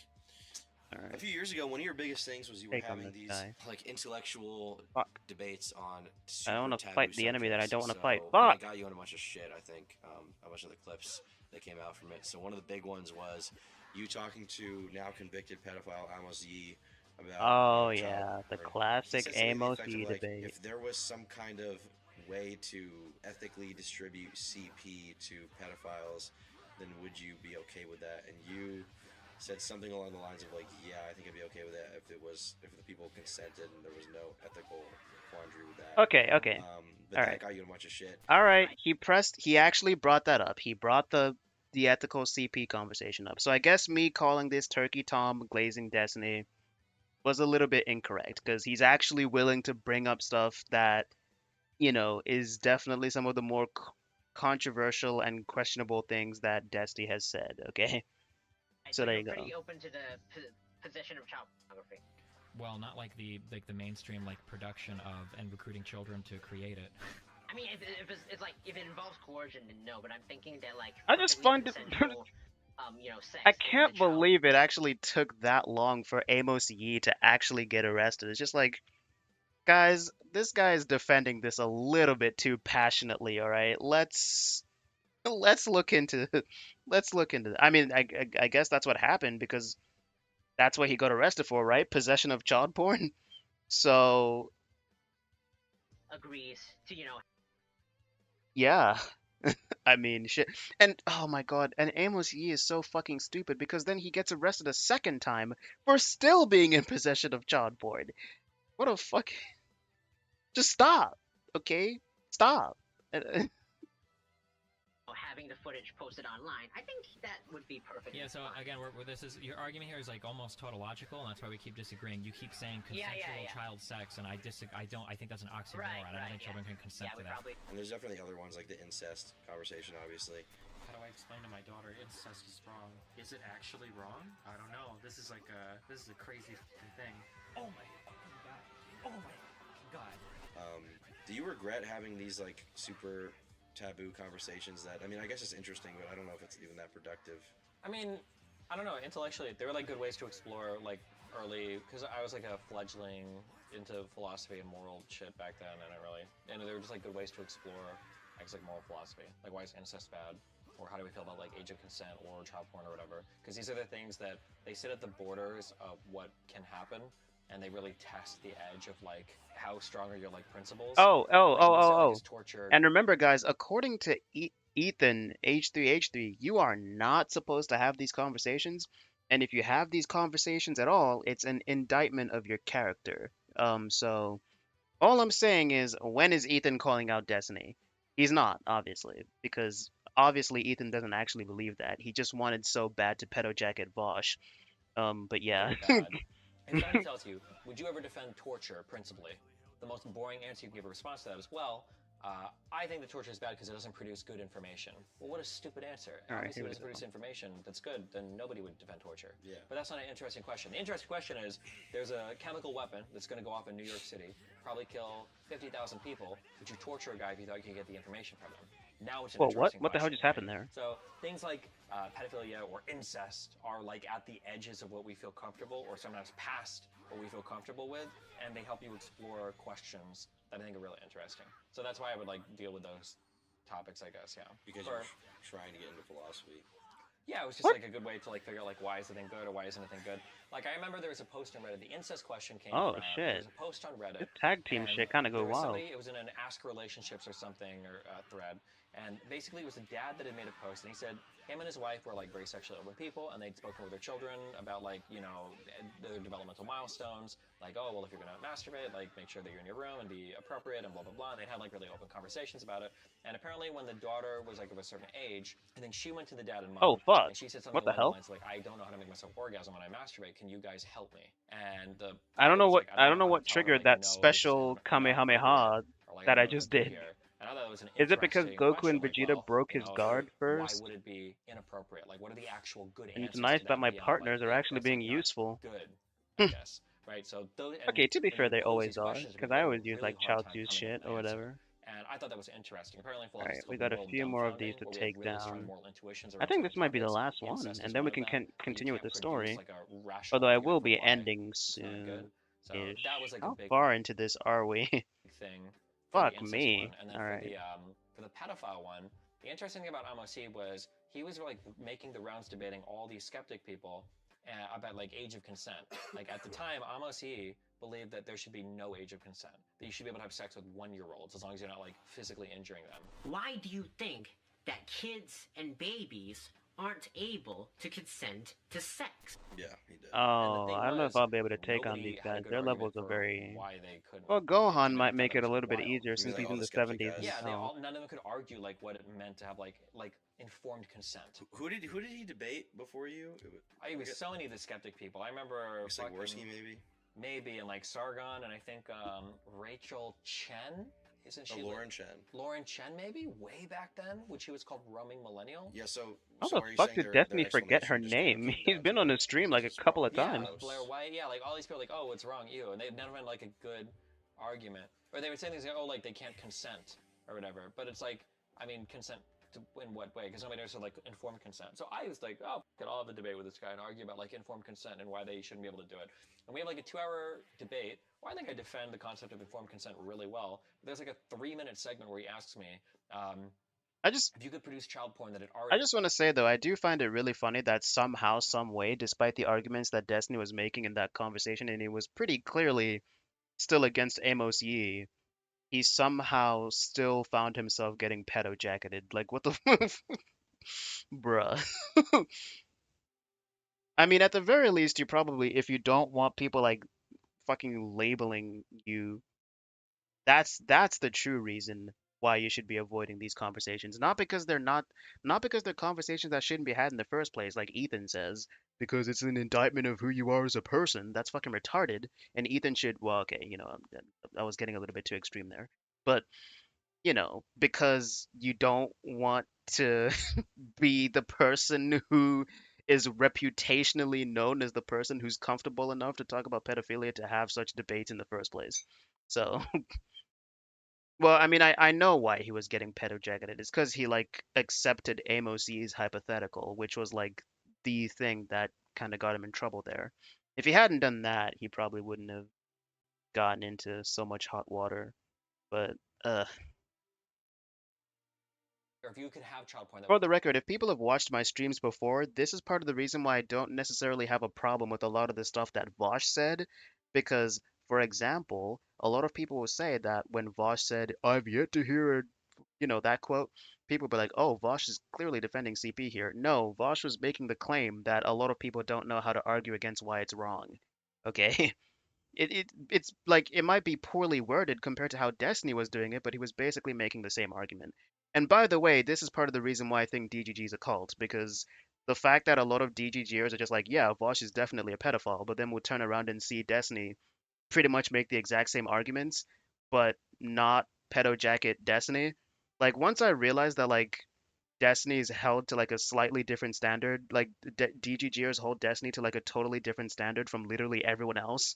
Um, that's when I started to be a little bit disgruntled with DGG, and that's part of the reason why if you follow me on Twitter, you saw me say, if you call yourself a Destiny fan, I have no problem with you, but if you call yourself a DGGer, I might have a problem with you. Okay, Destiny fans, you're fine. DGGers, okay. But anyway, moving on. And by the way, I just want to make it clear, I'm not saying that people should call Destiny a pedophile because I don't know, like a lot of people in Just Stokes Discord know this by now. I don't care about the shit that happened with Vosh. I could give two shits about it. So like clearly I don't think Vosh is a pedophile. I don't think Destiny's a pedophile either. So like I'm not saying, "Oh, turn around and call Destiny a pedophile." What I am saying is that I want people to be consistent. And like the fact that people aren't being consistent, especially when like lack of inconsistency can bother someone with a brain like mine, it really annoys me. What can I say? It really does. So, but that's all I'm gonna say about that because, yeah. that was already made, and older people, that were already, victimized, if they could consent to using that to rehabilitate pedophiles so they wouldn't rape kids anymore, would you be okay with that? I was like, I don't know. If there was actually research that backed that up, and if you could get accounts together and gather it in an ethical way, I guess maybe. Sure. If it led to less kid rape, and that 3-minute clip was the only thing that anybody took from that whole conversation. Basically, what I hear is Destiny defends ethical CP. Yeah, the ethical CP, people like Brittany Venti and stuff, ran with that line for 3 or 4 years, which is the dumbest thing. It's okay.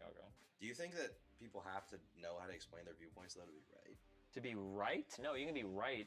Maybe not to be right. I don't know. Is there no intrinsic, intuitive morality? There are definitely things that I think are wrong that I probably couldn't explain that well. Maybe, but it's good to understand why they're bad. I think, especially as especially because when it comes to things like age of consent and everything, our world changed really radically over the past 30 years in ways that people are still to some extent not ready for. So for instance, back when I was a kid, for a 25-year-old and a 15-year-old, there's not really, you don't have to have much understanding of why it's wrong for those two people to be fucking, because why the fuck is a 25-year-old even talking to a 15-year-old? There's just not really many environments where that would happen. You don't go to school together. Depending on the jobs you're at, kids work kid jobs. You're not usually super age mixed like that. And then parties and hangouts and stuff, if you went to hang out with your friends, there's not gonna be 25-year-olds there hanging out with juniors or sophomores in high school. It just didn't happen. So those age of consent questions, why is it wrong or bad, didn't really come up that much. You'd have college guys hitting on high school girls and shit. But then when the internet started to become more popular, especially with games, first it was chat rooms like Yahoo Chess and AOL and shit, and it was games. MySpace. Now you actually have all of these environments where you've got 14, 15, 16-year-old girls Whoa, talking to guys what in the their hell? 20s, early 30s, 40s, or whatever. And now it's super normal. A 25-year-old guy might be in a raid team with like a 13-year-old girl. That might just, like, there's nothing wrong or inappropriate, but that might just happen.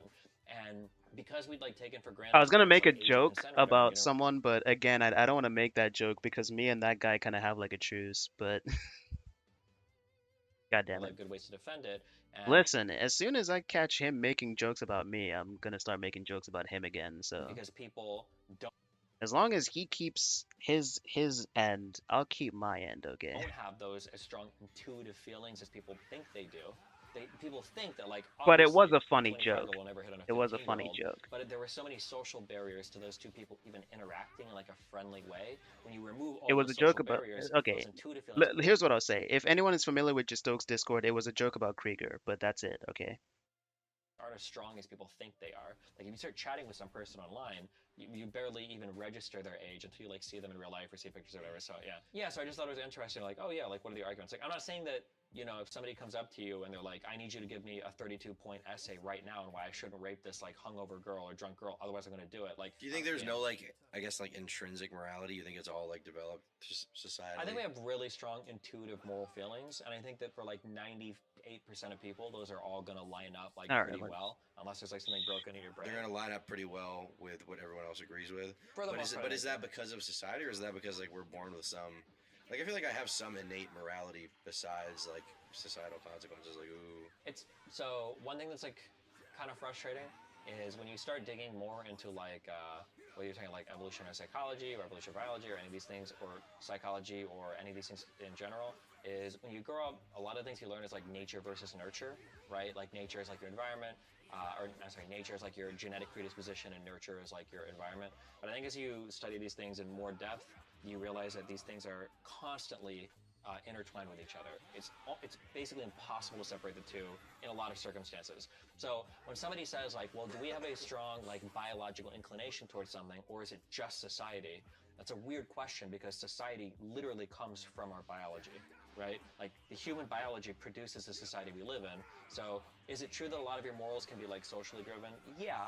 But a lot of those socially driven morals come from biologically created people. So Bro is literally just spamming right now. Does that make sense? Yeah. That was a lot. Yeah, Yeah. Fuck. So yeah, like I think we do have like an internal sense intuitively, like seeing things like cry and scream when they're being tortured feels really bad and wrong. Yeah. And socially, that's going to be reflected. Yeah. Right. Okay. I mean that does make sense. I guess do you still find it frustrating, or did you at the time that nobody could seem to explain their viewpoint? The only thing I found it frustrating is when people couldn't explain their viewpoint and then they condemned me for even exploring the questions, or when they couldn't explain their viewpoint but were like very haughty and smug, telling other people they were stupid for believing different things. Basically, it was kind of dumb. Yeah. Especially because, I mean, they just call themselves the skeptic community. Like, how can you be the skeptic community and not even willing to debate incest? Come on. Skeptical on fucking kids. There was early internet edgy atheists that ran out of things. That seems to be kind of where I think the idea of that stuff is kind of where like the debate pervert thing came from. I mean, obviously Hassan popularized it, but debate bro, debate pervert, like the debate the idea of some pedophile. fucking guy on YouTube just exploring inane questions that aren't productive to anyone. Kind of, where the issue was a lot of it was masking, like what they wanted. Like, to be fair, like if a guy comes up and he's like, well, actually, I think the age of consent should be 13. It's probably because 13-year-old really wants to fuck. Like, I don't know why people like Turkey Tom and H3H3 say like having conversations like this are like totally pointless when like the reason why the age of consent is 18 in the first place is because people were having these conversations. So like hang on, maybe we should talk about the fact that this 9-year-old might not actually be able to consent to sex. Let's have that conversation real quick. I mean, it would be much better to argue that there's no point in having the conversation anymore since we as a society have like collectively decided, okay, 18, that is when a person is mentally developed enough to consent to such things. But like, I don't know, if people always had the attitude that conversations like this aren't worth having, then like that attitude is actually dangerous in a couple of ways. So when people say that, I'm like, I don't know if I agree with you on that one. I mean, I guess one could argue that like YouTube debate bros aren't going to be like informing how society develops from here on out, but like for example with Amos Yee, it's pretty obvious that the reason why Amos Yee was like passionately arguing his points is because he really was trying to like get people to see his point of view. Like, do you really think he was just arguing just for the sake of arguing? No, he was literally caught with CP in his hard drive. He obviously wanted that shit to be made like actually legal. Like So yeah, and this is probably why people need to be able to argue against those things. I mean, fortunately, like opinions such as that are like so unpopular that there's no possible way that that could become like an actual political movement, like that's like an actual threat to the status quo. But just imagine if it was and nobody was able to argue against it. It's terrible. More often So, than not on the internet, like the people that are debating age of consent were like hardcore, like anti-age of consent people that ended up like wanting to look at child or fuck kids or whatever, and it's like, oh, okay. I don't know. Do you think your content is additive to the world? Do you think you're like doing a good thing or add something to the doing a world. service? I oh hope so. shit, I Yeah. didn't realize I was I think the reverting ideas there. that I think are like better than the ideas that I argue against, so more people believe it. I hope it's good. Is that like helping the world, like pushing against the tide when there's so much? I mean, there's so much shit out there. I hope so. I mean, I'm getting bigger. Damn, Fuck. I'm trying. Okay, jeez. It's just so insurmountable, doesn't it It's feel not like? insurmountable. It's mountable. It's just there's a lot to mount. Okay. Doesn't it feel like a crushing weight? No, it did before, but now that I'm getting bigger every day. When did it feel? When did it feel like a crushing weight? No, I mean like it always kind of does, but like I think it's good to like keep an eye out for the changes that you make. Like I've got a community of people. I'm happy when I see them believe things that I think are important. I'm happy when I care for those arguments to other people. I'm happy when I see other people quoting my arguments or things that I've made. Like all those things feel good. And hopefully, as I get bigger and argue against bigger people, you know, Jesus, people stop are like, firing maybe key this thing is blasts. true or whatever. He's Okay. absorbing all of them. It seems like you. This isn't like Budokai Tenkaichi 3 where if you actually like aim it correctly, they'll actually like not. Okay. Well, I think the really last thing that we need to talk about. You okay? Oh, yeah. We're still having sex after. Okay. The real thing I want to talk about. The real thing. The real thing. I feel this hotel couch is your relationships. Yeah. With your mom. All of them? There's just one. Oh, she has DID, so you know I did all 7 of her alters? personalities. Yeah. Okay, that's cute. Do you like the sunflower one? Or do you like the M&M one better? The issue is she switches between these two like pretty frequently sometimes, and it's really weird because the M&M one really likes anal, but the sunflower one hates it. So it sucks when I'm like balls deep in the M&M one's ass, Then it's like and you're then she raping me. switches alters, and she's like, "Oh, what the fuck are you doing?" And there's like this spot on the back of her head that if I tap it really hard, she'll switch back to the M&M one. But obviously after a while, it was like really fucked up. It was like beating the shit out of her to get her. Bro, how to many of my like, senzu give it beans her have I ass, so- used in this fight? That's Holy usually what I shit. have to do it anyway. Really? Without DID. Oh shit. That's. Anyways, I can Maybe just she- go to maybe that's Kami's so lookout bad and get for more. mine. know She my doesn't mom. actually have. Oh, With never mind. yours. Oh my. Big girl. Oh Jesus. Okay. Yeah, Anyway, she Yeah, doesn't anyway. have DID. She did forget though. She had a Anyway. good one, yeah. Okay. Your mom never forgets. Okay. Especially if You it's not done for her. you have like maladaptive That's a word. Uh-huh. tendencies Yeah, in your judge me relationship. harder, yeah. You do. Okay. You do. Okay. You hang out with crazy people all the time. Yeah, She's you're nodding. But she entertaining and funny knows. as. But it like can like fuck you. No, it hasn't. What do you mean it I've hasn't? come out of all these situations stronger, faster, better. I mean, smarter. yes, you. What come doesn't out. kill Would me you rather just just makes avoid me that entirely? stronger. That's the correct attitude to have, Steven. People say these things. Here's the thing. Like I would rather. Here's my avoid- responsibility as a content creator. What I have to do is not only do I have to understand what's good content, I have to figure out what you want, and you don't know what you want. Okay? You don't know what you want. People like this will say, like, "Oh yeah, that's not healthy." They only know me because Okay, of those I know things. what I want. They only know me because they watched those arcs. They're like, "This is really bad for you." By the way, I watched every single Mr. Girl video. He's not This wrong. is the worst stuff He's ever. not I wrong. want to talk to you about the 482 hours of Anna content that I've seen on your stream. And I can't believe you hang out with Wait, these girls. did- Let me give you my opinion. I swear on the Cell just took like 482 literally no tweets damage that, from that Lyle was made Kamehameha about just you, now. right? So people say they don't like it and it's bad, Okay, but they love it. I love it. People love it. Thank To you. clarify, Thank you to for clarify, admitting it. Yes. I love it, Good. and I make videos about it, and I make Yeah. money off of it. But is that like good for you? Yeah, it's good content. It's entertaining as fuck. Is that all there is? Content? It's like, you ever see the anime Death Note? Yeah. Imagine living your life like that. Why would you not want to? You got this other guy trying to destroy your life, okay, writing big articles. Because it's like stressful, and then in the end he goes crazy and dies. Well, I haven't gotten to season 2 yet, okay? Don't spoil it, okay? I just finished the episode where he kills L. That's where I'm at. That was my Mr. Girl. Yeah? Yeah. Okay. He finishes writing his 150,000. My life is kind of like Death And then Note. I don't die, but he does. And that's like, yeah. My you know? life is kind of like Death Note, if Yeah. Death Note was real. True. Yeah. Yeah, except instead of writing Death Notes, I write manifestos.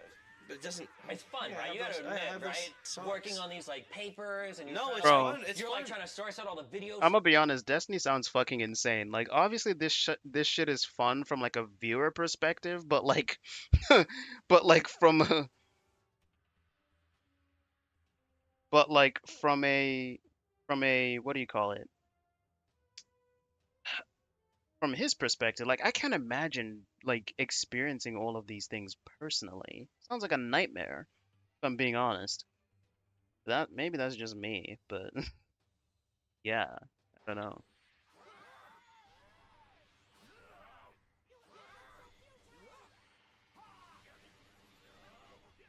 Stuff, and it's like, can I support this argument? Like, oh, because somebody dig through files, and we've got like all these like secretly recorded conversations, and it's like, it's the right thing here to like justify it, blah blah blah. You put it together, and then you present it. Does it take? Do the people believe you? Do they believe the other guy? Is he gonna have a response that's gonna like totally own your response? Is it gonna take him like months to think anything up? Like, are they gonna have like some shit you don't know about? Is there gonna be a recording of you fighting it? Did you collect enough evidence? Did you present it in a compelling way? Did you write it entertaining enough? Like, there's like so much shit you gotta like factor in. But like, is it concise enough? Do you have like enough information to prove a point? Like, I don't know. I think that's all like really exciting, and it's It is exciting, but isn't it like? Do you just have like a total emotional disconnect from what you do? I think it's super emotional. It's like your like life is on the line. That's what I'm saying. Isn't that fucking stressful? Yeah, but Doesn't the it make you stress is like crazy? driving you forward. Do you think Formula One drivers get stressed? No, of course they get Exactly. stressed. But do you think they'd stop driving because of the stress? No. I bet it pushes them forward. To the next I manifesto. guess. Yeah, exactly. Okay, if I tell you I'm gonna be home by 5, yes, it does. Does, you dumb bitch! Even though that not being true. Well, don't talk to me like that. Okay, then stop. Hold it, stop. You're actually triggering the academy. Bro, I don't understand how Lav can like ask someone to not call her a dumb bitch, but then she would just be like super ultra transphobic towards like Zonia and shit. The only people that get to be respected are people who respect people back, okay? I've had like 3 falling outs with people in my life, and it's like I wasn't like crying over it, but I was like, this like sucks. This kind of hurts. Yeah, grow your hair out. Yeah, listen to My Chemical Romance. Sorry. Are you just like numb to that? My There we go. expectation for people are very low, so it's like, yeah. Grow your hair out, you fucking dick. I'm gonna kill you. My expectations are very low for Well, people. shit. Why? I don't know. I think that's all of them. I think we can actually carry on with the plot now. Oh, Yeah, no. but I would have really good content. Oh, there's 2 more. I guess. Fuck. Look, like this That past fight year and took half, me a I've done while. a really good job. I at, think like, when I go into the keeping next people one, at I should appropriate probably distances, making like good use relationships. stat Like, box. all of my drama for the past Hopefully year and a that half wraps has that been, shit like, up a little bit holdovers from my quicker. past. But like, where has that gotten us? This has been the most drama-free year for the past year and a half. Boring. I mean, I found it good.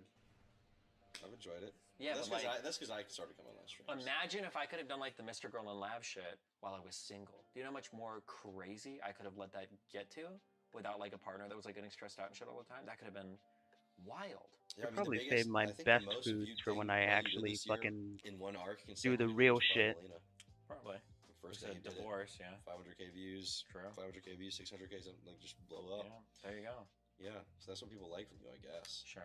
Doesn't it bother you that maybe just even a little bit that your audience seems more interested in watching your life fall apart than watching the political stuff? I mean, everybody likes drama. Oh, wow. It's dramatic.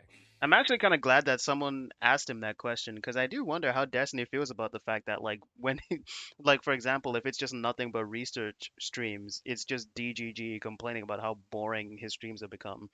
And listen, I'm not exactly one to talk because I'm not fucking watching Israel v Palestine research streams. I mean, for one, I just don't care about the conflict, and number two, I mean, I guess it makes good background noise, but the thing is, whenever I'm on my phone and I'm looking for videos to watch, I'm usually not trying to make background noise out of it, you know? It's like So, relatable on a human level. Of course they like Yeah. it, but it's like It's like interpersonal conflict. It's like the no, I know, I understand that. people I understand love, this as yeah. a concept. It's my life. Yeah. But like Wait, what? you're in it. Like I would not opt to be in it. why is the game mean, not responding to? Everything passes, Oh, or you die. I haven't died yet, so you get over it, right? Ideally, but not everyone makes it out of the drama. Well, I have so far 5 times. I mean, most people, some people get their careers and shit destroyed over it. You know. Well, just don't do weird shit, and that won't happen. Okay, you haven't done any weird shit. Not that you know of. I just feel like you should be more fucked up from all this stuff. I don't know, from all these people just having falling outs with you that you knew. What are you gonna do? What do you want me to say? I You gonna cry for you? Do you want me to? I You don't know, gonna be a maybe. big moment right here? Your Dr. K moment? Maybe a little bit, yeah. all right, Maybe here we I just go. want you to like. Yeah. fucking- I Here we really go. low expectations of people. I think like You just want you to like get sad for a day. people go crazy. Take and a day then- off streaming to be sad. Okay, I'll try that. We're at the gym, you'll be crying Yeah, we will be. on the bench press. Bro, Destiny does cry. He You're just gonna live cries up to on 65, stream. and He you're gonna just be- cries you're on gonna the be flight sweating, and on between your where way he's down, I'm going. gonna be like, That's like the only time he gets to cry because that's when he's not showing his face on camera. So when he's on the plane, that's when he's bawling his eyes out about how hard his life is. Yeah. About how soul-sucking streaming is. Show some Yeah. humanity when I get my windpipe crushed. Maybe, yeah. It'd be good. But now it was time to go back to Miami. Ladies and gentlemen, live from InfoWars, we're in Miami, Florida today. I didn't expect this, but I feel a presence of beautiful Jewish power. Where Steve lives, and where he would be debating Benjamin Aaron Shapiro. Easily one of the most Whoa. famous conservatives in the country, the host of the Daily Wire, and now a rapper, apparently, too. It's a picture of a pentagon, hexagon, octagon, and then Obama is gone. And a picture- Bars. Okay, that was epic. Given that Destiny was about to have the most impactful debate of his career, I knew he needed to get in tip-top shape, because let's be honest, this guy's been gaming too much, and he hasn't been gaining nearly enough. So I decided to take him to the gym, to get him in an alpha male mindset. I need Turkey Tom to take me to the gym. That being said, he didn't Bro, seem to enjoy get rid of this big-ass gut of mine. Constantly on his fucking. Gives me body dysmorphia because like every other part of my body is fine except for my big-ass stomach. I look like a fucking pregnant person. with the greatest soy boy of all time, teaching him how to be an alpha male. We're gonna get a little testosterone in this guy's veins. Maybe that way his wife will be with him instead of meme tips. First camera, here you go. First exercise we're gonna learn. Oh my god. Oh my god, I didn't realize the enemies could move so far away from you during a fight. Oh fuck. So you can do this, okay? Women will finally be clamoring for you in your Instagram DMs. Finally. Something that never happens. That's what I need. There you go. Hey, let's see you do this. What? I'm good. I think I'm Steve, getting a pump from over here. We're gonna be working out. No, I'm just showing you proper form. We got 5 bounders just for you. Yeah. You can do this. You can't do it? That's why, Steve, I believe in you. He's so strong. 2 reps? That's good, right? Yeah, 2. Oh fuck, I'm actually getting bodied here. Oh shit. There's no particular reason to go up here. Oh, okay, gotcha. You see how vascular you are now, Steve? Oh my god, look at that vascularity. Let's go. Lift it over your shoulder directly. And go up. And when you go down to 90 degrees. Only 90? Yeah, you don't have to go all the way down. What if I like want to work out like my entire muscle though? Bad for you. You're gonna tear something. You're not gonna be able to stream or jerk off. He's really passionate about weightlifting. Never expected him to be so into exercise. It seems like genetically he's an alpha, but his lifestyle is that of a beta. Oh my god, look at him go. Oh my god, look at him go. Are you getting this? Zoom in on that vascularity. You're a warrior, dude. Oh think you'd be fuck. happier if you weightlifted? No. Like 4 months ago. No, you're not done. Come on. You What need do to do I 10. need? You need to do 4 more. 10 of these? Yeah, dude. Why am wait, is the game bugging? Why am I just stuck like this? Oh, he's getting so big. Oh. Imagine. Okay, that was weird. World if I just threw this at your head. Yeah, really? Imagine. I don't think I can bench this anymore, dude. No, you can't. If you can't, I'll make sure that it falls to crush your windpipe. Yeah. So we good. Bro, he smacked the Super Saiyan out of me. Oh my god, this is so heavy for me now. No, it's not, dude. You got it. It is. You're good. I'm not good. Dude, you're... Yes. Yep, there you go. I need you to just get the fuck away from me. Okay. Yeah, I need you to get the fuck away from me. 4. 5 is melt time. Oh, I need you Oh, to Vegeta, now would be the time to use your consecutive blast. Vegeta, where you at? I thought you were gonna drop it on your neck. I'm trying I'm to not gonna save drop you. the bot. That's the kind of spot that would make Bro, I've barely done any damage to them, and I've used so many of my healing items. We call them games What? goblins, okay? And I Games used goblins, buffs 'cause in they this kind of fight, last and I'm reps. still getting Some wrecked. guys who, like, all of your muscle fibers are, you're stretched, you're pushing as hard as you can, and he comes like, oh, let me help you with that, and he just steals the last rep from you completely. Super high for today, because it's the first day. He's gonna put in 225 by 5 on the bench. All of us are like really excited for it. You think you're ready to spot me? 225, Make right? sure your balls are right above my eyes. Yeah, they're good. Oh, if you want like extra activation for your lower chest right here, when you wrap your thumbs over, do it like this. Okay? No. Like that. There you go. I'm not doing that. Alright, Mecha Freeze is almost down. We're almost done with him at least. Wait, what? It looked like Vegeta was about to do a tag team there and just he decided not to. Breathing while you What? do it? Would you like to hold your breath? Vegeta. I like to hold it in. Yeah? Oh my god. Those twitch muscle fibers. Yeah. Begging for oxygen. How many reps of these would it take to make your head explode if you're holding your breath the whole time? Wait, did you see his tomato face when he was at the last rep of this? I think one more that I do would make me fucking pop. Okay. Wait, what do you normally bench at the end of this when you're all... The most I could do is like 190 or 200. How many reps? Like 4. Okay. Can I do more than that? Alright, here we go. No, I'm good, I think. You're not I'll good. get really worked out. You'll be good after another set. Yeah, 105 is like Finish exhausting. him. I lost everything. I have no muscles anymore. They're all gone. You're gonna get them. Okay, I need you to stand over there. Okay. You're The triggering Triple Saiyan attack. Everybody start filming to make fun of him. Okay, if I need help, it's only when the bar is going down, okay? If it goes up like this, don't do it. You look like you're Okay? struggling. If it stops, don't do it. Okay. If it goes down, then you can help. Okay, fucking do it. Don't touch me I won't save otherwise. If you touch me, I'm gonna start screaming racial slurs. Alright? Jack's the knee.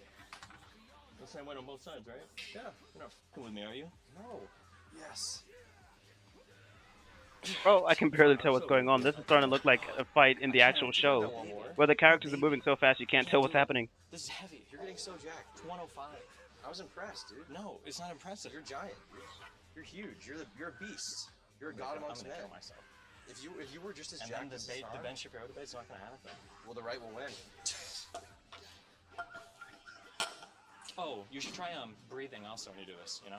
But Okay, if you think so. Yeah. If that's what you really think will work. Yeah, try it. See what happens. See how it goes.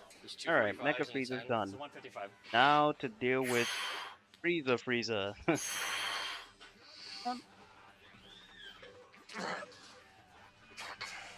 No. You're doing one more? Okay, you got it. Push, push, push, push, push, push, push, push, push, push, push, push, push, push. I'm not even touching it. Fuck's sake. Good job. Oh my god. You're a beast. An actual monster. You're taking them off. You're done, right? You're so excited to leave. Yeah, get me the fuck out of here. You know, no. I'm only gonna be with you for one more lift. Yeah, so this is the I last get thing. to choose. Okay. Squats. Let's see it. You want to squat? Yeah, show me your squats. Let's go. I don't squat. I don't care. We want to see it anyway. Let's go. Okay. How much should I be squatting? I just do 225. Throw it up. Okay. There's no way. You don't think so? No. You're a big guy. Look at you, dude. It's a meme, but truly I'm like a small guy pretending to be a big guy. Oh, no. How did that not finish him off? There you go. I guess it's because they're 10 levels apart. A rank. I'm gonna assume this game is mighty generous with its ranking system. Must have done deadlifts. Why would you do those? Alright, you know what? That's enough of those. Because I want to move on with the story now, and if I go and do the next villainous enemies fight, that's gonna fucking take forever. Yeah? His back completely bent. He's working out Let's carry on with the story. Is that why you're going for more of a round bulk? Yeah. Why would you want to be able to hurt yourself if you're lifting with a rounded back? I thought you train it. See, some people, they go for a dirty bulk. Some people go for a clean bulk. Destiny's going for a round bulk. Thank you. Yeah, that's what I do. It's impressive. So what's the strategy behind like not putting the weight like all the way on before you clip it? Wait, Do you is it like not want high? there to be like a little bit of give? Or... It's not big. Oh, okay. I was just checking. I didn't know if there's like a, you know, a method behind that. What's proper form for squat? Basically, like on your way down, you can kind of. Oh shit, Lycan just went live. I feel like it's been a while since he streamed. Free Willy, like that. Right. And you're like throwing back your hair like a beautiful mermaid. You wish your hair was that long. True. What the fuck myself? God, you're so fucking jacked. Oh my god, dude. True. Uh-oh, Destiny's bi-side is No. showing. Do you really think he needs to? Yeah, set it down. He rarely lets it show, but he showed it there.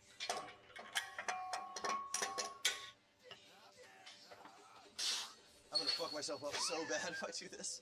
I'm gonna destroy myself in a way that I won't be able to fix. You don't think so? Absolutely. Can you do this? It shouldn't be that hard. I don't know what I can do anymore. I can't do anything. Alright. Yo, what time is it, man? I need to be fucking ending this soon. Damn, this is... Oh yeah, okay. It's almost time. It's can do almost time. If I can still do it, you can do it. If you say so, Destiny. If you really believe in me. I do believe in you. Hi. Sometimes I am, yeah. Okay, cool. Nice to meet you. I'm just Tom's protege right now, though. That's crazy. Wait, do you know Turkey Tom? No, bodybuilder. Oh my god, this guy thinks you're a bodybuilder, Tom. Yeah, I'm a bodybuilder, yeah. He looks massive, yeah. What's your name? Nice to meet you. He's never heard of you before, but he's my fan, so. Turkey Tom on YouTube. He's got 1.1 million subs. Yeah. We're trying to get him to not be so soy. After what happened with Melina, we're trying to fix things. Yeah, you know, it We're happens. trying to fix things. Yeah. Well, thanks. Have a good one. Yeah. Yeah. You killed it, dude. You crushed it. You gonna do a deadlift? No. I'm done now.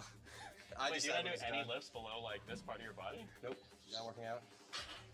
You did a great job today. You'd say you had enough? Let me see this camera. For sure. We did like 4 whole sets today. I'm fucking jacked. Do you feel proud of your progress in the gym Jacked today? in the tits, yeah. You're jacked in the tits? Yeah, Dude, jacked in the tits. who's going to be proud of you for this? Your mom. Careful, don't step in your sunglasses. You say Despacito? No, no. Can you just say Despacito? Destiny's too old to say Despacito. Oh, wait, I look even taller than I am. Oh my god, yeah. Give me a hug, Mom. Despacito. Da, da, da. No, I true. finisher for your mom because she likes all the different Oh, types of sliders. fuck you. Actually, I do need to heal myself. And as a post-workout meal, we engaged Whoa, in actually, I some just curry, remembered that I which need to is go and get easily me some the more best senzu beans post-workout from meal, Core but and also Sour. the best meal you can use when you're getting ready to debate a popular Jewish conservative. Shout out. Is this Lycan? Whoa. So what's your plan for tonight? You're gonna do some debate review? Why do you think Ben believes the things he does then? If you think he's probably a relatively intelligent person, how can he believe that Trump is better than Biden? I'm trying to think of a nice way to say he's partisan. Okay. Like, because he does like a conservative media network, he kind of has to defend all the conservative things. Destiny's personal chef whipped us up some chicken tikka masala. It was excellent. It was delicious. Chicken tikka Absolutely masala. fantastic. They fucking British all of a It's got sudden? some Celsius. I know it's an Indian bowls of food, but wine. Indian food is Oh, basically British there we food go. at this That's the point. Destiny I know. So That's fuck the you Destiny guys. I know. Oh my god. We're gonna get Destiny natty. We're gonna get Destiny's jacked in one weekend. I mean, pretty boring apartment. It's nice. Look at that. We walk in. His computer was Goku on. came His in phone clutch was silver there. and it was open.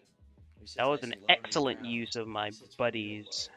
Actually, Alright. for being honest, it actually went a completely different way than that.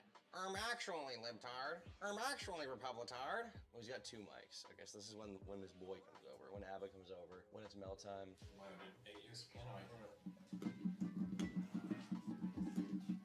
This is where all those poor abusers. Man, not gonna lie, if I was Destiny, I would feel so violated if someone just started touching my piano.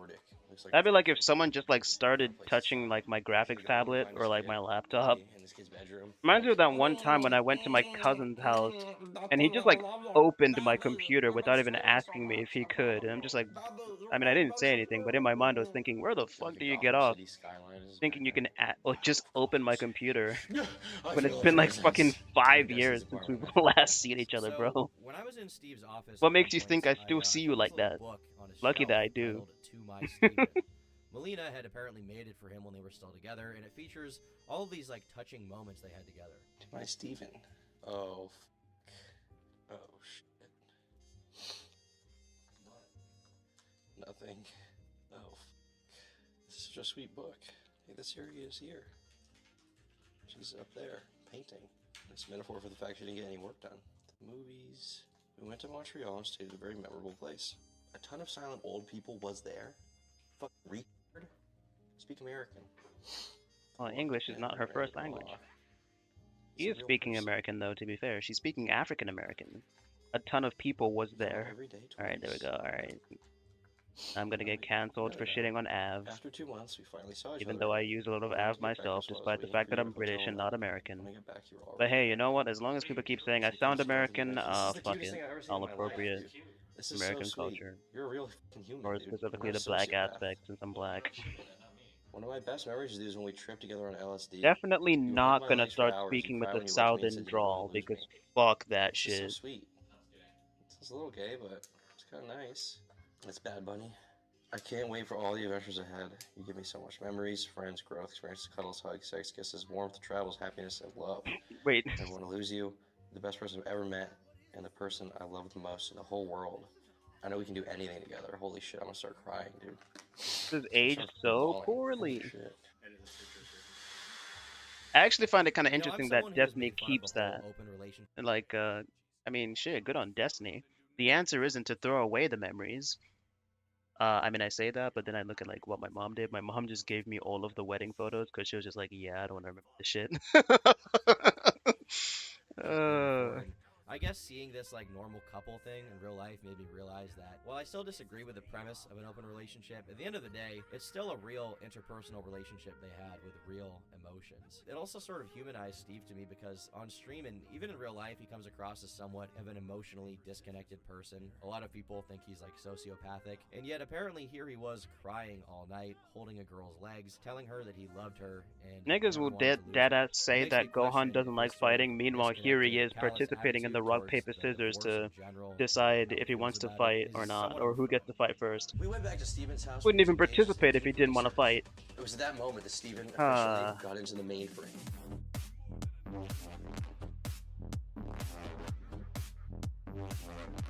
Access denied.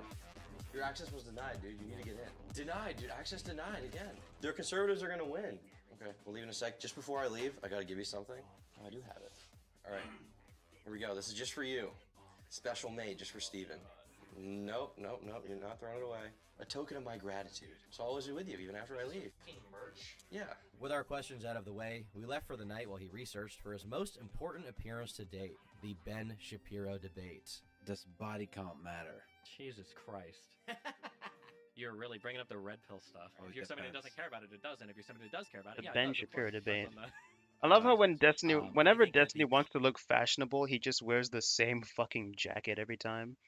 Listen, I'm not exactly one to talk because I mean, my jacket changes every once in a while, but I do also wear the same jacket every time I go out. conduct and the behavior leading up to and including January 6th, I think is wildly indefensible. I am excited to see them try to, yeah. Do you think that today Donald Trump knows that he lost the election? Absolutely.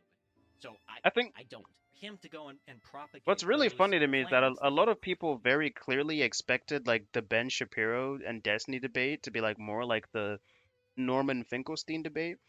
Uh, and I think the thing is, if the debate between Destiny and Shapiro had happened like 8 years ago, I mean, maybe it could have been some blood sports because I think that's when both of them were kind of like at their most aggressive in terms of how they debate. But nowadays that's not really the case. So, which is not to say that Destiny's an aggressive debater anymore, but nowadays Destiny's like, oh yeah, I want to like forge connections, build, blah blah blah.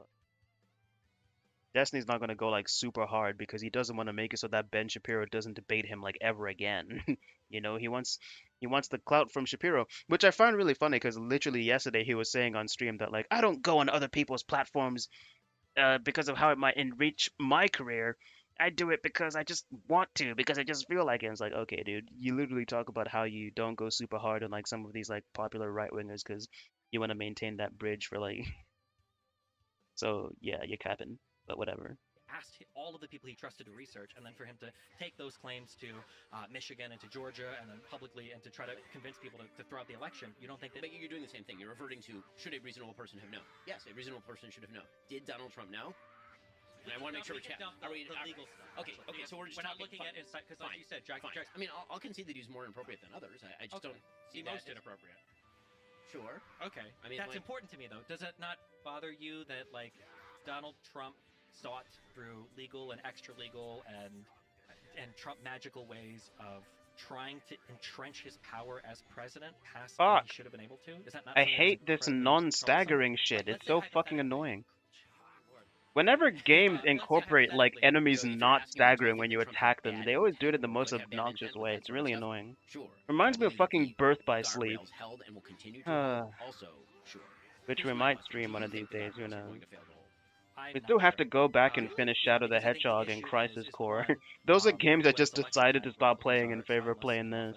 What is all of this But in whatever. service of? What's the generalized argument that you're making? Do you believe there will be no more elections? Is that like what I put don't a percentage know on it? What percentage do you think that that's a reality? If, That if Donald Trump becomes wins, I think there is a 100% chance that he will try to prevent the peaceful transfer of power. In terms of would he succeed? I can guarantee you he will not do that. Has Donald Trump himself joked about running for a third term? I think that having a third term. What has Donald Trump not joked about? I mean, hold on. If you want to prevent him from creating a revolution, you probably should actually just appoint him president, and then he can run again. Obviously, this is not the same thing. We can all tell what somebody's age is by looking at their birth certificate. I can't tell whether someone Honestly, all I'm saying is that Donald Trump is doesn't. someone who would clearly enjoy like being a politician here in the United Kingdom, where someone actually can just be like prime minister forever and ever until the end of time, at least until their party decides they no longer want them to lead anymore. Like terms aren't really like a thing over here. And personally, I think that's well, actually, I was gonna say that's cringe, but there's actually some benefits to it because one of the things Americans talk about a lot of the time is they don't like the fact that a lot of policies that got pushed by the previous president that they like can just get undone by the next president if the next president was like, like in the opposite party. So, I mean, yeah, having a system like Britain's would probably greatly benefit the United States in some ways because so long as that guy can like maintain it, kind of like Justin Trudeau in a way. So long as the guy that you like can maintain his position, all the policies that he pushed that you like are like forever secure. So, whereas in America, it's like, nope. At most, after like a maximum of 8 years, the policies that you liked are now under threat of being taken away. So, unless it's like, I don't know, ratified or whatever the fucking word is. I don't know. I don't. Yeah. Definition of the term. I would also be careful with that because remember, one of Trump's first big political actions was challenging Obama's birth certificate. Well, and I thought that was dumb at the time. But Sure. Anyway. I just think that I think it's scary that Donald Trump would actually do that with his DOJ. Would give them orders. He didn't. He didn't. Well, He didn't do it with his DOJ. He kind of did though, right? Okay. So then the Fuck. idea is essentially that Donald Trump's rhetoric is insane, but we don't care. Donald Trump would probably try to steal an election if he could, but he probably won't be able to. He's not going to do it again. I told you. He's not. You don't think he has any? Why not? When there's like 50 million other things. And I'll make you the case that if you want him not to make election trouble, I'll get you back should to you in a elect second. him and then he will be ineligible. I find that to be a wholly unconvincing argument. Ben, you've gotten a chance to talk to Destiny now. What do you like about the guy? A lot of the same sorts of things, but it's really fun to see how you do your process. That is a cool thing. And it's a gift to the audience because honestly, doing what we do, so much of what Bro, we do. Vegeta's on about doesn't he have goons stronger than this? And look at how bruised he is. But getting to watch you do it in real time is a really cool window into how people. I actually have to be wrapping this up soon. I don't think we're gonna be She said able that I to need to mew more. see And she the also whole said that I thing. can't protect anyone. Oh no, there's only 10 minutes left. Yeah. All right. It's my drama Okay. is weak. Yeah. All right. We'll let the documentary finish, and then the site once is, the like, really, documentary is done, we're probably gonna call it a day. I honestly didn't think I was gonna spend that much time on this, but I mean it's a 2-hour documentary, so I don't know what I was expecting. So how was the debate? It was good? I thought it went pretty well. Yeah? Yeah. Why did it go well? We covered a wide amount of topics. I feel like we got kind of into some of them. I think it would have been more interesting to like go really deep on one or two things, but Lex kind of wanted to keep it moving along, to cover a broad range of topics, and yeah, we got to feel each other out. I got his phone number. Maybe we could catch. So you actually got along? Yeah, I think so. Yeah. Okay. You think you'll do content together in the future a little bit? I don't know. We'll see. I think it'd be cool to have you as like a recurring guest on Daily Wire stuff. Like, you know how Fox will have like the token libtard call in? Maybe, yeah. I don't mind like Ben Shapiro, kind of, but everybody else on that network is like radically farther to the right. Other people is like Matt Walsh. Yeah, so like Walsh, Kevin Knowles, Candace Owens. These people are like significantly to the right, I think, of like Ben Shapiro, and they fixate a lot more on like culture issues, which is like. Why do you think Ben even agreed to do this? Probably because he's friends with Lex. Probably because the Daily Wire might have thought it was an okay media strategy because I've had TikTok stuff blow up, and I think they're like orienting towards that kind of stuff. So you think you came to sort of a middle ground on some issues, maybe, or was it more like agree to disagree type thing? Like I'm gonna agree with him more on Israel-Palestine than probably many people on the left, but there are gonna be some things that we have big fundamental disagreements on. Do you actually enjoy conversations like this? What the hell? Yeah, I think. Wait, do I have Super Saiyan 3 right now? One of the reasons Oh why I wait. like watching my content is because I don't have I don't. particular political. I guess we have to wait until Goku actually reveals it. A progressive liberal or whatever, but I don't have like any allegiance to the label, which I think is actually really important. Not just because I can say like, oh, I'm not partisan or whatever, but because anytime a new issue comes up, like I can truly give my opinion on an issue. So when people watch my stream, it's like, oh, what is like Destiny's thought on a thing? It's not what's the left's Yeah, thought. exactly. And it also gives me a lot more flexibility to navigate conversations to where, like, Whoa. if I discover something, like, I can genuinely have my mind change, and I don't feel like a huge pressure where it's like, oh, fuck, like, if I have this opinion on, like, Kyle Rittenhouse, like, everybody in the left is gonna hate me. Or if I side with Israel, everybody in the left is gonna hate me. Or, you know, if I think that, you know, some of the BLM protests were justified, everybody on the right's gonna fucking hate me. Whereas, like, tomorrow, if, like, a research paper came out that proved socialism was, like, the best way to organize an economy, Ben Shapiro can never admit that, right? Because it's the Daily Wire. They're conservative. Do you have any fear over expressing opinions that are going to get you in shit with your audience or with other people's audiences? No, I never like prepare people like pretty well for what I do and who I am.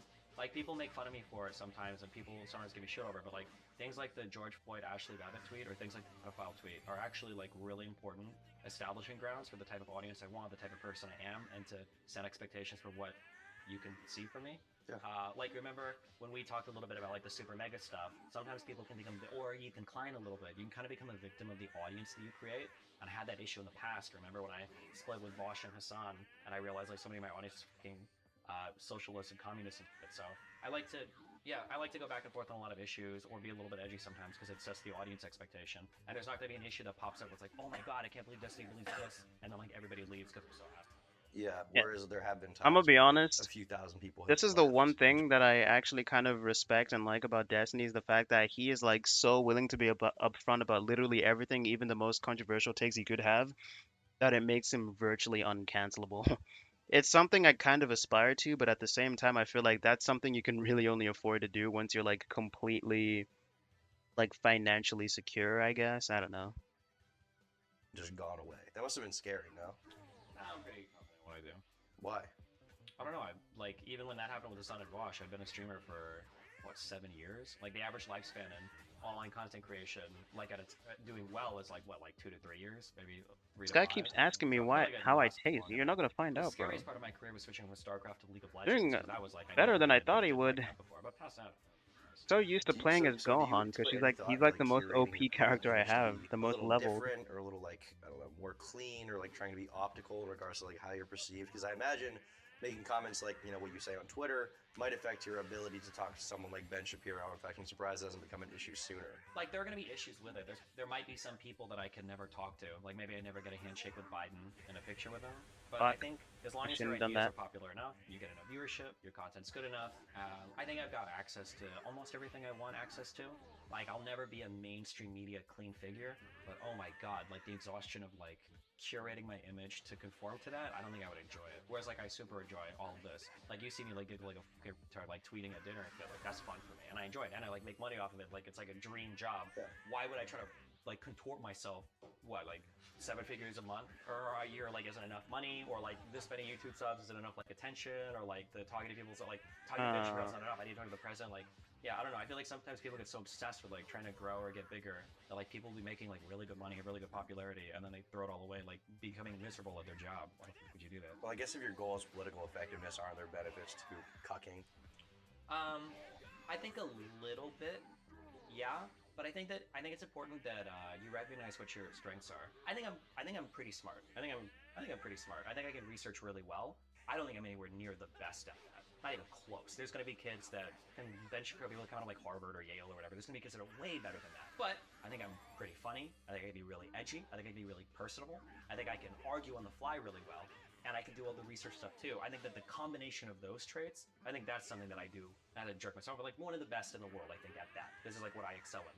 So why would I try to take away from some of the edginess and the humor and the fun and that to try to like put more points into being like a more family friendly type person? Like it just doesn't make any sense. Like that's not what I excel in. Why would I try that, you know? Yeah. And I guess ultimately if you did that, eventually you'd probably slip up, because who you truly are is this.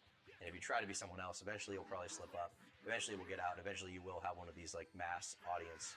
Potentially, yeah. There's pros and cons to everything. Like, yeah, there's pros and cons to everything. I just had a conversation with another large content creator today talking about that, because a lot of people look at my life, for instance, and they're like, it must be so hard to be like so public about everything you do and everything you are, and like the Melina, the divorce, and people making videos. And there's an element of truth to that. Like, it is hard, but there are also so many parts of my life that are so unbelievably easy. I never have to worry about anything leaking. I never have to worry about somebody doing like an expose on me. I never have to worry about any of this, because like all of it is like pretty public, and it's like, what are you gonna expose? Like everybody knows everything about me. Well, you say you don't worry, but you put a lot of prep time into like the Capitals Manifesto or the Bob 7 Manifesto. So regardless of like not worrying, like that takes a considerable amount of time to get that stuff together and be able to, like show the audience like how you feel about it. Yeah, so clearly there is some cautiousness around how you handle that kind of stuff. Well, yeah, I mean, like the presentation and the argument, we had a talk with this. I don't know if you have the fucking camera on, but like when you go to do public statements and stuff, sometimes like the timing and the message is more important than any of the underlying facts. So yeah, getting that together is important. But what I'm saying is that like there's never gonna be like a thing Fuck. for me, and people are like, oh, he's that kind of person. Oh my god. I never ranked anyone or did anything with a girl. Alright, Like, lesson I'm, like, learned. pretty Don't edgy, use so, like, fucking if a DM leaks and I'm telling, consecutive like, an edgy blast. joke, like nobody's gonna be like, oh my god, like he, you know, he said that word, and like who the fuck cares? Like, you know, I had the NRT tweet, like that was a banger tweet. Yeah, so like I don't have to worry about like a true character reveal is basically what I mean. Okay. Like basically anything that ever leaks to me usually shows me being like more of a sucker than like I'm overpaying somebody or you know I'm being too nice. The interesting thing to me about this trip has been discovering. Well, I guess I knew it. I don't know. I know you're a person, but like on stream, you come across like a very certain way. You're kind of an aggressive person. You're kind of a dick, and that's fun. That's the content. That is part of who you are. No! But also part He of always you is like pulls that shit you're out kind of a soft guy. right when I kind of a least nice expected guy. him to. That's gonna be cut. You are. I'll cut you. Like when I read that book on your shelf, like you're That like, I make that shit up. I bring girls over and I have them read that so that they You're a nice guy. Or underage. You're a nice guy. You overpay people. For your friends, you do a lot for them. For your kid, you pay for everything for him and his mom, despite whatever adverse relationship you have. I try my best. I think I do a better job than most, but I'm far from perfect. Alright, this fight is gonna keep fucking looping. Holy shit. You probably do better than the average like family. I wish this fight almost worked like how it actually is in the anime, which is that if I just blast him, while he's fucking full, and he absorbs my energy, it makes him explode. They'd never do something cool like that. There's a lot of shitty people, but I also think a lot of it is overblown because we hear about the worst ones the most. Like, we're overexposed to that. There's a lot of people who are probably perfectly nice who just aren't engaged in, like, drama shit all the time. We're hyper aware of the trauma because we exist in, like, the most parasocial, the most drama-focused. Like, I'm a drama channel. That's my thing. You are, like, not a drama channel, but you have drama with people. You have drama with other big streamers. And when drama goes down, like with Pokey and Fed or whatever, you're covering it. You're going deep into it. And even on your stream, you're personally having follow-ups with people that you know or knew or do content with. So you're like hyper exposed to those kinds of people. People are complicated, but the average person is probably at least trying to be a good person, I think. Sure. I would like to think. Yeah. You agree? Usually. I think that it sounds so cliche and we're so cringe like big microsubs, but I do think that sometimes fame and money can change people a lot. Where once they start to get a taste of the fame or a taste of like social media clout or whatever, it really changes the way they interact with other people and engage with the world. But maybe that's not everybody, I don't know. You probably engage with the circles that we run in that are like way different too, so. A little bit. I don't run in that many circles. The commentary circle? Doesn't really Didn't we just watch a video of me talking to like 20 other commentary channel people and you popped in like 2 years ago? You popped in to tell a meme or something. I think I just called you, I think it was just like, are you a cuck? Or something like that. I don't think it was a cuck meme. I think it was something different. Maybe it was something because the cuck jokes didn't act. No, it's funny because nobody considered people in open relations to be cucks until the red pill shit started, which got really popular like 2 years ago with like the Tates or whatever. Yeah. That's not necessarily true. Yeah, we'll go over it. So then you can really cut me off. Absolutely. And maybe sign an NDA for this entire week. Maybe. So I waste thousands of dollars. Alright, we're actually starting to get some headway in this now. True, I did. Now I can come kill you. Have the divorce and all these falling outs changed how you view interpersonal relationships and the kinds of people you want to interact with going forward and how you're going to handle that? No, I'm always like learning a little bit better every day on how to set better boundaries, on how like what distance to keep people from me. It'll be interesting managing these things without being in a relationship because it gives me a lot more freedom to manage everything on my own. Like, it's hard when you're in a relationship because you've got to manage what you can handle and what your partner can handle. But now, without having to worry about that, I have a lot more freedom and flexibility to navigate these things in whatever way optimizes for the content. You know? For the content? For the content. So like, if Lab and Mr. Girl want to come over for a week, now I can be like, you know what? Fuck it, I got an extra room. Is that real? Like 20% real. So you would do a content house with them maybe for a little bit? Not a content house, but I'm saying like I might collab with some maybe crazier people. Fuck! No. I can handle the engagements and the separation. Is your number one priority good, like, funny drama content, or is it, like, political effectiveness? I think these things conflict sometimes. I think it just depends. Like, I do a lot of different stuff on my channel, and I like doing a lot of different stuff. Like, I like that I have, like, the biggest videos covering, like, the Pokemon Fedmeister drama and the Miskip shit, and then I like that I'm, like, debating Cenk Uygur on, like, Israel-Palestine and Alex Jones and Ben Shapiro. Like, I like doing a variety of stuff. It's super fun for me. It draws, like, a ton of different audiences. It keeps my content, like, fresh and invigorating. It keeps me relevant in terms of, like, everybody looking at me. It makes it so I'm not bored out of my fucking mind going over one thing every single day. So, yeah, I don't know. I like doing a variety of stuff. Alright. Like, fun and crazy. Finally, we're actually getting somewhere. Like the Lab and Mr. Oh shit, I got knocked out of Soup Stand again. Those were, like, these are, like, top tier. They were excellent, but it's more like self-serving to you and your audience than, like, I don't know, helping the broader scope of the political landscape. And, like, yeah, that's true. If your number one goal is, like, I think your number one goal is, like, probably political effectiveness. That's definitely a big one, yeah. There's Peter Singer is, like, one of the biggest, like, utilitarian philosopher writers. Peter who? Peter Singer. Okay. I think it's him. He wrote, like, a little, I don't think it's a paper. He just wrote, like, a little article, I think, on having a cup of coffee as a utilitarian. And it's this idea that if you're a utilitarian, right, these are people who are supposed to maximize every action for the benefit of society, that every cup of coffee you drink is like 2 African Alright, children I dying. won. Every time you make an internet payment, you're killing like 100 people. Like, you could be donating every single extra dollar you make to charity. But at the end of the day, life would be fucking miserable. And you probably... If you're miserable, you're not going to do anything. Yeah, exactly. What? So there's like a careful line I have to walk between like how much is too self-indulgent Like if we started to do like 12 months of exclusively OnlyFans girls fighting people that are arguing about body count and pedophilia or some crazy shit, and then like no political content, that'd probably be bad. But if I did like 12 months of like what I just did for Israel Palestine, where it's just like we're researching and reading every single day, and that's all we're gonna do, I don't know if that would be as much fun either. Oh, he's gonna be on his spamming shit. Yeah, I try to like walk a fine line between both. Is your number one goal in life through everything? Oh yeah, he's work? definitely in his Would you be spamming willing to shit. sacrifice most of Okay, your personal cool. relationships right now? If I had a button, one button says sacrifice all my personal relationships and friends, and one button says my job is gonna like 10x in the next year. What would you press? I mean, that's a hard one because like so much of my job is like stuff that I enjoy doing and is integrated so much with like friendships and everything. So like I think I've even said this to you probably multiple times at this point, that if I worked at McDonald's, I would work at McDonald's, I would come home, and I would jump on my computer and start like fighting on Twitter with people. Like that's just what I would do, and then I play video games. If I 10x work, I'm also getting massive enjoyment out of my personal life too. So I guess so kind of yes, but also it's hard to answer the question because a lot of my work relationships are integrated with my personal ones as well. You can't have one without the other. Well, what about like my work friends? What do you count as? If I 10x my work, I guess I I get 10 turkey toms. I guess the question is kind of silly, but ultimately what I'm B getting at is, rank. like, That's what the are your first priorities B rank I've in gotten in a life? while. Holy fuck. 100%. Yeah. Mhm. I guess you pay Jesus some Christ. sacrifices for That went on for a while. I mean, yeah, kind of, yeah. But also, like, I mean, I enjoy, for the most part, like, what I do with my work. Yeah. Like, there have definitely been some sacrifices, but, I mean, my career's going really well, and we'll see how it continues to go, and maybe my priorities will I'm change a assuming little I'm bit. not gonna get the chance to save What's your goal until with your streaming in the next, after we've run this forever? What do gauntlet. you want to do? So What goals do you basically want to until accomplish? What Vegeta mountains turns into have Majin you yet to Vegeta. tackle? Obviously, you just tackled a big fish. Beer was a big one. I can't really think of a more popular conservative right now. Maybe Tucker, but he wasn't popular when he was on Fox. Yeah. What is like? I guess it doesn't have to be The goal, specific. the true goal, and I keep putting this off. I'm not putting it off. I'm waiting for that podcast to take off. I really want a media company. Like, I would want to be able to set the discourse for what people are talking about every day in the United States. That would be my dream, I think. Like hiring your own like talent to have Sure, like having show my own hosts? talent, having people with a website that like write articles, like I read like this, like instead of the Daily Wire, You would read your own. Isn't that a little incestuous? No, but like me. It sounds like Destiny wants to be like, oh, he's about to say it, not me reading my own articles. Because I was about to say, it sounds like Destiny wants to be like like the left wing equivalent to Tim Pool. Because isn't it like whenever Tim Pool talks about a story that's just come out, he basically just reads it from his own news site, and I'm just like, okay, dude. Another person, like the idea that I could set like media discourse would be super fun. I enjoy it in the communities that I'm in. It'd be fun to do it on a national or international level. Yeah, just takes time. Mhm.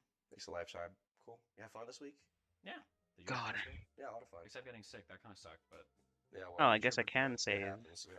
Can Gotta I suffer save? for swag a little bit. True. It happens. And we swagged out at Walmart. We swagged the fuck out. swagged. I accidentally left. Oh my all god, those can I clothes fucking in the save? trunk of my rental. Holy shit. I'm the only one with the. Apart from I have the MLK one. Oh, okay. Which is the most And I've got important the one. Malcolm X one and the Shrek hoodie, so. You have the Shrek one? I'm so You better wear that on stream. That'd be so fucking funny.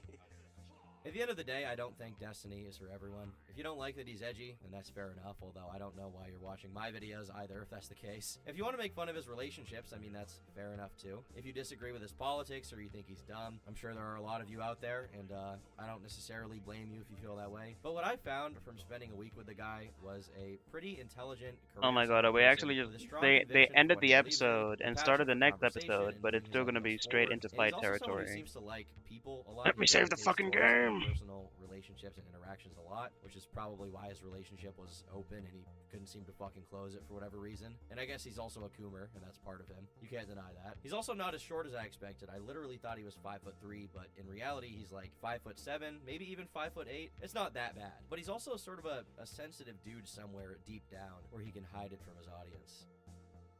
Also, Destiny is a girl's name.